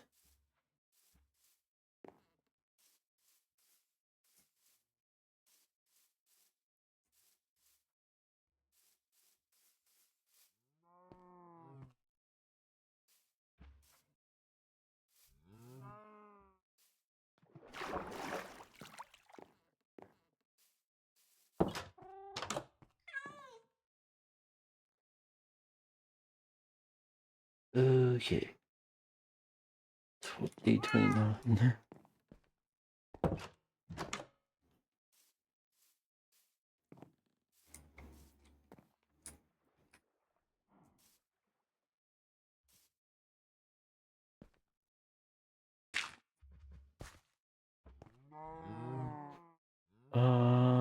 Okay.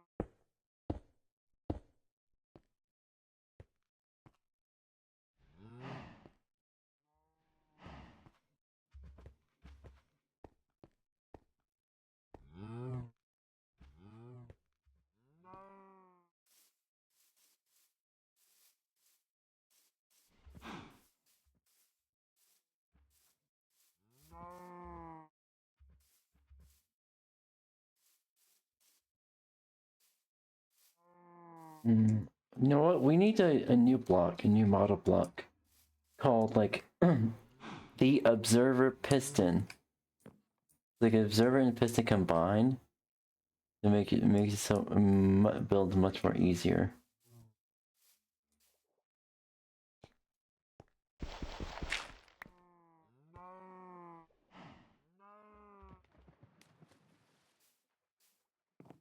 All right, all right.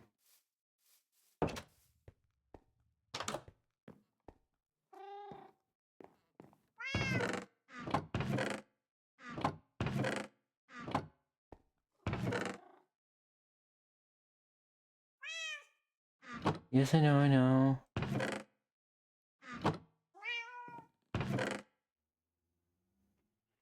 Good stuff.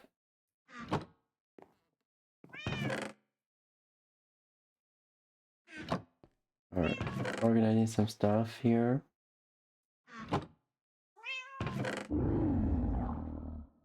Alright.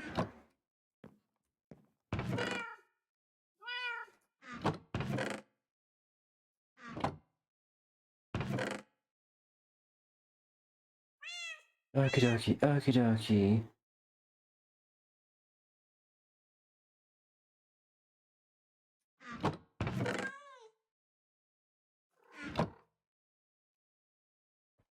Okay, okay, okay. Oh. Oh. Oh.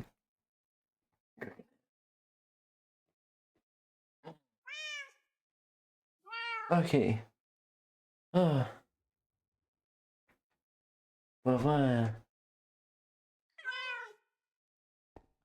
and you probably wanna.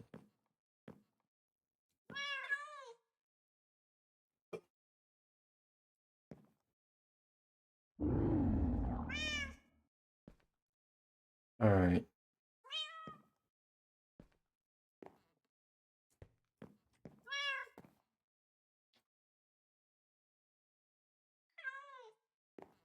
Three.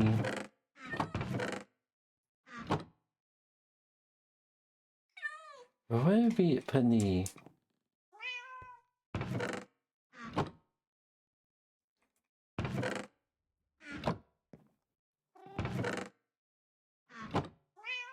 I need to make a redstone chest. I don't even have any like I don't think I have space for it.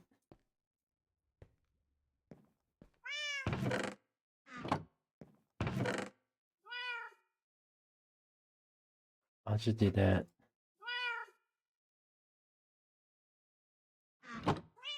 Alright. Meow, meow. Anywho, I want to show everyone something that's outside Minecraft pretty much.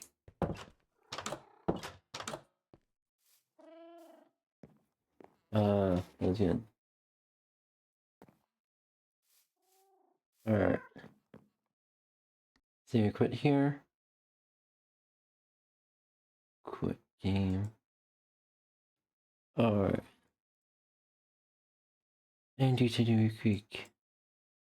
I need to change the title. It's gonna be a Super Mario ROM hack. So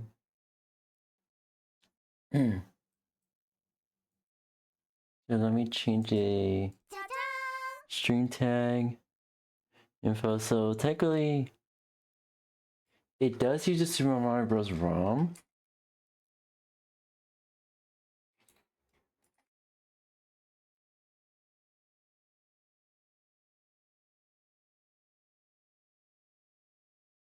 Let's use that. Technically it uses the ROM there too, so like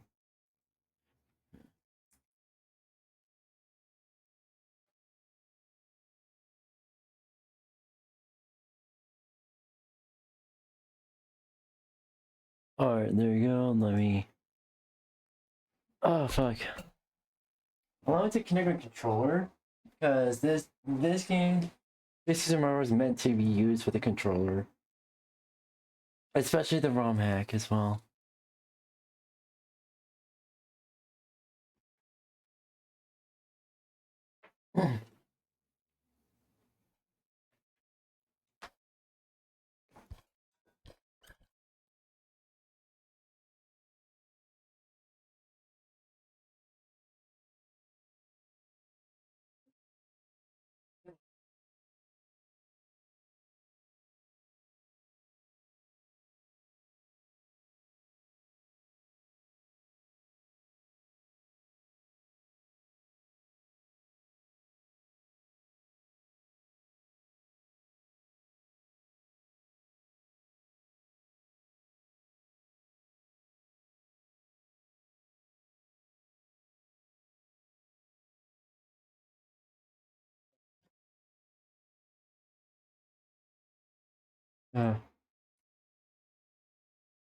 Alright.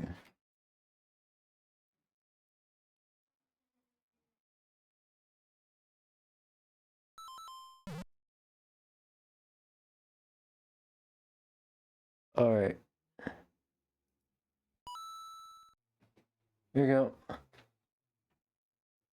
Super Mario Bros. Remastered. So pretty much the remastered. It's like it is like the 25th anniversary, but much better.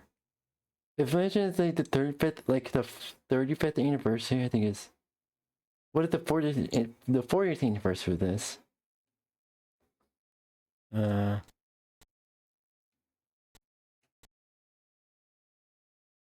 Single level of 1, 2, 80%. I can total it with why not.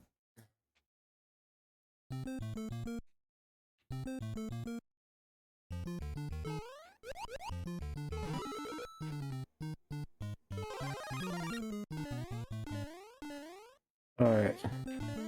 So this is like a cool recreation.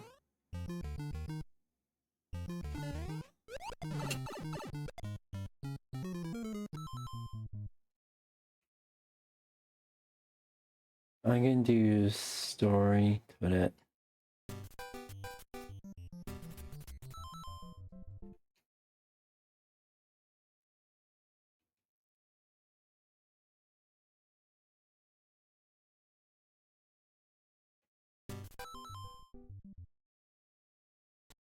Settings. Okay. Marathon. Full marathon, 80%. Toad. Not doing action marathon, but I want to show that the actual. Again. So the minus world. So this uses the. I use the US version of the Mario Bros. ROM, but I think the patch uses the.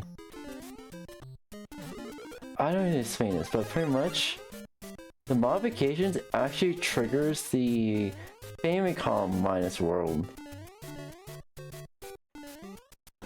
which is a lot more interesting with this version.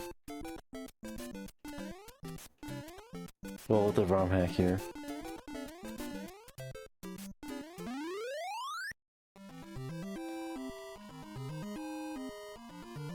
Let's fucking go! Alright, let's do this.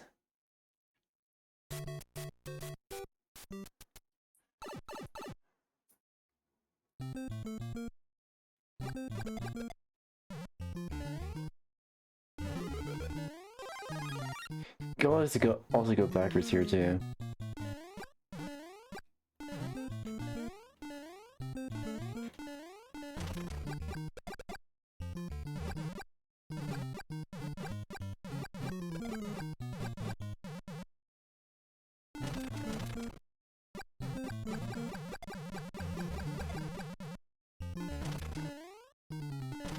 Goes to spam a lot faster too.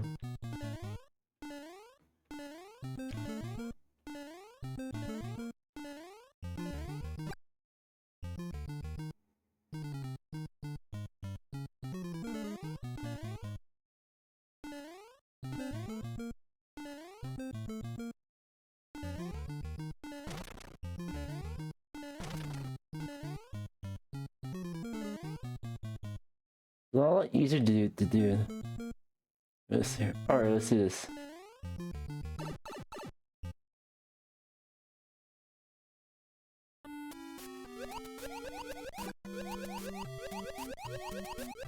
Oh yeah. Also, battles are a lot scarier in this version.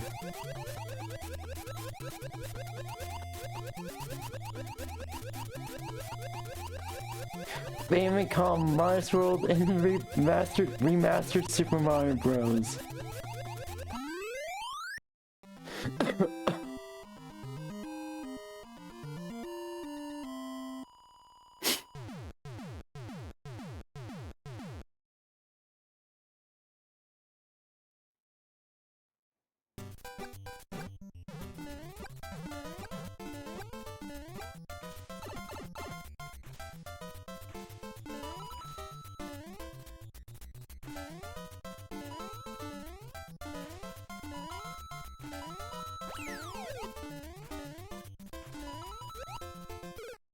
You bitch!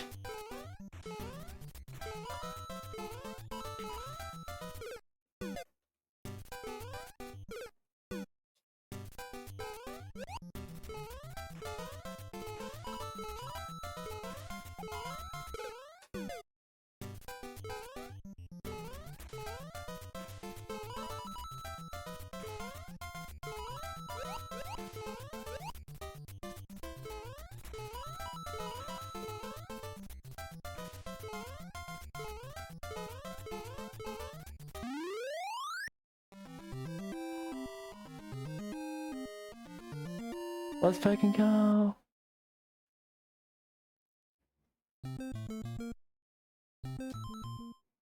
What's going on there? This will always give me the hardest issues.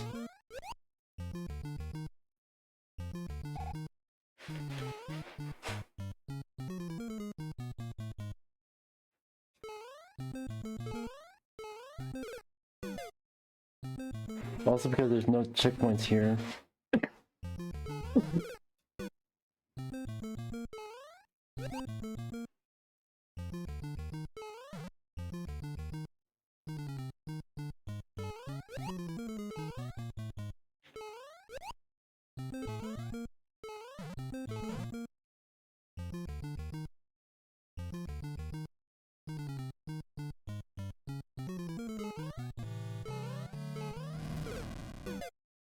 A bitch.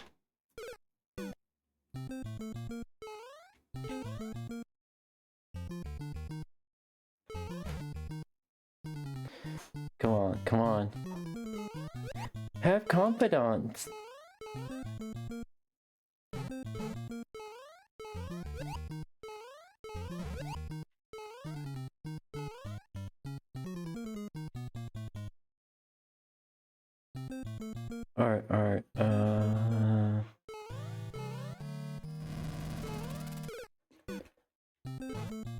No confidants.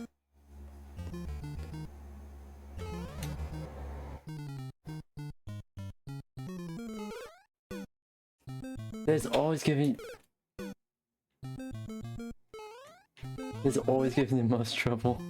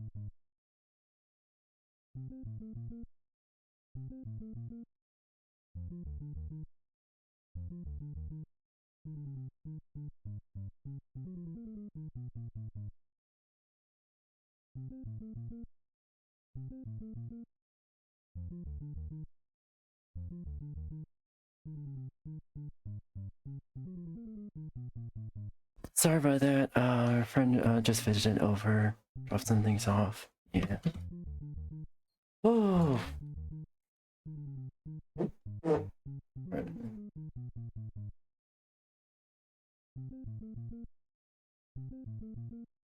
Alright, where the fuck is... There it is. Oh, I'm fucking freezing.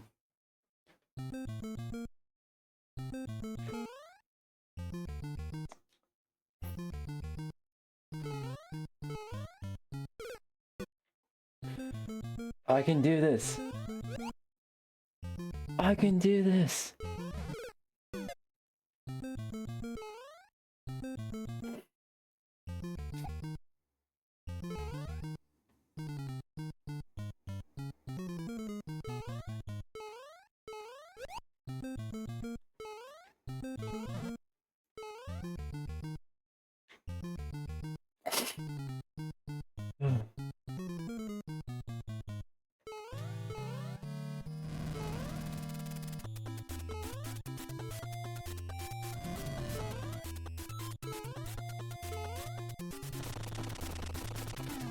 There we go.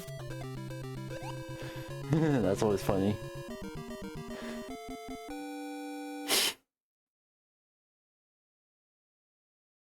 it just boots back to the menu there. So yeah, despite me using the NTSC version of Super Mario Bros, the patches, I believe the patch is based off of partially based off of the Famicom. I guess it's like multiple ROMs combined, but I guess it's the original one here, the changes made in there actually triggered the Famicom minus world. So you can set it as vanilla as possible, and you just mod this and it's like, fuck yeah. Also, there's like special Mario Bros. Also, I think it was All Night Nippon. All Night Nippon. Which pretty much, yeah. It's like a mix of Super Mario Bros, Super Mario Bros Lost Levels, and additional changes.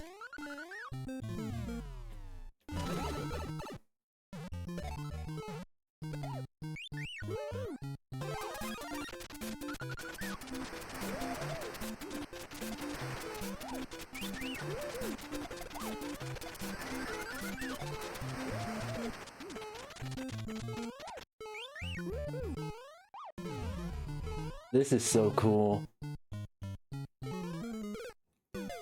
How the fuck?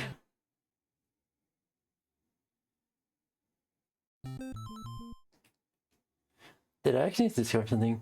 Also, also the actual title change is based off the last game you played. Oh,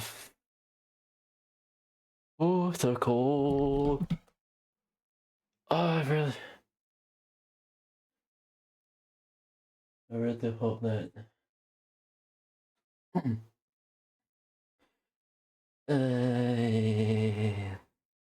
Fuck. Yeah, I really do hope they fucking. Also, a lot of achievements here. Okay, so what do you do? Alright. Yep. There you go. Oh. Fuck. Anywho. Oh, anywho. Aw. Thank you, Zai. Also, Zio. I'm still in the DM call. I've just been sitting there all day. Probably gonna watch a few things and yeah. Just for the rest of let's do. Bring it back to just chatting. Oh. Fuck. I didn't feel like you did that.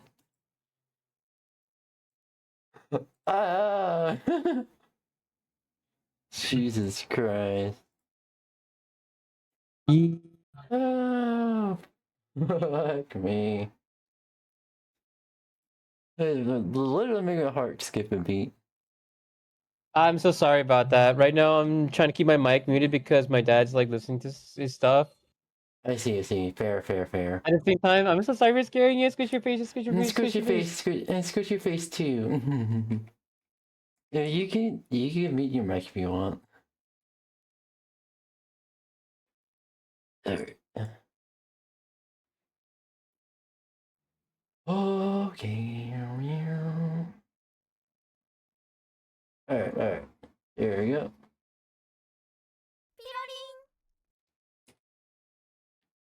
Oh. Okay. Alright. Yeah, there we go. Here we go. Also, I can do funky things with the model again. Settings. Okay. What is it? Alright. Do. Your receiver. Don't worry. Hold on. Start camera.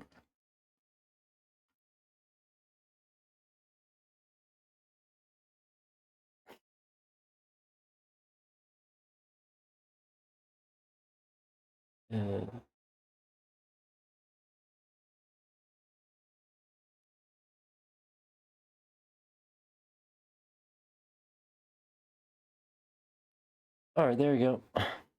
There we go. Fine. Alright.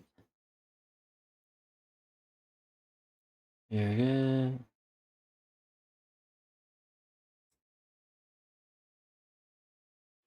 Do. We're gonna dash and react.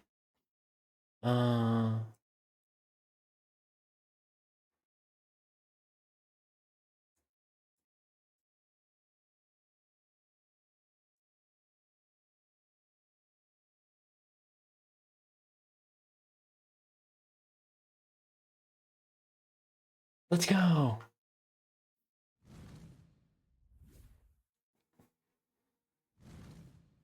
on. All right, so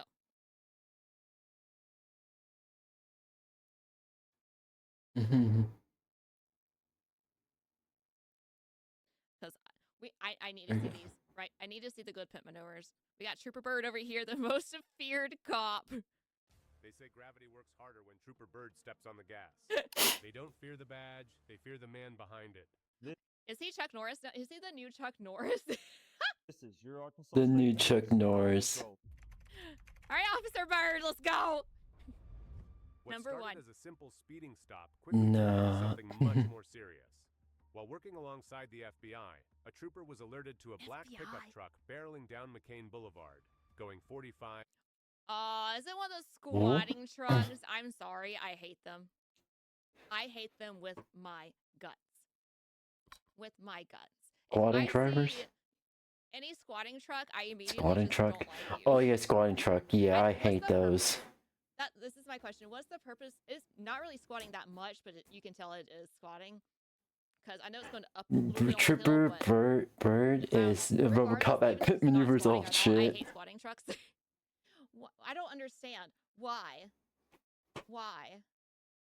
Why are you looking up at the sky? You're not going to see the little car in front of you. That's the question. You know, like, why? Oh, okay. We'll have to be careful with that one if we look at it. I try to be careful with the videos that we watch. Yeah, there's two birds. This one, I'm pretty sure Jacob is the yeah, they're not related.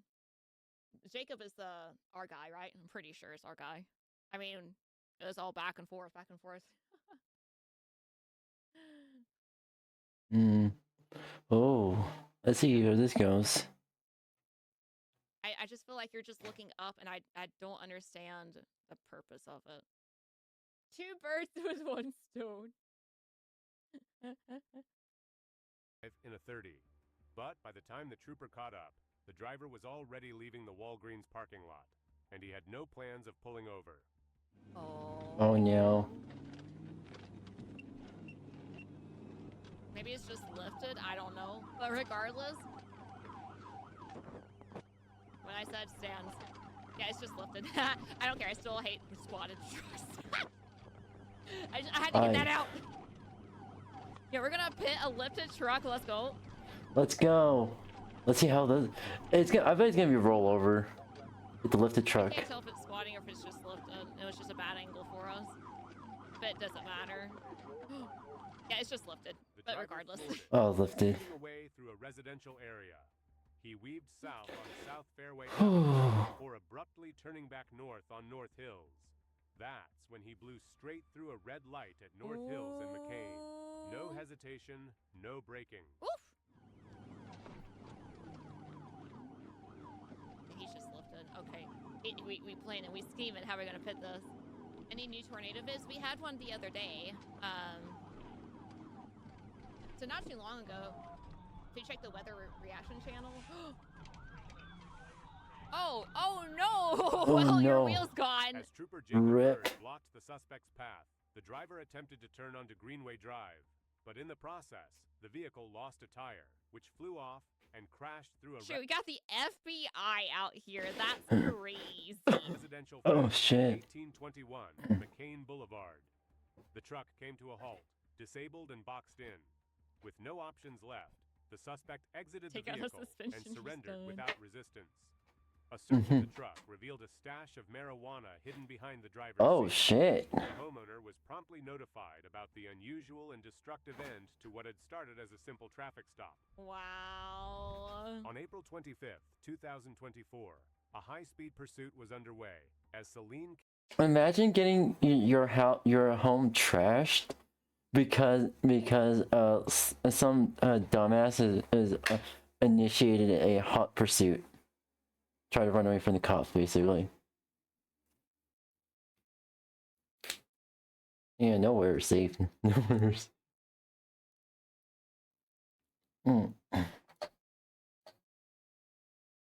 County deputies chased a fleeing suspect through the streets of Bryant, Arkansas. The white Chevy S10 had been spotted speeding north Hey, there's your lower truck.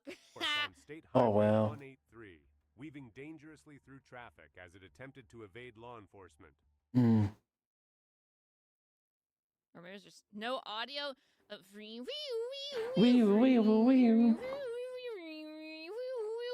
Tap. Wow! Good pit! Yeah, nice 360 pit. Is that a cigarette or a little Recognizing the sucker? immediate danger to the public, Trooper Bird executed a well-timed and controlled pit. Did you see his face? He's like, you better not. Recognizing the immediate danger to the public. Like, oh, You better not. Like, you better don't you not. think You so? better not. no, you don't. You be. Don't you dare. Don't you dare. Amazing. I'm fearing this I man. love that. Don't you do it. I fear this man, but I also just. I fear him and respect him. I admire him so much.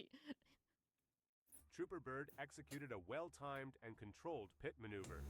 The maneuver forced the suspect's truck off the road, causing it to spin out and come to a stop near the First United Methodist Church in Bryant. Oh gosh, hi, random Thanks to guy. Trooper Bird's calm and calculated response, the dangerous pursuit was brought to a safe conclusion without any You injury. didn't have your hat on.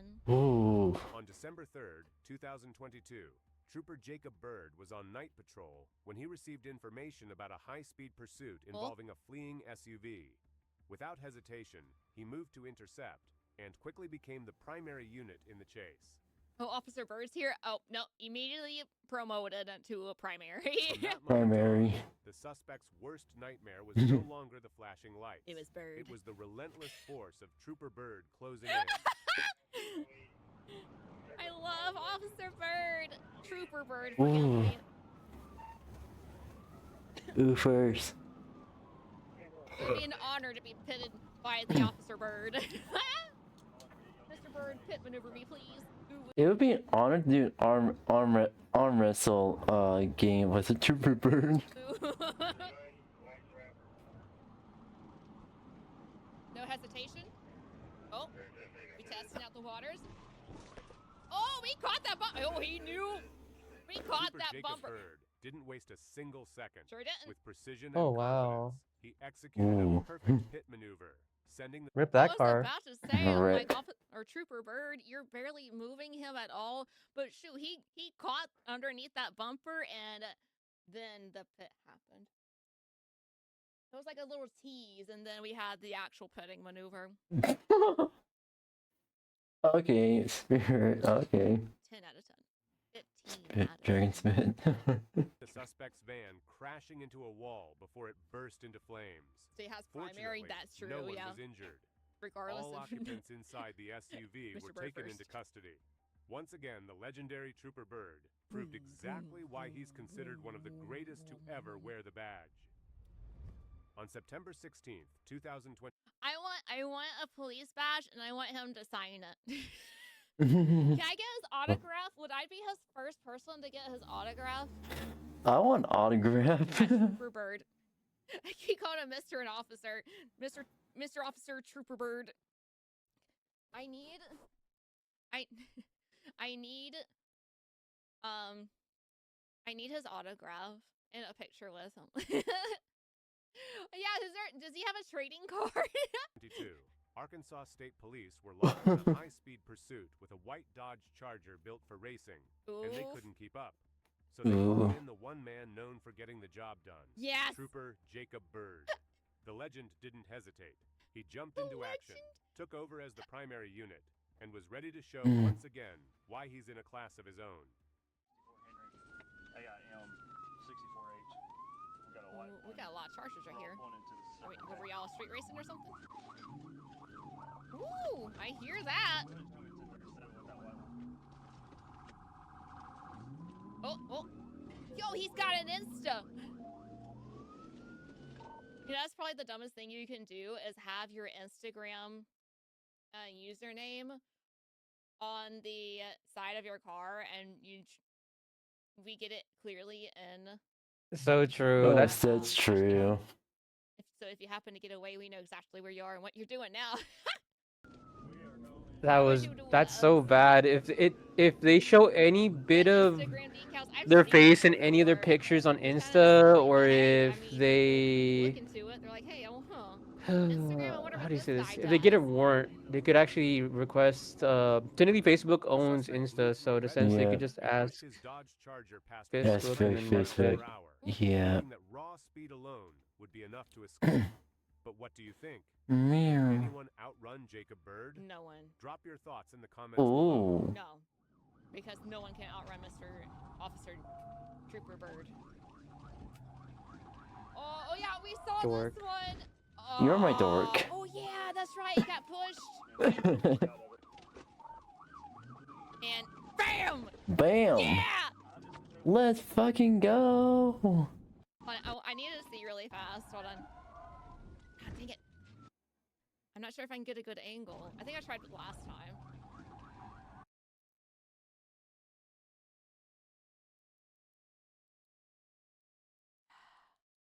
I can't tell what it says. Your mom. Because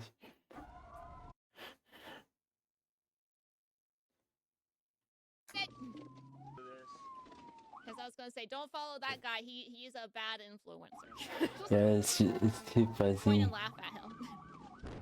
Oh, that definitely would have been too blurry, so I'm not even gonna try. Oh. Hey, I was able to The get hit pursuit twice. came to a close after not one, but two perfectly executed pit maneuvers by Trooper Bird, forcing the Charger to a stop. Without hesitation, Sorry, you can't go in Bird there. stepped out, Closed. approached the vehicle, and placed the suspect in handcuffs. Just like that, another wild chase ended by the legend himself. The legend. On May 22nd, Awkward. 2024, Ooh. Trooper Jacob Bird was on routine patrol when he spotted a white Dodge Charger at a traffic light, a vehicle that had been reported stolen just days earlier. Without hesitation, Bird began following the car and attempted to initiate a traffic stop. But the moment the driver realized who was behind him, he made a sharp U-turn and hit the gas, turning the situation into a high-speed pursuit. Bonk him right there. Darn it. He's probably waiting to see because it's a stolen car. Ooh. That's okay. If my car got stolen, the only permission I give to pit my vehicle to stop it would be Officer Trooper Bird. And I would keep that thing too. I'm sorry, the car's totaled. It can still drive, but it's basically totaled. No, I'm keeping it. Hey, Officer Bird, can you sign here on the dent that was caused by the pit maneuver, please? Oh my god. The suspect immediately began driving erratically, reaching speeds of over 100 miles per hour, doing everything he could to shake off reckless move. Yeah.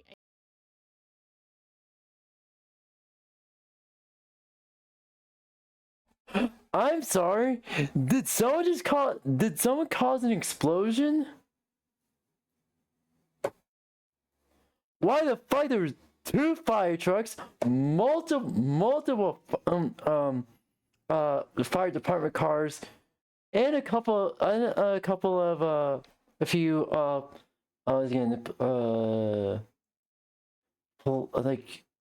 police vehicles as well? What the fuck happened? Also, Zai, if you're trying to say something, your mic is mute.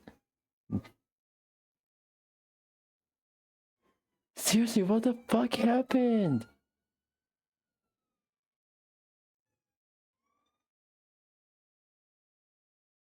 What the fuck? Holy shit. Yeah, we did do the restroom. I don't fucking know what's gonna happen. Lives at risk. It was clear this chase needed to end, and fast. Yes. Yeah. Also, I can give Zai head patties. I'm used to saying officer. Come on, Trooper Bird. Trooper Bird. Hero, and it's Trooper Bird. I'm a big fan. We're all big fans of Trooper Bird. I love your puts. Maneuvers, pit maneuvers, not your puts. Your pit maneuvers. What did she say?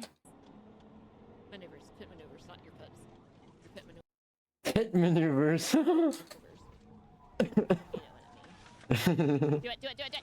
Do it. I swear, I couldn't keep my cool doing this. Yo, I'm in the way and I'm gonna move. There wasn't a whole lot going on, but nonetheless. Dang, just right, boom. Like, nope, you're not hitting that car. It stopped. At the exact moment the suspect veered into oncoming traffic, Trooper Bird made a split-second decision and executed a flawless pit maneuver. It was a critical move that brought the dangerous chase to an immediate end. Shoot, that wasn't even a pit. That was a shove off the road. Like, hey, there's a car in this lane. You are not going to hit them. Bam! Just get off. Damn. Trooper Bird's it's ruthless. 4 minutes could have ended in tragedy. The suspect was safely taken into custody. Safely, but aggressively taken into custody. Trooper Bird proved why he's one of the best in the game. Calm under pressure, sharp in judgment, and unmatched in execution. You should be On honored. September 15th, 2023, taken into custody by Trooper him. Jacob Bird was parked on Interstate 630 East near the 6A marker, working paperwork while running stationary radar. He detected a dark-colored Jeep Grand Cherokee approaching from behind at 72 miles per hour. When the driver noticed Trooper Bird, he immediately began fleeing. What's his speed limit? Is it 60 and he's going 72? Because I freak out if I'm going like 72 and a 70 and I see a trooper. I'm like, please don't pull me over. It's only 2. Sorry, I was just following traffic. Ah! We're all the way to jail. Trooper Bird, can you take me to jail? Ooh. You will. I love the way you pit me off, Trooper Bird. Oh my god. Dragon Spit. Dragon Spit is down bad. Can you autograph them for me too? Dragon Spit is down bad. My wrist. Autograph my wrist. That's where you put the handcuffs. As Trooper Bird activated his emergency lights, the Jeep abruptly exited the interstate at Broadway, nearly causing a crash, but quickly regaining control and continuing to flee. Shortly afterward, the vehicle came to a stop on the service road at Center Street. The driver was taken into custody along with 3 passengers, who were later released. The driver was charged with felony fleeing, first-degree reckless driving, and speeding more than 15 miles per hour over the limit. So it's probably 60 Thanks then. to Trooper Bird's quick response and steady pursuit, this dangerous chase was brought to a safe conclusion. On August 14th, 2021, Arkansas State Police were notified about a blacked-out SUV refusing to stop. Initial attempts to pull the vehicle over were ignored by the driver. That's when Trooper Jacob Bird stepped in, Just quickly comes out of taking over nowhere. as the primary unit and following the pursuit with full focus and precision. Yeah. What's your car allowance for the month, Trooper Bird? How many cars are you given? Oh no. Car allowance. Imagine having a car allowance. Is it a newer Nissan Rogue or something? Maybe a Rogue? I don't know. Oh fuck. I don't know the newer. Ooh! He takes those turns in his advantage. Oh gosh. I was trying to take him. You almost got pit a 3rd time. You're about to get pit again. third time, but a little later on. Ooh. Oh! Oh! Oh, shit. Yeah, that's right. You don't think straight when you're getting chased by the bird. What happened to you? Were upside down. To initiate a traffic stop, but when I first glanced, I thought this was a headlight, and I thought that was a headlight. I'm like, what just happened to your body? Why did you become like a like a flatbed truck? And I'm like, oh, it's upside down. The suspect refused to comply and continued fleeing. Moments later, the suspect lost control, causing the SUV to crash and overturn onto its roof. Bird quickly approached, placed the driver in handcuffs, and made the arrest. Thankfully, no one was injured, but both the suspect's SUV and another vehicle sustained damage. Good. Yeah, do you think he has On like May a little 1st, light thing like Batman? 2023, Officer Bird, we Ooh. need Trooper you. Jacob Bird Shine the were light. involved in a pursuit of Light a the stolen beacon. vehicle. When they attempted to initiate a traffic stop, the driver People put refused themselves. to comply He's so and good. immediately began fleeing at high speed. Yeah, I think it might have been a Nissan Rogue or like a different. I don't know like any of the Yeah. other Nissans very much. That's a. I Have don't ever. remember what it is though. I don't see him a whole lot. Is it a? Is it Dodge? Is it Caliber? Dodge Caliber? Or is it a Nissan? I can't tell. I can't see the badge. Ooh. It's like a hatchback of some sort. Might be a Caliber. Oh, shit. Oh, there's the Caliber. Good pit! Yes! See, with his pits, he spins them all the way around, and I love that. And spin me round and round. Troopers quickly Just spin me round and round. Do do do do. dangerous chase to a close. If you've made it this far into the video, let me know in the comments. I will. What are your thoughts Not. on this wild I'm episode scared. and the legend himself, Trooper Bird?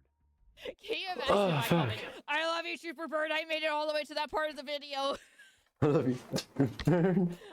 I stayed to the Damn. end. Damn, Dragon spit down bad. 2023, Trooper Jacob Bird was patrolling westbound on Interstate 30 when he spotted a white Toyota Camry speeding behind him.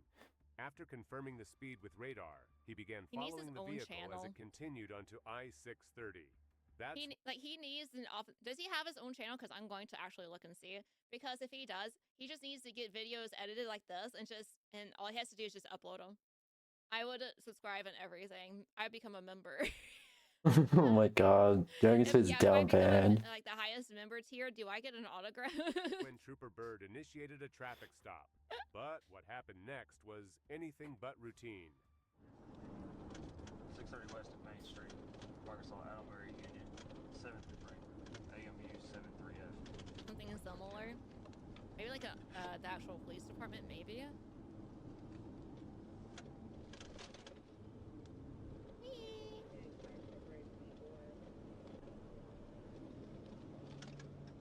Hi, Brandon! I can't talk anymore. You've been binge watching my videos on YouTube. Oh, thank you! I'm glad I'm your entertainment at your boring job. I don't know what you do, but... And it is orange. I hope your work's going well. Thank As you the for Camry stopping came by. to a stop at a red light, Trooper Bird stepped out and began approaching the vehicle. Yo! But just as he reached the rear corner, the light turned green, and the suspect floored it. Dang it. The chase But the thing is, the suspect stopped at the red light.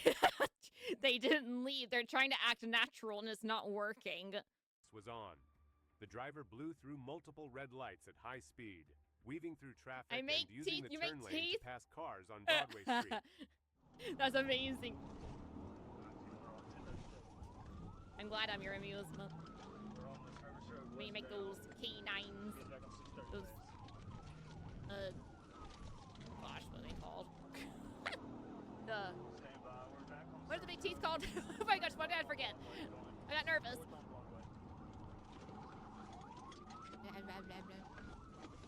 Oh.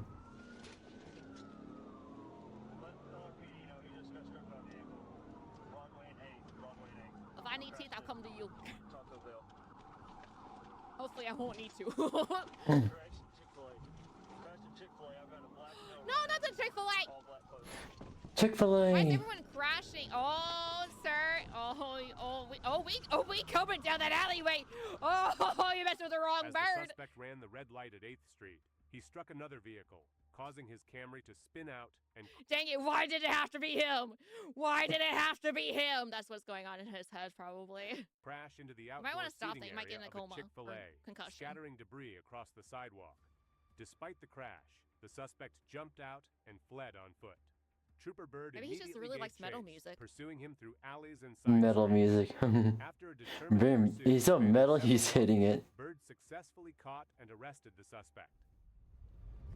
He's gonna end up Arkansas with a State Police concussion Trooper for Jacob sure. Bird Yeah. initiated a stop on a Nissan Sentra for speeding and displaying a fictitious license plate.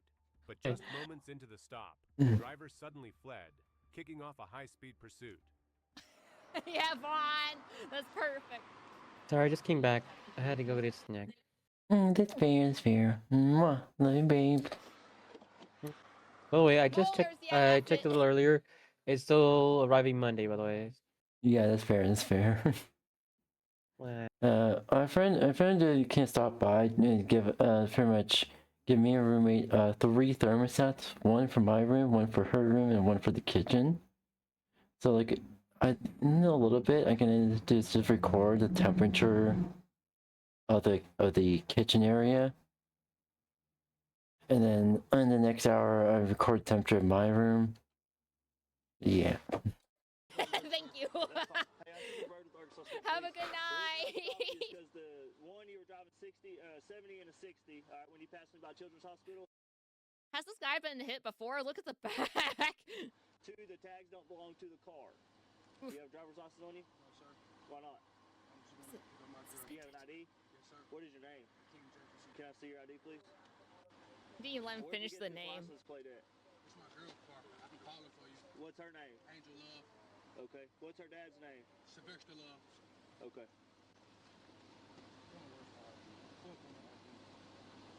You're buzzing me. You don't have an ID with you? It's suspended, probably. Put your hands on the steering wheel. Don't move. Well, he's gonna. Hands on the steering wheel? You mean drive? what do you need the thermostat for, by the way? I'm kind of curious. Pretty much we have to just record the temperature, and pretty much if the heating is not back in the morning, then I'll be contacting a public lawyer and pretty much taking management to court. Because by law over here, utilities must be accessible 24/7, and if utilities are down, it has to be restored within 24 to 48 hours. And it's pretty much about an hour. It's gonna be the 48-hour mark, and pretty much that means that after 48-hour mark happens, if there's still no heat, then we just then that just gives both me and my roommate the right to take management to court. Yeah, basically. I don't like you walking in front of that car. I hope they definitely get that all fixed and sorted. It is usually the weekend right now, and usually might have to like skip a day or two because since it's not a business day, they may try to say, well, since it's not a business day, we didn't have these days to go out of our way to go and fix all this. So they might try to weasel out of it, but Yeah, considering the temperatures, though, I hope they can't. Good. Yeah, here's the thing. There is an active extreme winter advisory currently it's going on. So I did take a screenshot of that. So I will reference that. Plus, there are pretty much around my area, pretty much utility workers have to work also on the weekends as well. For companies as well, just in case something goes awry.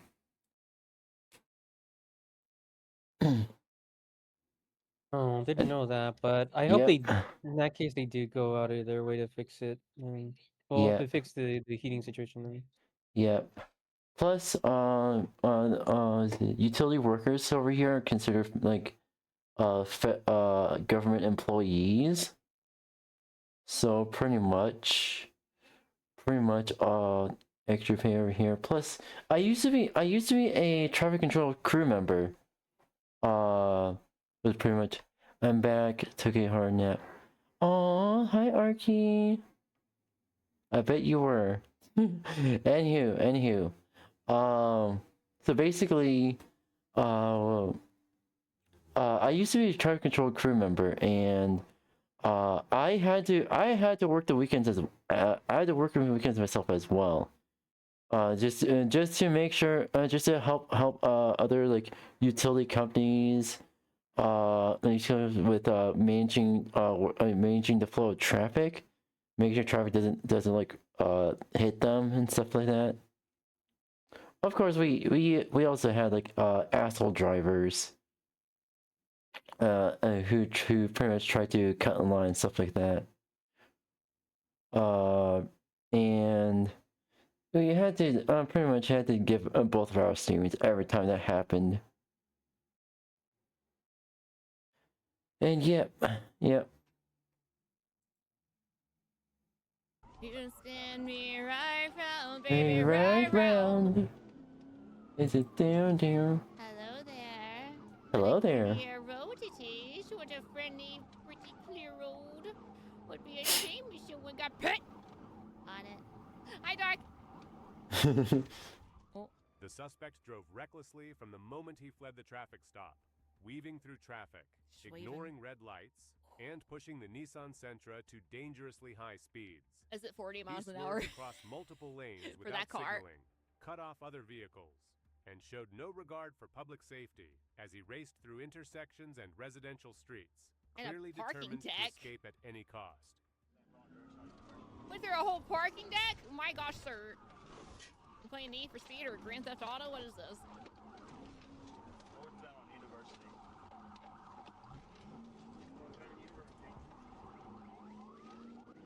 Oh, that's not the right side of the road. Okay. Are you gonna pit yourself too? We need to let Trooper Bird pit some of you guys. Don't pit yourselves yet. Let Trooper Bird have some fun too. Jesus Christ, Dragon.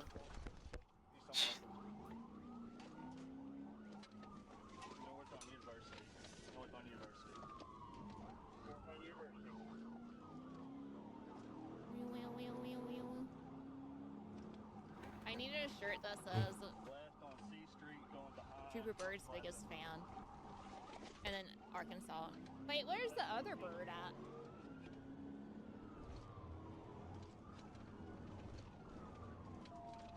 Is he in Arkansas too? I gotta specify the first name. Are we on a first name basis? Ooh. Iowa? Okay, good. Perfect. Oh, they are both ASP? Oh.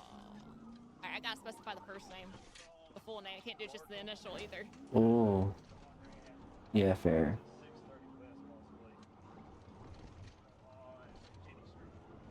Well, yeah, maybe I can call him Jake, but I don't want to offend him. I don't want to offend Trooper Bird. I would have to ask. Oh, don't stop at the stop sign. You're chasing a bad guy. What? I couldn't do that. Oh, shit. No. Trooper Bird. Yeah. Oh. Bonk. Yeah, close that door. The chase came to an end near Baptist Hospital, where the suspect bailed out. Oh, were you scared that you might actually have to be taken to the hospital? Were you just hovering around there just in case you got pin maneuvered intensely? Out of the vehicle and ignored Trooper Bird's commands.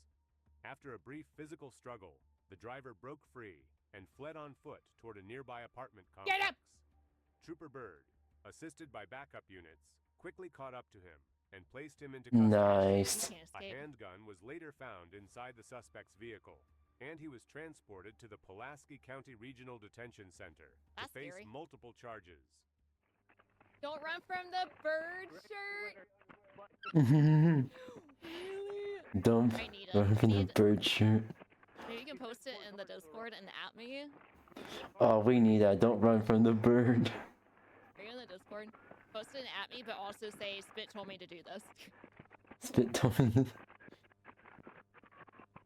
Man, so young. No, I want more! More!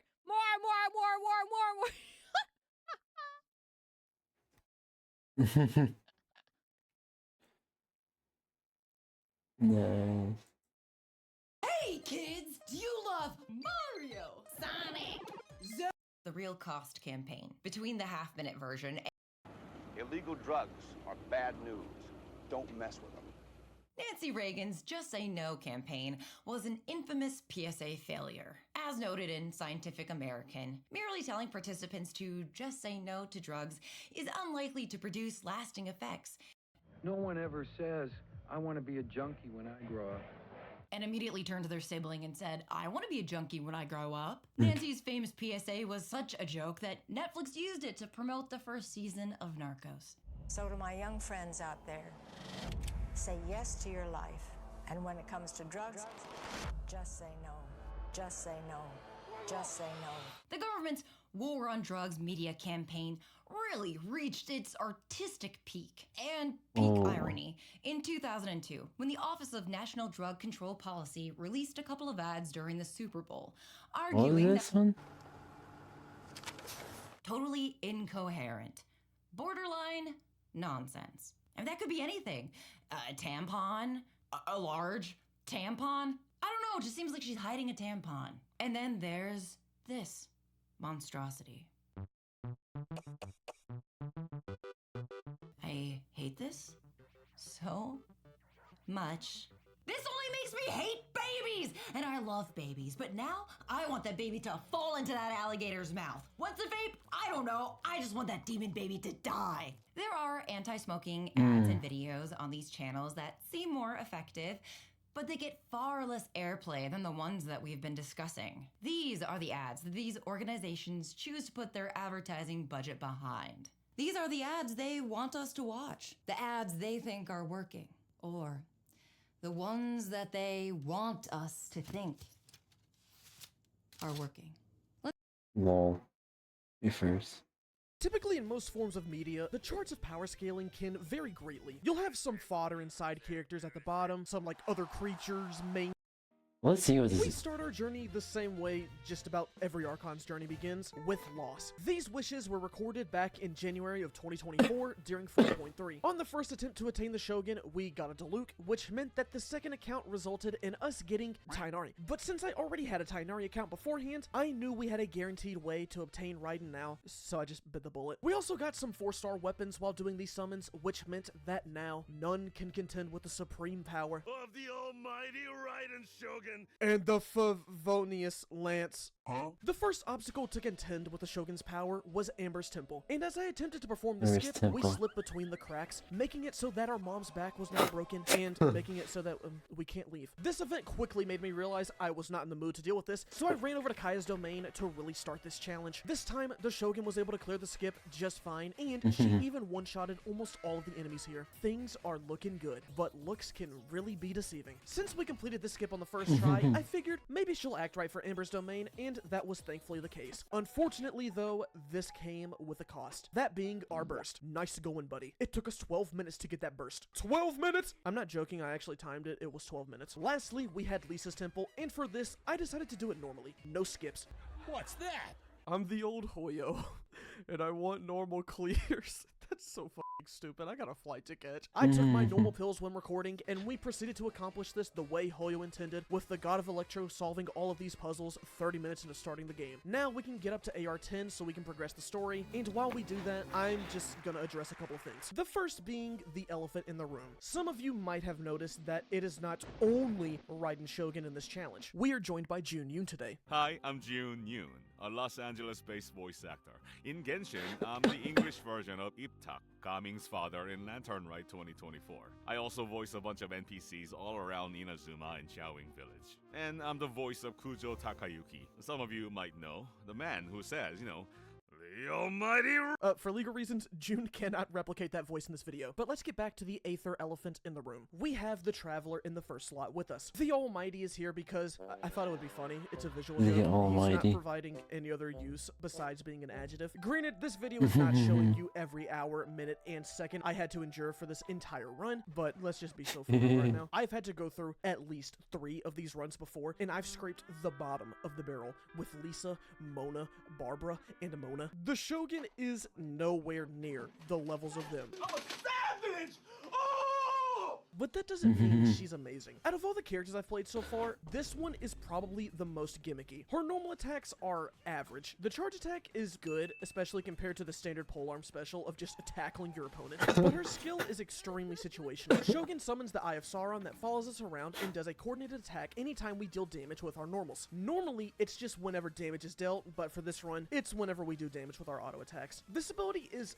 fine for most cases. It has a decent cooldown, and it lasts for 25 seconds, which means that we will always have it up if we want it to, but it's just a worse version of Oz. There is one thing that absolutely kills this move, and that is this little note right here. Deal damage to opponents. This does not activate whenever our normal attacks hit, but rather when they deal damage, and yes, there is a difference. For example, the Shogun is hitting the campfire. There is a visual and audio indicator for this, so we know that our weapon did actually make contact. However, it is not doing damage. But if we go over to a 𝙂𝙀𝙧𝙀𝙀 and do the same moves, we are now doing damage, meaning our skill activates. Now, you're probably thinking, Mr. Feet, you're so funny and attractive, but you're not fighting campfires the entire game, so what's the problem, Baka? And you would be correct. We are not fighting campfires, but shields are basically the same thing. The coordinated attack does not work on shields, which means that our damage to elemental shields is terrible, legitimately awful, and you will see this come into play much later on. The last thing to talk about this character is The Muso no Hitotachi! gathering truths unnumbered and wishes uncounted. Shogun unleashes the What the Muso no fuck? Hitotachi, dealing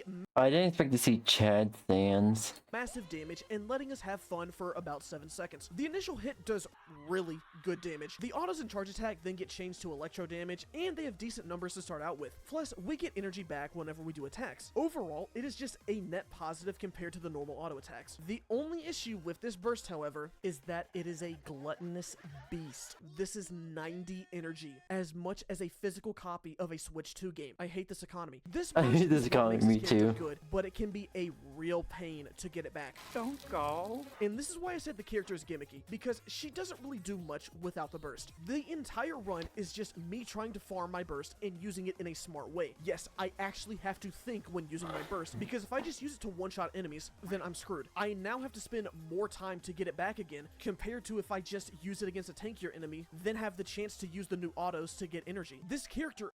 Yeah.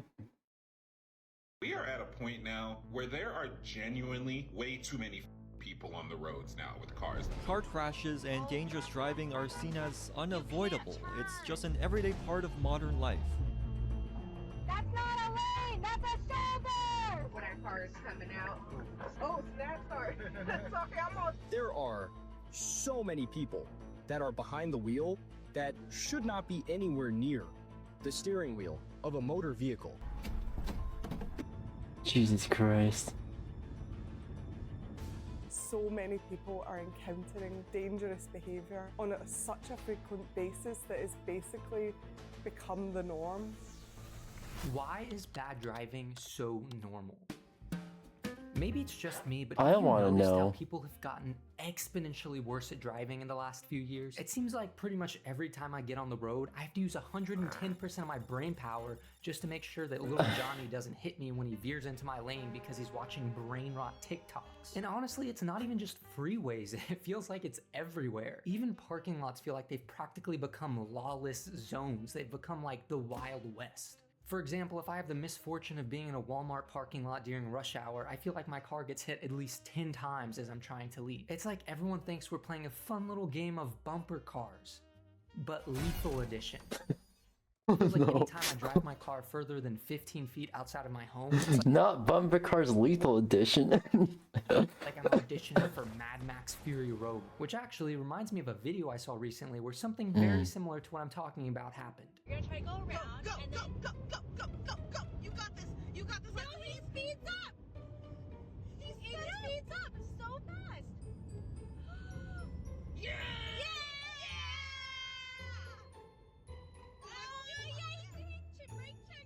Maybe I'm being dramatic in saying this, but I kind of feel like this should be a crime against humanity.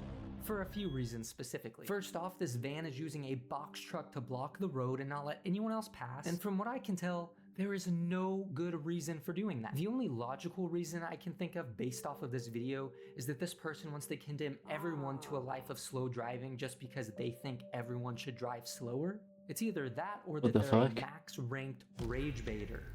Another reason that I think this is a crime against humanity, preferably punishable by tar and feathering, is that the van speeds up intentionally to not let anyone by. Bro is straight up gatekeeping the lane in front of him. So while I typically, in most cases, don't recommend escalating a road rage situation by speeding in front of someone and then brake checking them, in this case, it doesn't feel totally undeserved. If you're like me though, at this point in the video, you think this interaction should be finished, like it's over. I mean, the Odyssey lost, it got passed, it was great, and in my opinion, I think they should gracefully accept this defeat that they've been handed, probably by never driving a car ever again. But unfortunately, the Odyssey is a sore loser and tries to continue the battle. Yeah!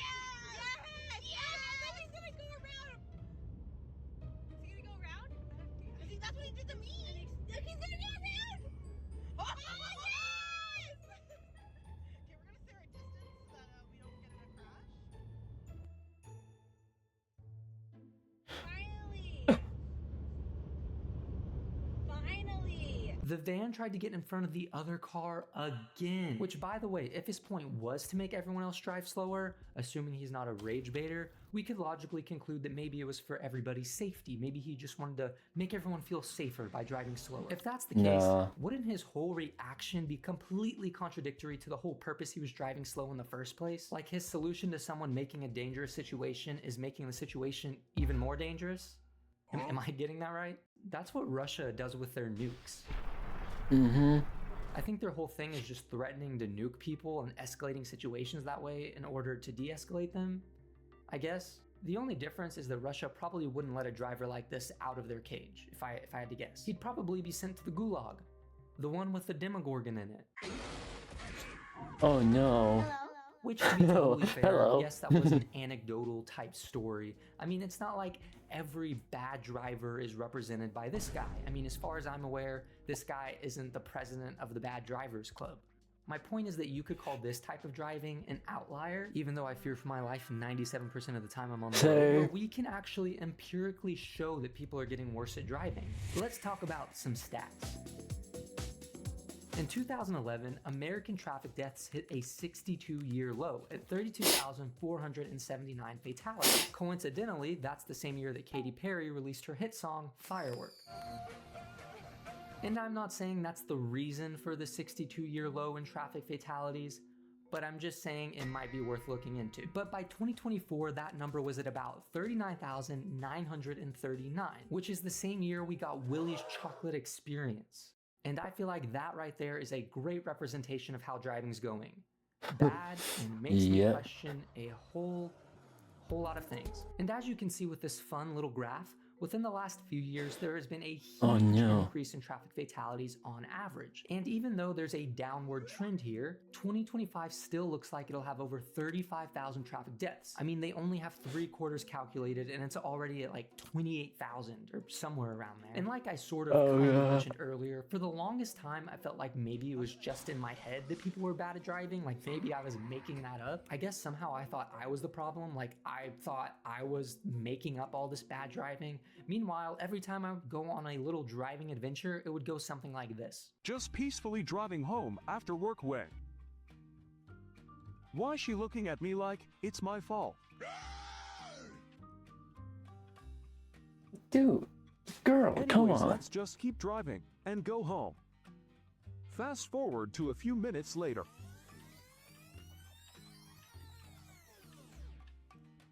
Pay attention to this guy.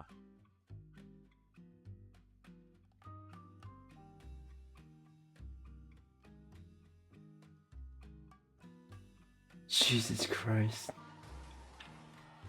Yeah.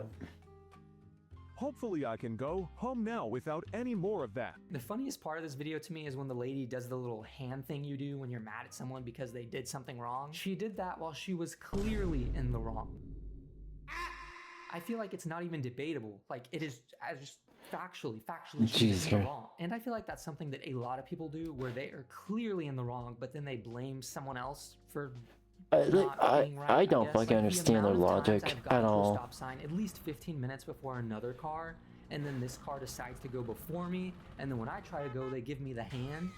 That should be studied. But yeah, I can't lie, seeing those stats did feel pretty validating to me, because I realized it wasn't just all in my head. I wasn't having a little make-believe time in my head. But then that left me with another question. Why is this happening? Well, one of the most obvious reasons, and I'm sure this is a reason that everybody and their pet rock was thinking about, is smartphones. And this isn't just some kind of boomer mad at Gen Z type moment. This is a legitimate issue. I was kind of joking earlier, but not really, when I said that every time I get on the road, I feel like I have to watch out for little Johnny because he veers into... I had situations where the light turned green and the driver in front of me was looking at his or her phone. I wait 5 seconds and they honk the horn. Is it, oh shit, green light, let me go. Like, come on. into my lane when he's on the phone. That literally happens to me all the time. The only difference is that usually it's not little Johnny driving, but it's a literal phone goblin doing something on their phone that I guess they deem is more important than surviving. Yo, dude, what is this guy doing, man? Learning to drive, doofus. Wow, nice one, man. Wait, what did Jerry send me, bro? My God, man. Jerry always would be the funniest vids.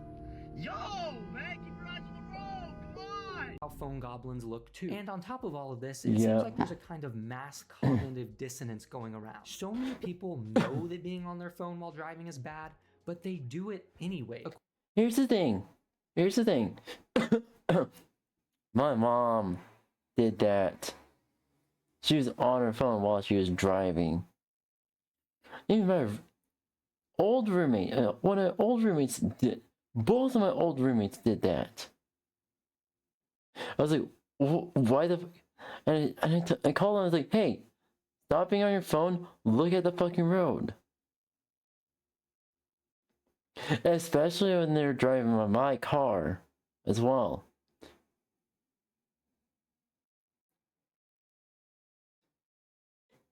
I think it one time I called and said, look, I pretty much I told them to park in the parking lot. I demanded parking in the parking lot, so, and then we switched sides, we switched places, and I drove home. Drove us home, and yeah, it fucking sucked. It fucking sucked. Oh shit. According to AAA Foundation surveys, 93 to 96% of drivers identify texting while driving as very or extremely dangerous. Yet, 37% admit to reading a text while driving in the past 30 days, and 27% admit to sending one. To be honest, I bet the number is higher than that. The only time I use my phone while driving is for fucking GPS, and that's about it. Even I was fucking strict. I was pretty much taught to be strict with driving and driving etiquette as well. Holy shit! But nowadays, fuck.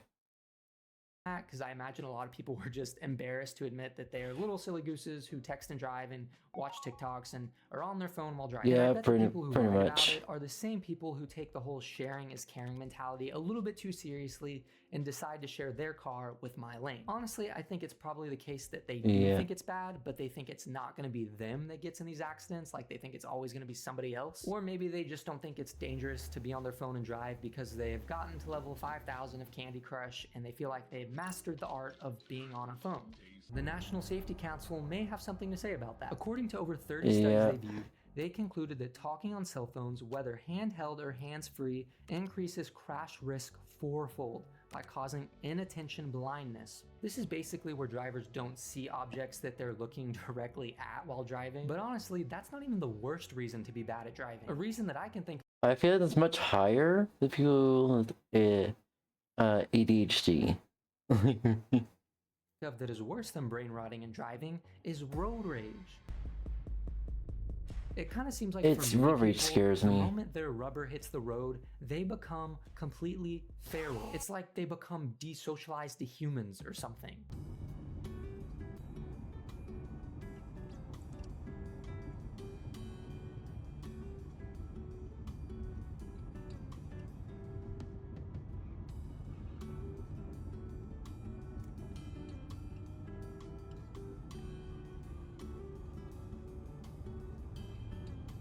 Wow. I had a road rage incident one time where I was pretty much, I don't know what the fuck happened with this old guy, but pretty much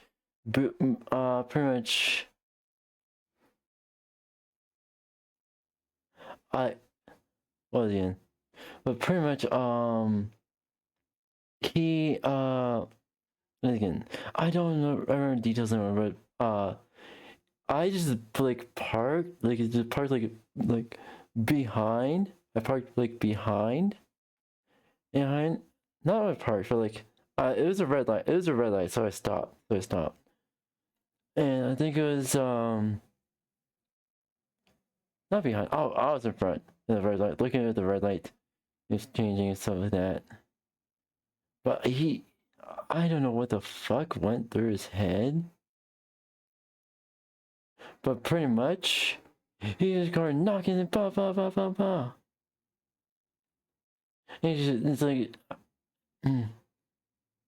and all I did, I didn't even put that. I never put my window down. Never.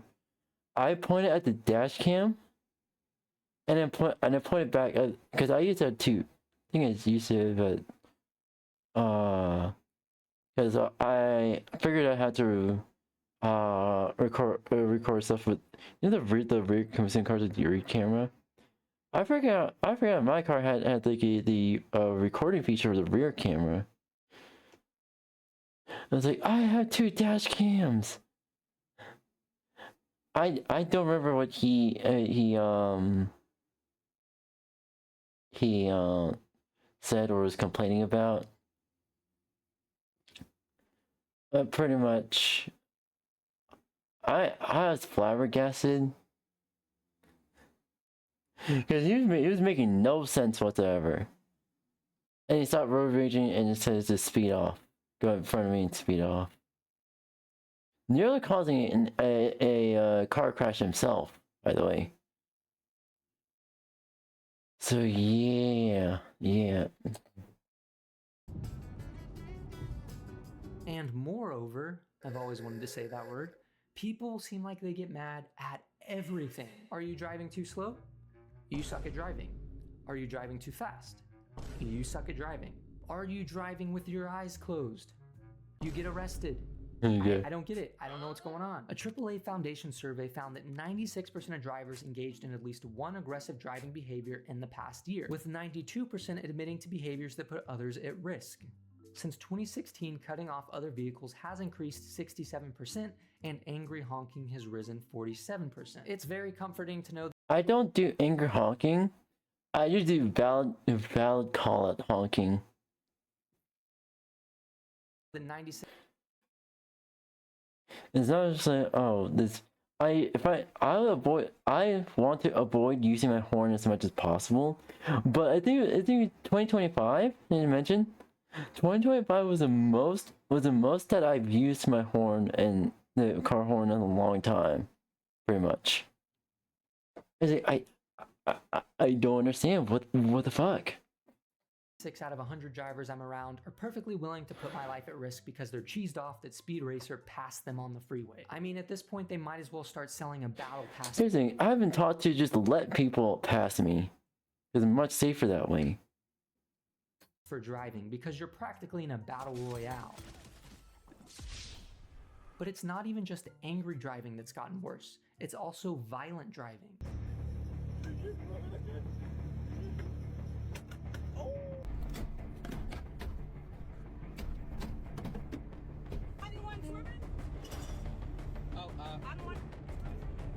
Yeah, it was actually. Oh, there she go. And The most violent side of this spectrum, road rage shootings, increased over 400% between Jesus fucking Christ. I've seen a lot of road rage, but holy shit, road rage shootings are the scariest ones out there ever. 2014 and 2023, with 141 people killed in road rage shootings in 2022 alone. And by 2022, someone was shot in a road rage incident every 16 hours.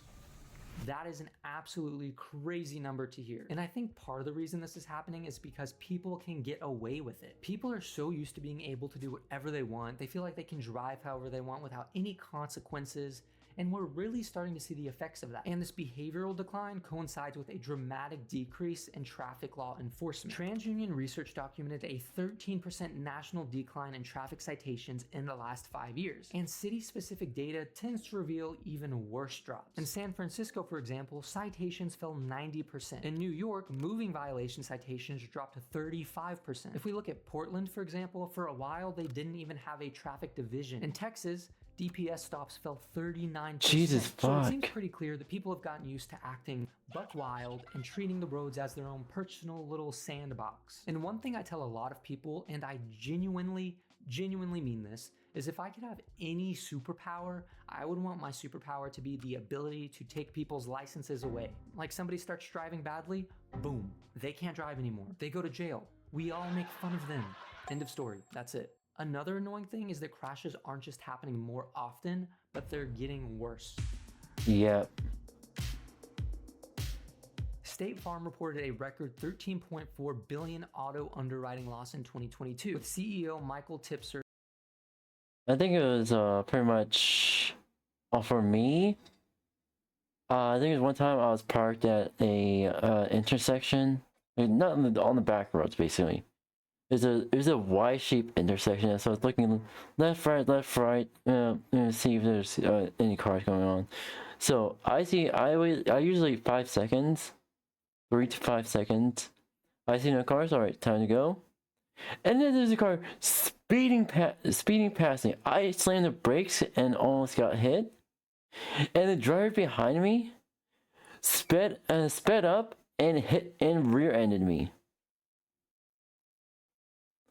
So yeah, I had to get that fixed. That was back in 2018. It was within the first year of me driving.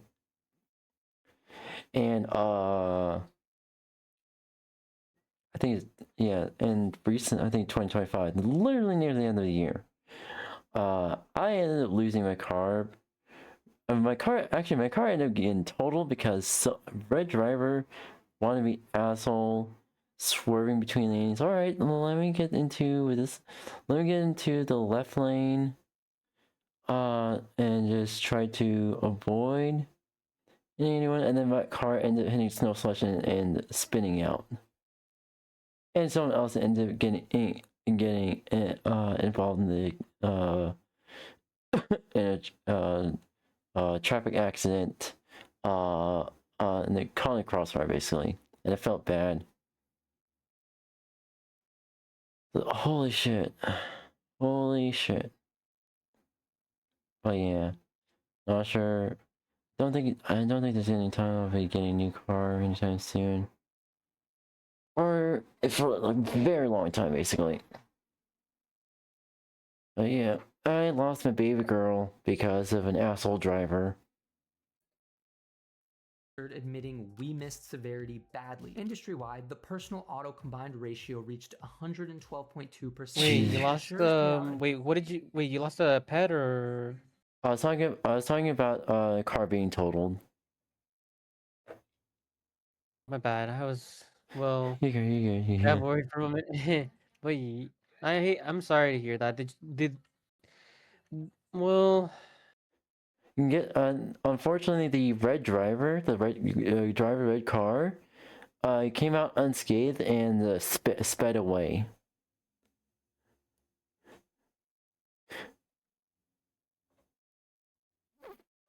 Like they're assholes. Did you have a dash cam? I had dash cam, yes. Plus the beige truck that actually hit while my car was spinning out. He saw the red car speed away and nearly hit him. I was like, what the fuck? So did they help you write a report or not? So pretty much neither of us got the plate of the red car.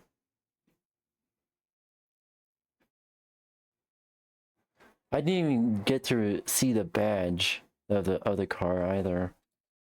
$1.12 for every dollar collected in premiums. And look, I get that people hate insurance companies or whatever, but I don't think the way somebody should go about getting them out of business is by crashing into other people. Call me a crazy radical lunatic.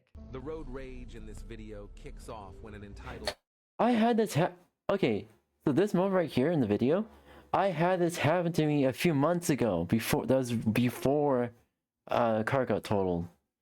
Pretty much, the thing is, it's a black SUV that tried to get into my lane, and it's about to hit me, and I had to honk on the horn, and it's like they snap back to reality and jerk the wheel back left and back into their lane.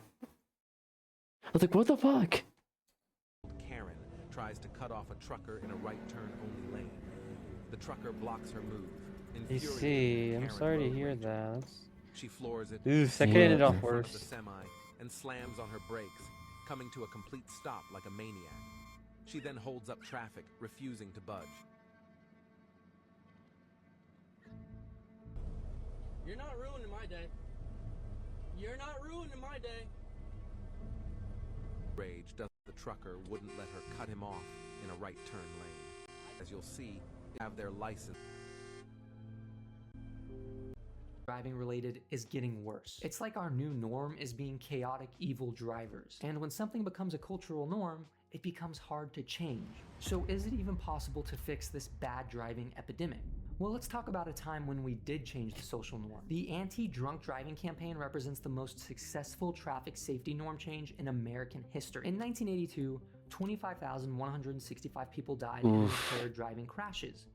By 2023, that number had fallen to approximately 12,429. That's a decline. Here's the thing that I feel like that's happening, that's been happening since at least 2019, or pretty much since COVID. Pretty much, even when I got my driver's license, I got my driver's license during COVID, pretty much. And I was more expecting the whole parking section and then the road section of the driving exam. I did the park section flawless. 100% the parking section. And then when the examiner came and said I passed the driving exam, I asked, wait a minute, what about the road part exam? I was like, it's COVID. We're not allowed to be in the same vehicle as the examinee. I was like, okay. I haven't got my driver's license, but I feel like this is unfair. So yeah. Also, fun fact. Pretty much from, I think it was how long before I took it? Okay, so from winter of 2019, that was when, yeah, wait, winter 2019 to I think it was summer of 2020. I got my driver's license in winter of 2019. No, I got my driver's permit in winter 2019, and got my driver's license near my birthday. So I'm assuming it was around summer of 2020. So I had my permit for 6 months, and I went through hardcore training for driving. I think, how the fuck did I even get my driver's license after 6 months of training? Is it supposed to I know it's some amount of hours or so like that, but this is like a few years or so, Like, are we supposed to look it for a few years? I don't know. I don't That's know. wild. Yep. Yeah, I think it's from my older siblings. It took them a year or more to get their driver's license. Cause I think it was my older sibling failed the first time on both the permit and the exam, but got on the second time. I got mine on both first tries. I'm happy that I have a driver's license, yes. But I feel like COVID gave me an unfair advantage. Exceeding 50%. That's the upside. That's not a bad thing. It's not a bad thing, yes. I'm glad that I got the aggressive training to pretty much be a strict, morally good driver. But yes, I had my little bit of trolling moment. Mostly trolling Corvette drivers. I love that. The change was even more dramatic. From 5,215 deaths in 1982 to 1,392 in 2023. That's a decline of 73 to 84%. But how exactly did we achieve this? Well, this campaign actually succeeded because of multiple different things. MAD and similar organizations humanized victims by putting names and faces to statistics. And this shifted framing from being accidents to preventable crimes. There was minimum drinking age laws, administrative license revocation, sobriety checkpoints, and public awareness campaigns like the Friends Don't Let Friends Drive Drunk.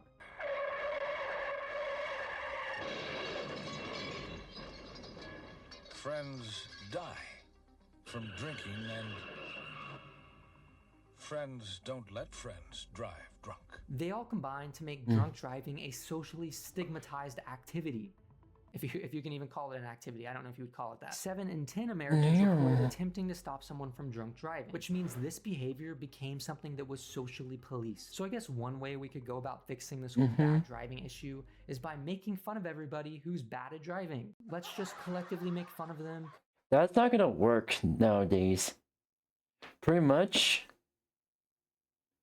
the only way to work nowadays is to send a find identity of the bad driver, send the footage to their workplace, send the footage to their HR, and send the footage to their insurance company or their insurance. Even if it is not directly involved in the accident or cause of it, send it to their insurance. Find their insurance and send to it. Call them silly, goofy names, and tell them that they're no longer invited to our birthday parties. I feel like that would be a pretty good start. Crazy road rage ends in an accident. What are you doing?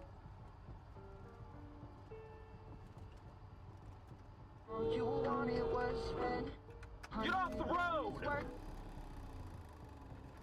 Do it! Hit me! Do it! Hit me!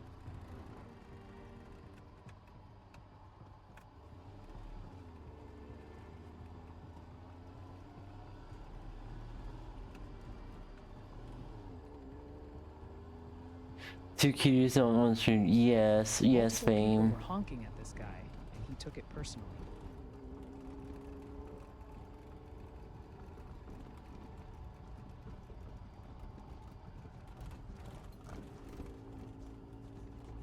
You know what? I agree for public pit maneuvers against road rage drivers. Yes, this will cause a lot more citations, but at the very least, this will give the road rage driver a lesson. And the cutest is the one in front. What do you mean the one in front? Fame? What do you mean the one in front? Come on, what do you mean the one in front?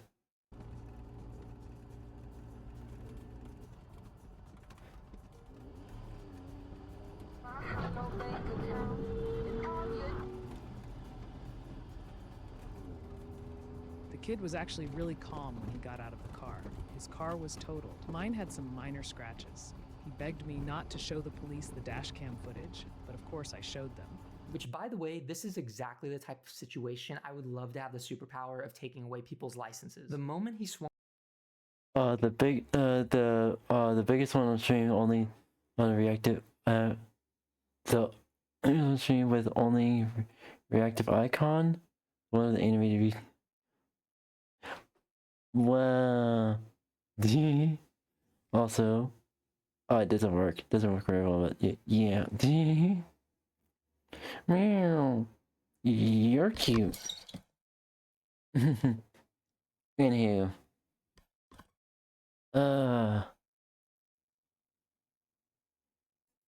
Swung across multiple lanes, I would have snapped my fingers, license would be gone, and his car would have vanished into thin air. Another way I believe in the fight against bad driving is implementing more traffic calming measures. This includes things like speed bumps, raised intersections, or even, and this is going to be controversial, lane reduction. All of which I agree are pretty annoying. I mean, I don't like going over speed bumps, but I feel like we have collectively lost the ability to ask for nice things. I don't know, maybe that's just me. You know what we should do? We should have 2 speed bumps per road. One at the beginning of the road and one at the end of the road. Or at least like intersection speed bumps, basically. No, Fame, you're cute. You're super cute. But we kind of really suck at driving. I think we should probably implement more of these things until at the very least we collectively get better at driving. And actually, traffic calming measures do show a lot of success across multiple different studies. A 2025 systematic review of 24 studies across 10 countries found overall crash reductions of 28%. Imagine lying on stream. I'm not lying if it's the truth. Can be me. Come on. It's not lie if it's the truth. Crash reductions of 33% and pedestrian crash reductions of 18%. And if we look at Sweden, for example, I know they're not a one-for-one comparison to the United States, but they have achieved great results with their Vision Zero program. This is basically a system where responsibility is shifted away from solely being on drivers to also being on the people who design roads. In Sweden, this program has achieved an 80% reduction in road deaths since 1970, despite traffic doubling, with a current fatality rate of 2 per 100,000. Which that is among the world's lowest. So honestly, I don't think it's insane to say that bad driving itself isn't a disease, but rather a symptom of a few other things. The decline in law enforcement on roads, smartphones, and just an overall higher level of distrust.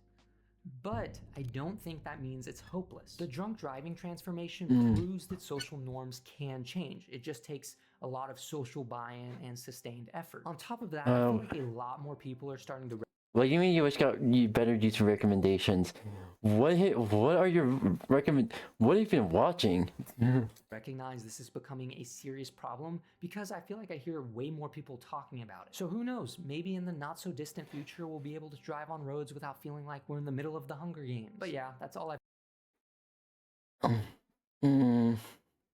I see. I use the bathroom real quick.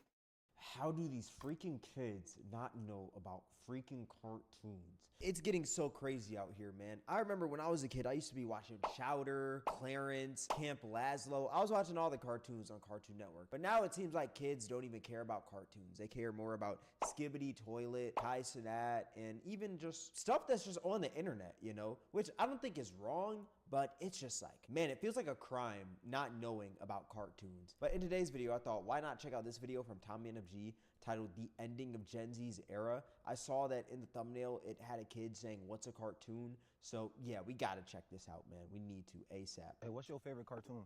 YouTube. I watch YouTube. No, cartoon. Cartoon? Mm-hmm. You don't watch cartoons? What are cartoons? Damn, what? I'm not that old. Is it like when they have ads?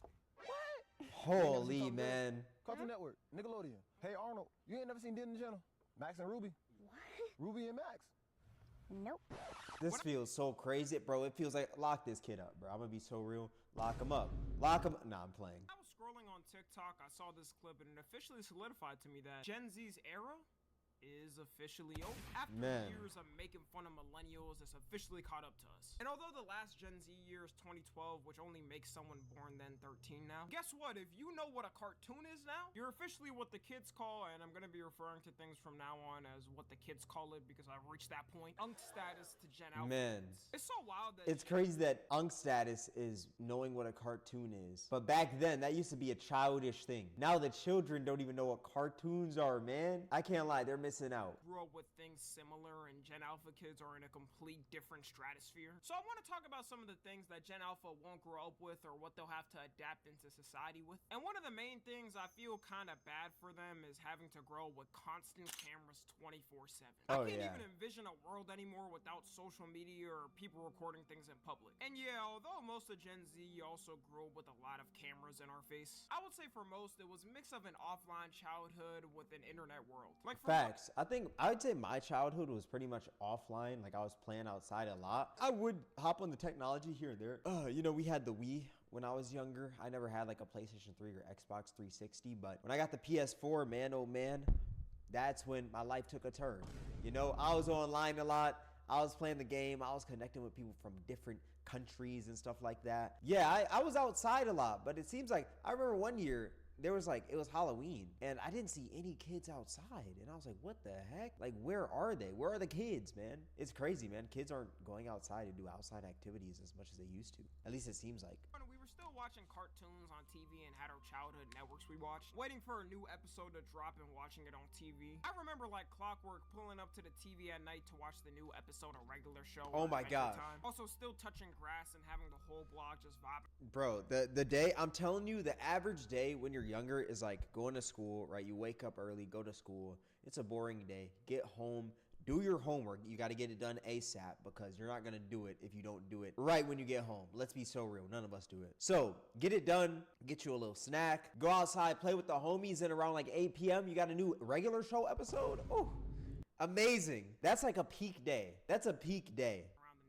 Nowadays, people can't touch the sunlight around their neighborhood without disintegrating into pieces. The Man. online world we grew up in was mainly YouTube and all the OG YouTubers. Just watching whatever the type of content they posted. A famous YouTuber could post anything back then. Back. Literally, bro. Shout out Expert Thief. I was watching him all Welcome the time. back. I miss you. Low-key, I'm watching the Super Bowl right now. I just saw Green Day play right now in the Super Bowl. I'm happy. Nice. Nice. Oh. Blah. Well, what time is it? Yeah, I think it'd be ending stream. Then stream.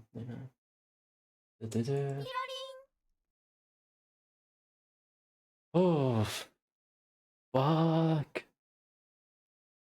So cold. Okay. Cold. Yeah, I'm freezing. Still freezing. Oof. Yeah. Anyways.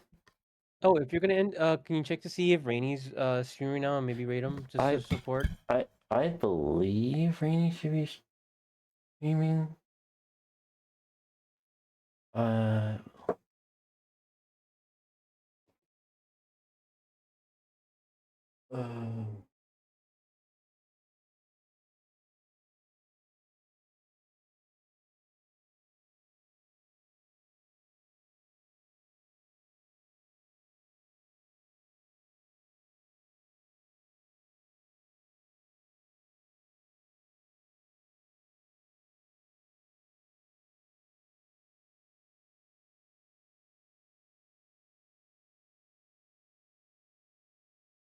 Allow me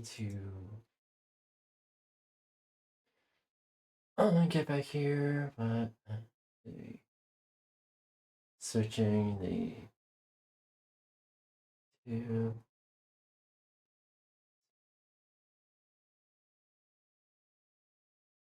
Here we go.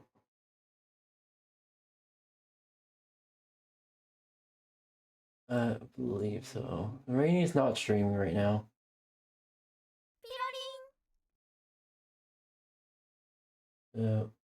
Gotcha. You're fine then. Yeah. Oh, anywho, I just want to say thank you everyone for joining today's stream. My name is Rain Blitz. I'm a variety streamer. I stream lots of beginning chats as well as I draw art, and hopefully I'm going to be doing like 3D modeling for everyone here. And thank you all new followers across all the platforms I stream on. And welcome to the Blitzy Club. And that being said, I'm probably just gonna try to warm up and probably just and probably make dinner and hang out with my partner. That being said, I gotta get going now, Blitzies. Bye bye, matinee.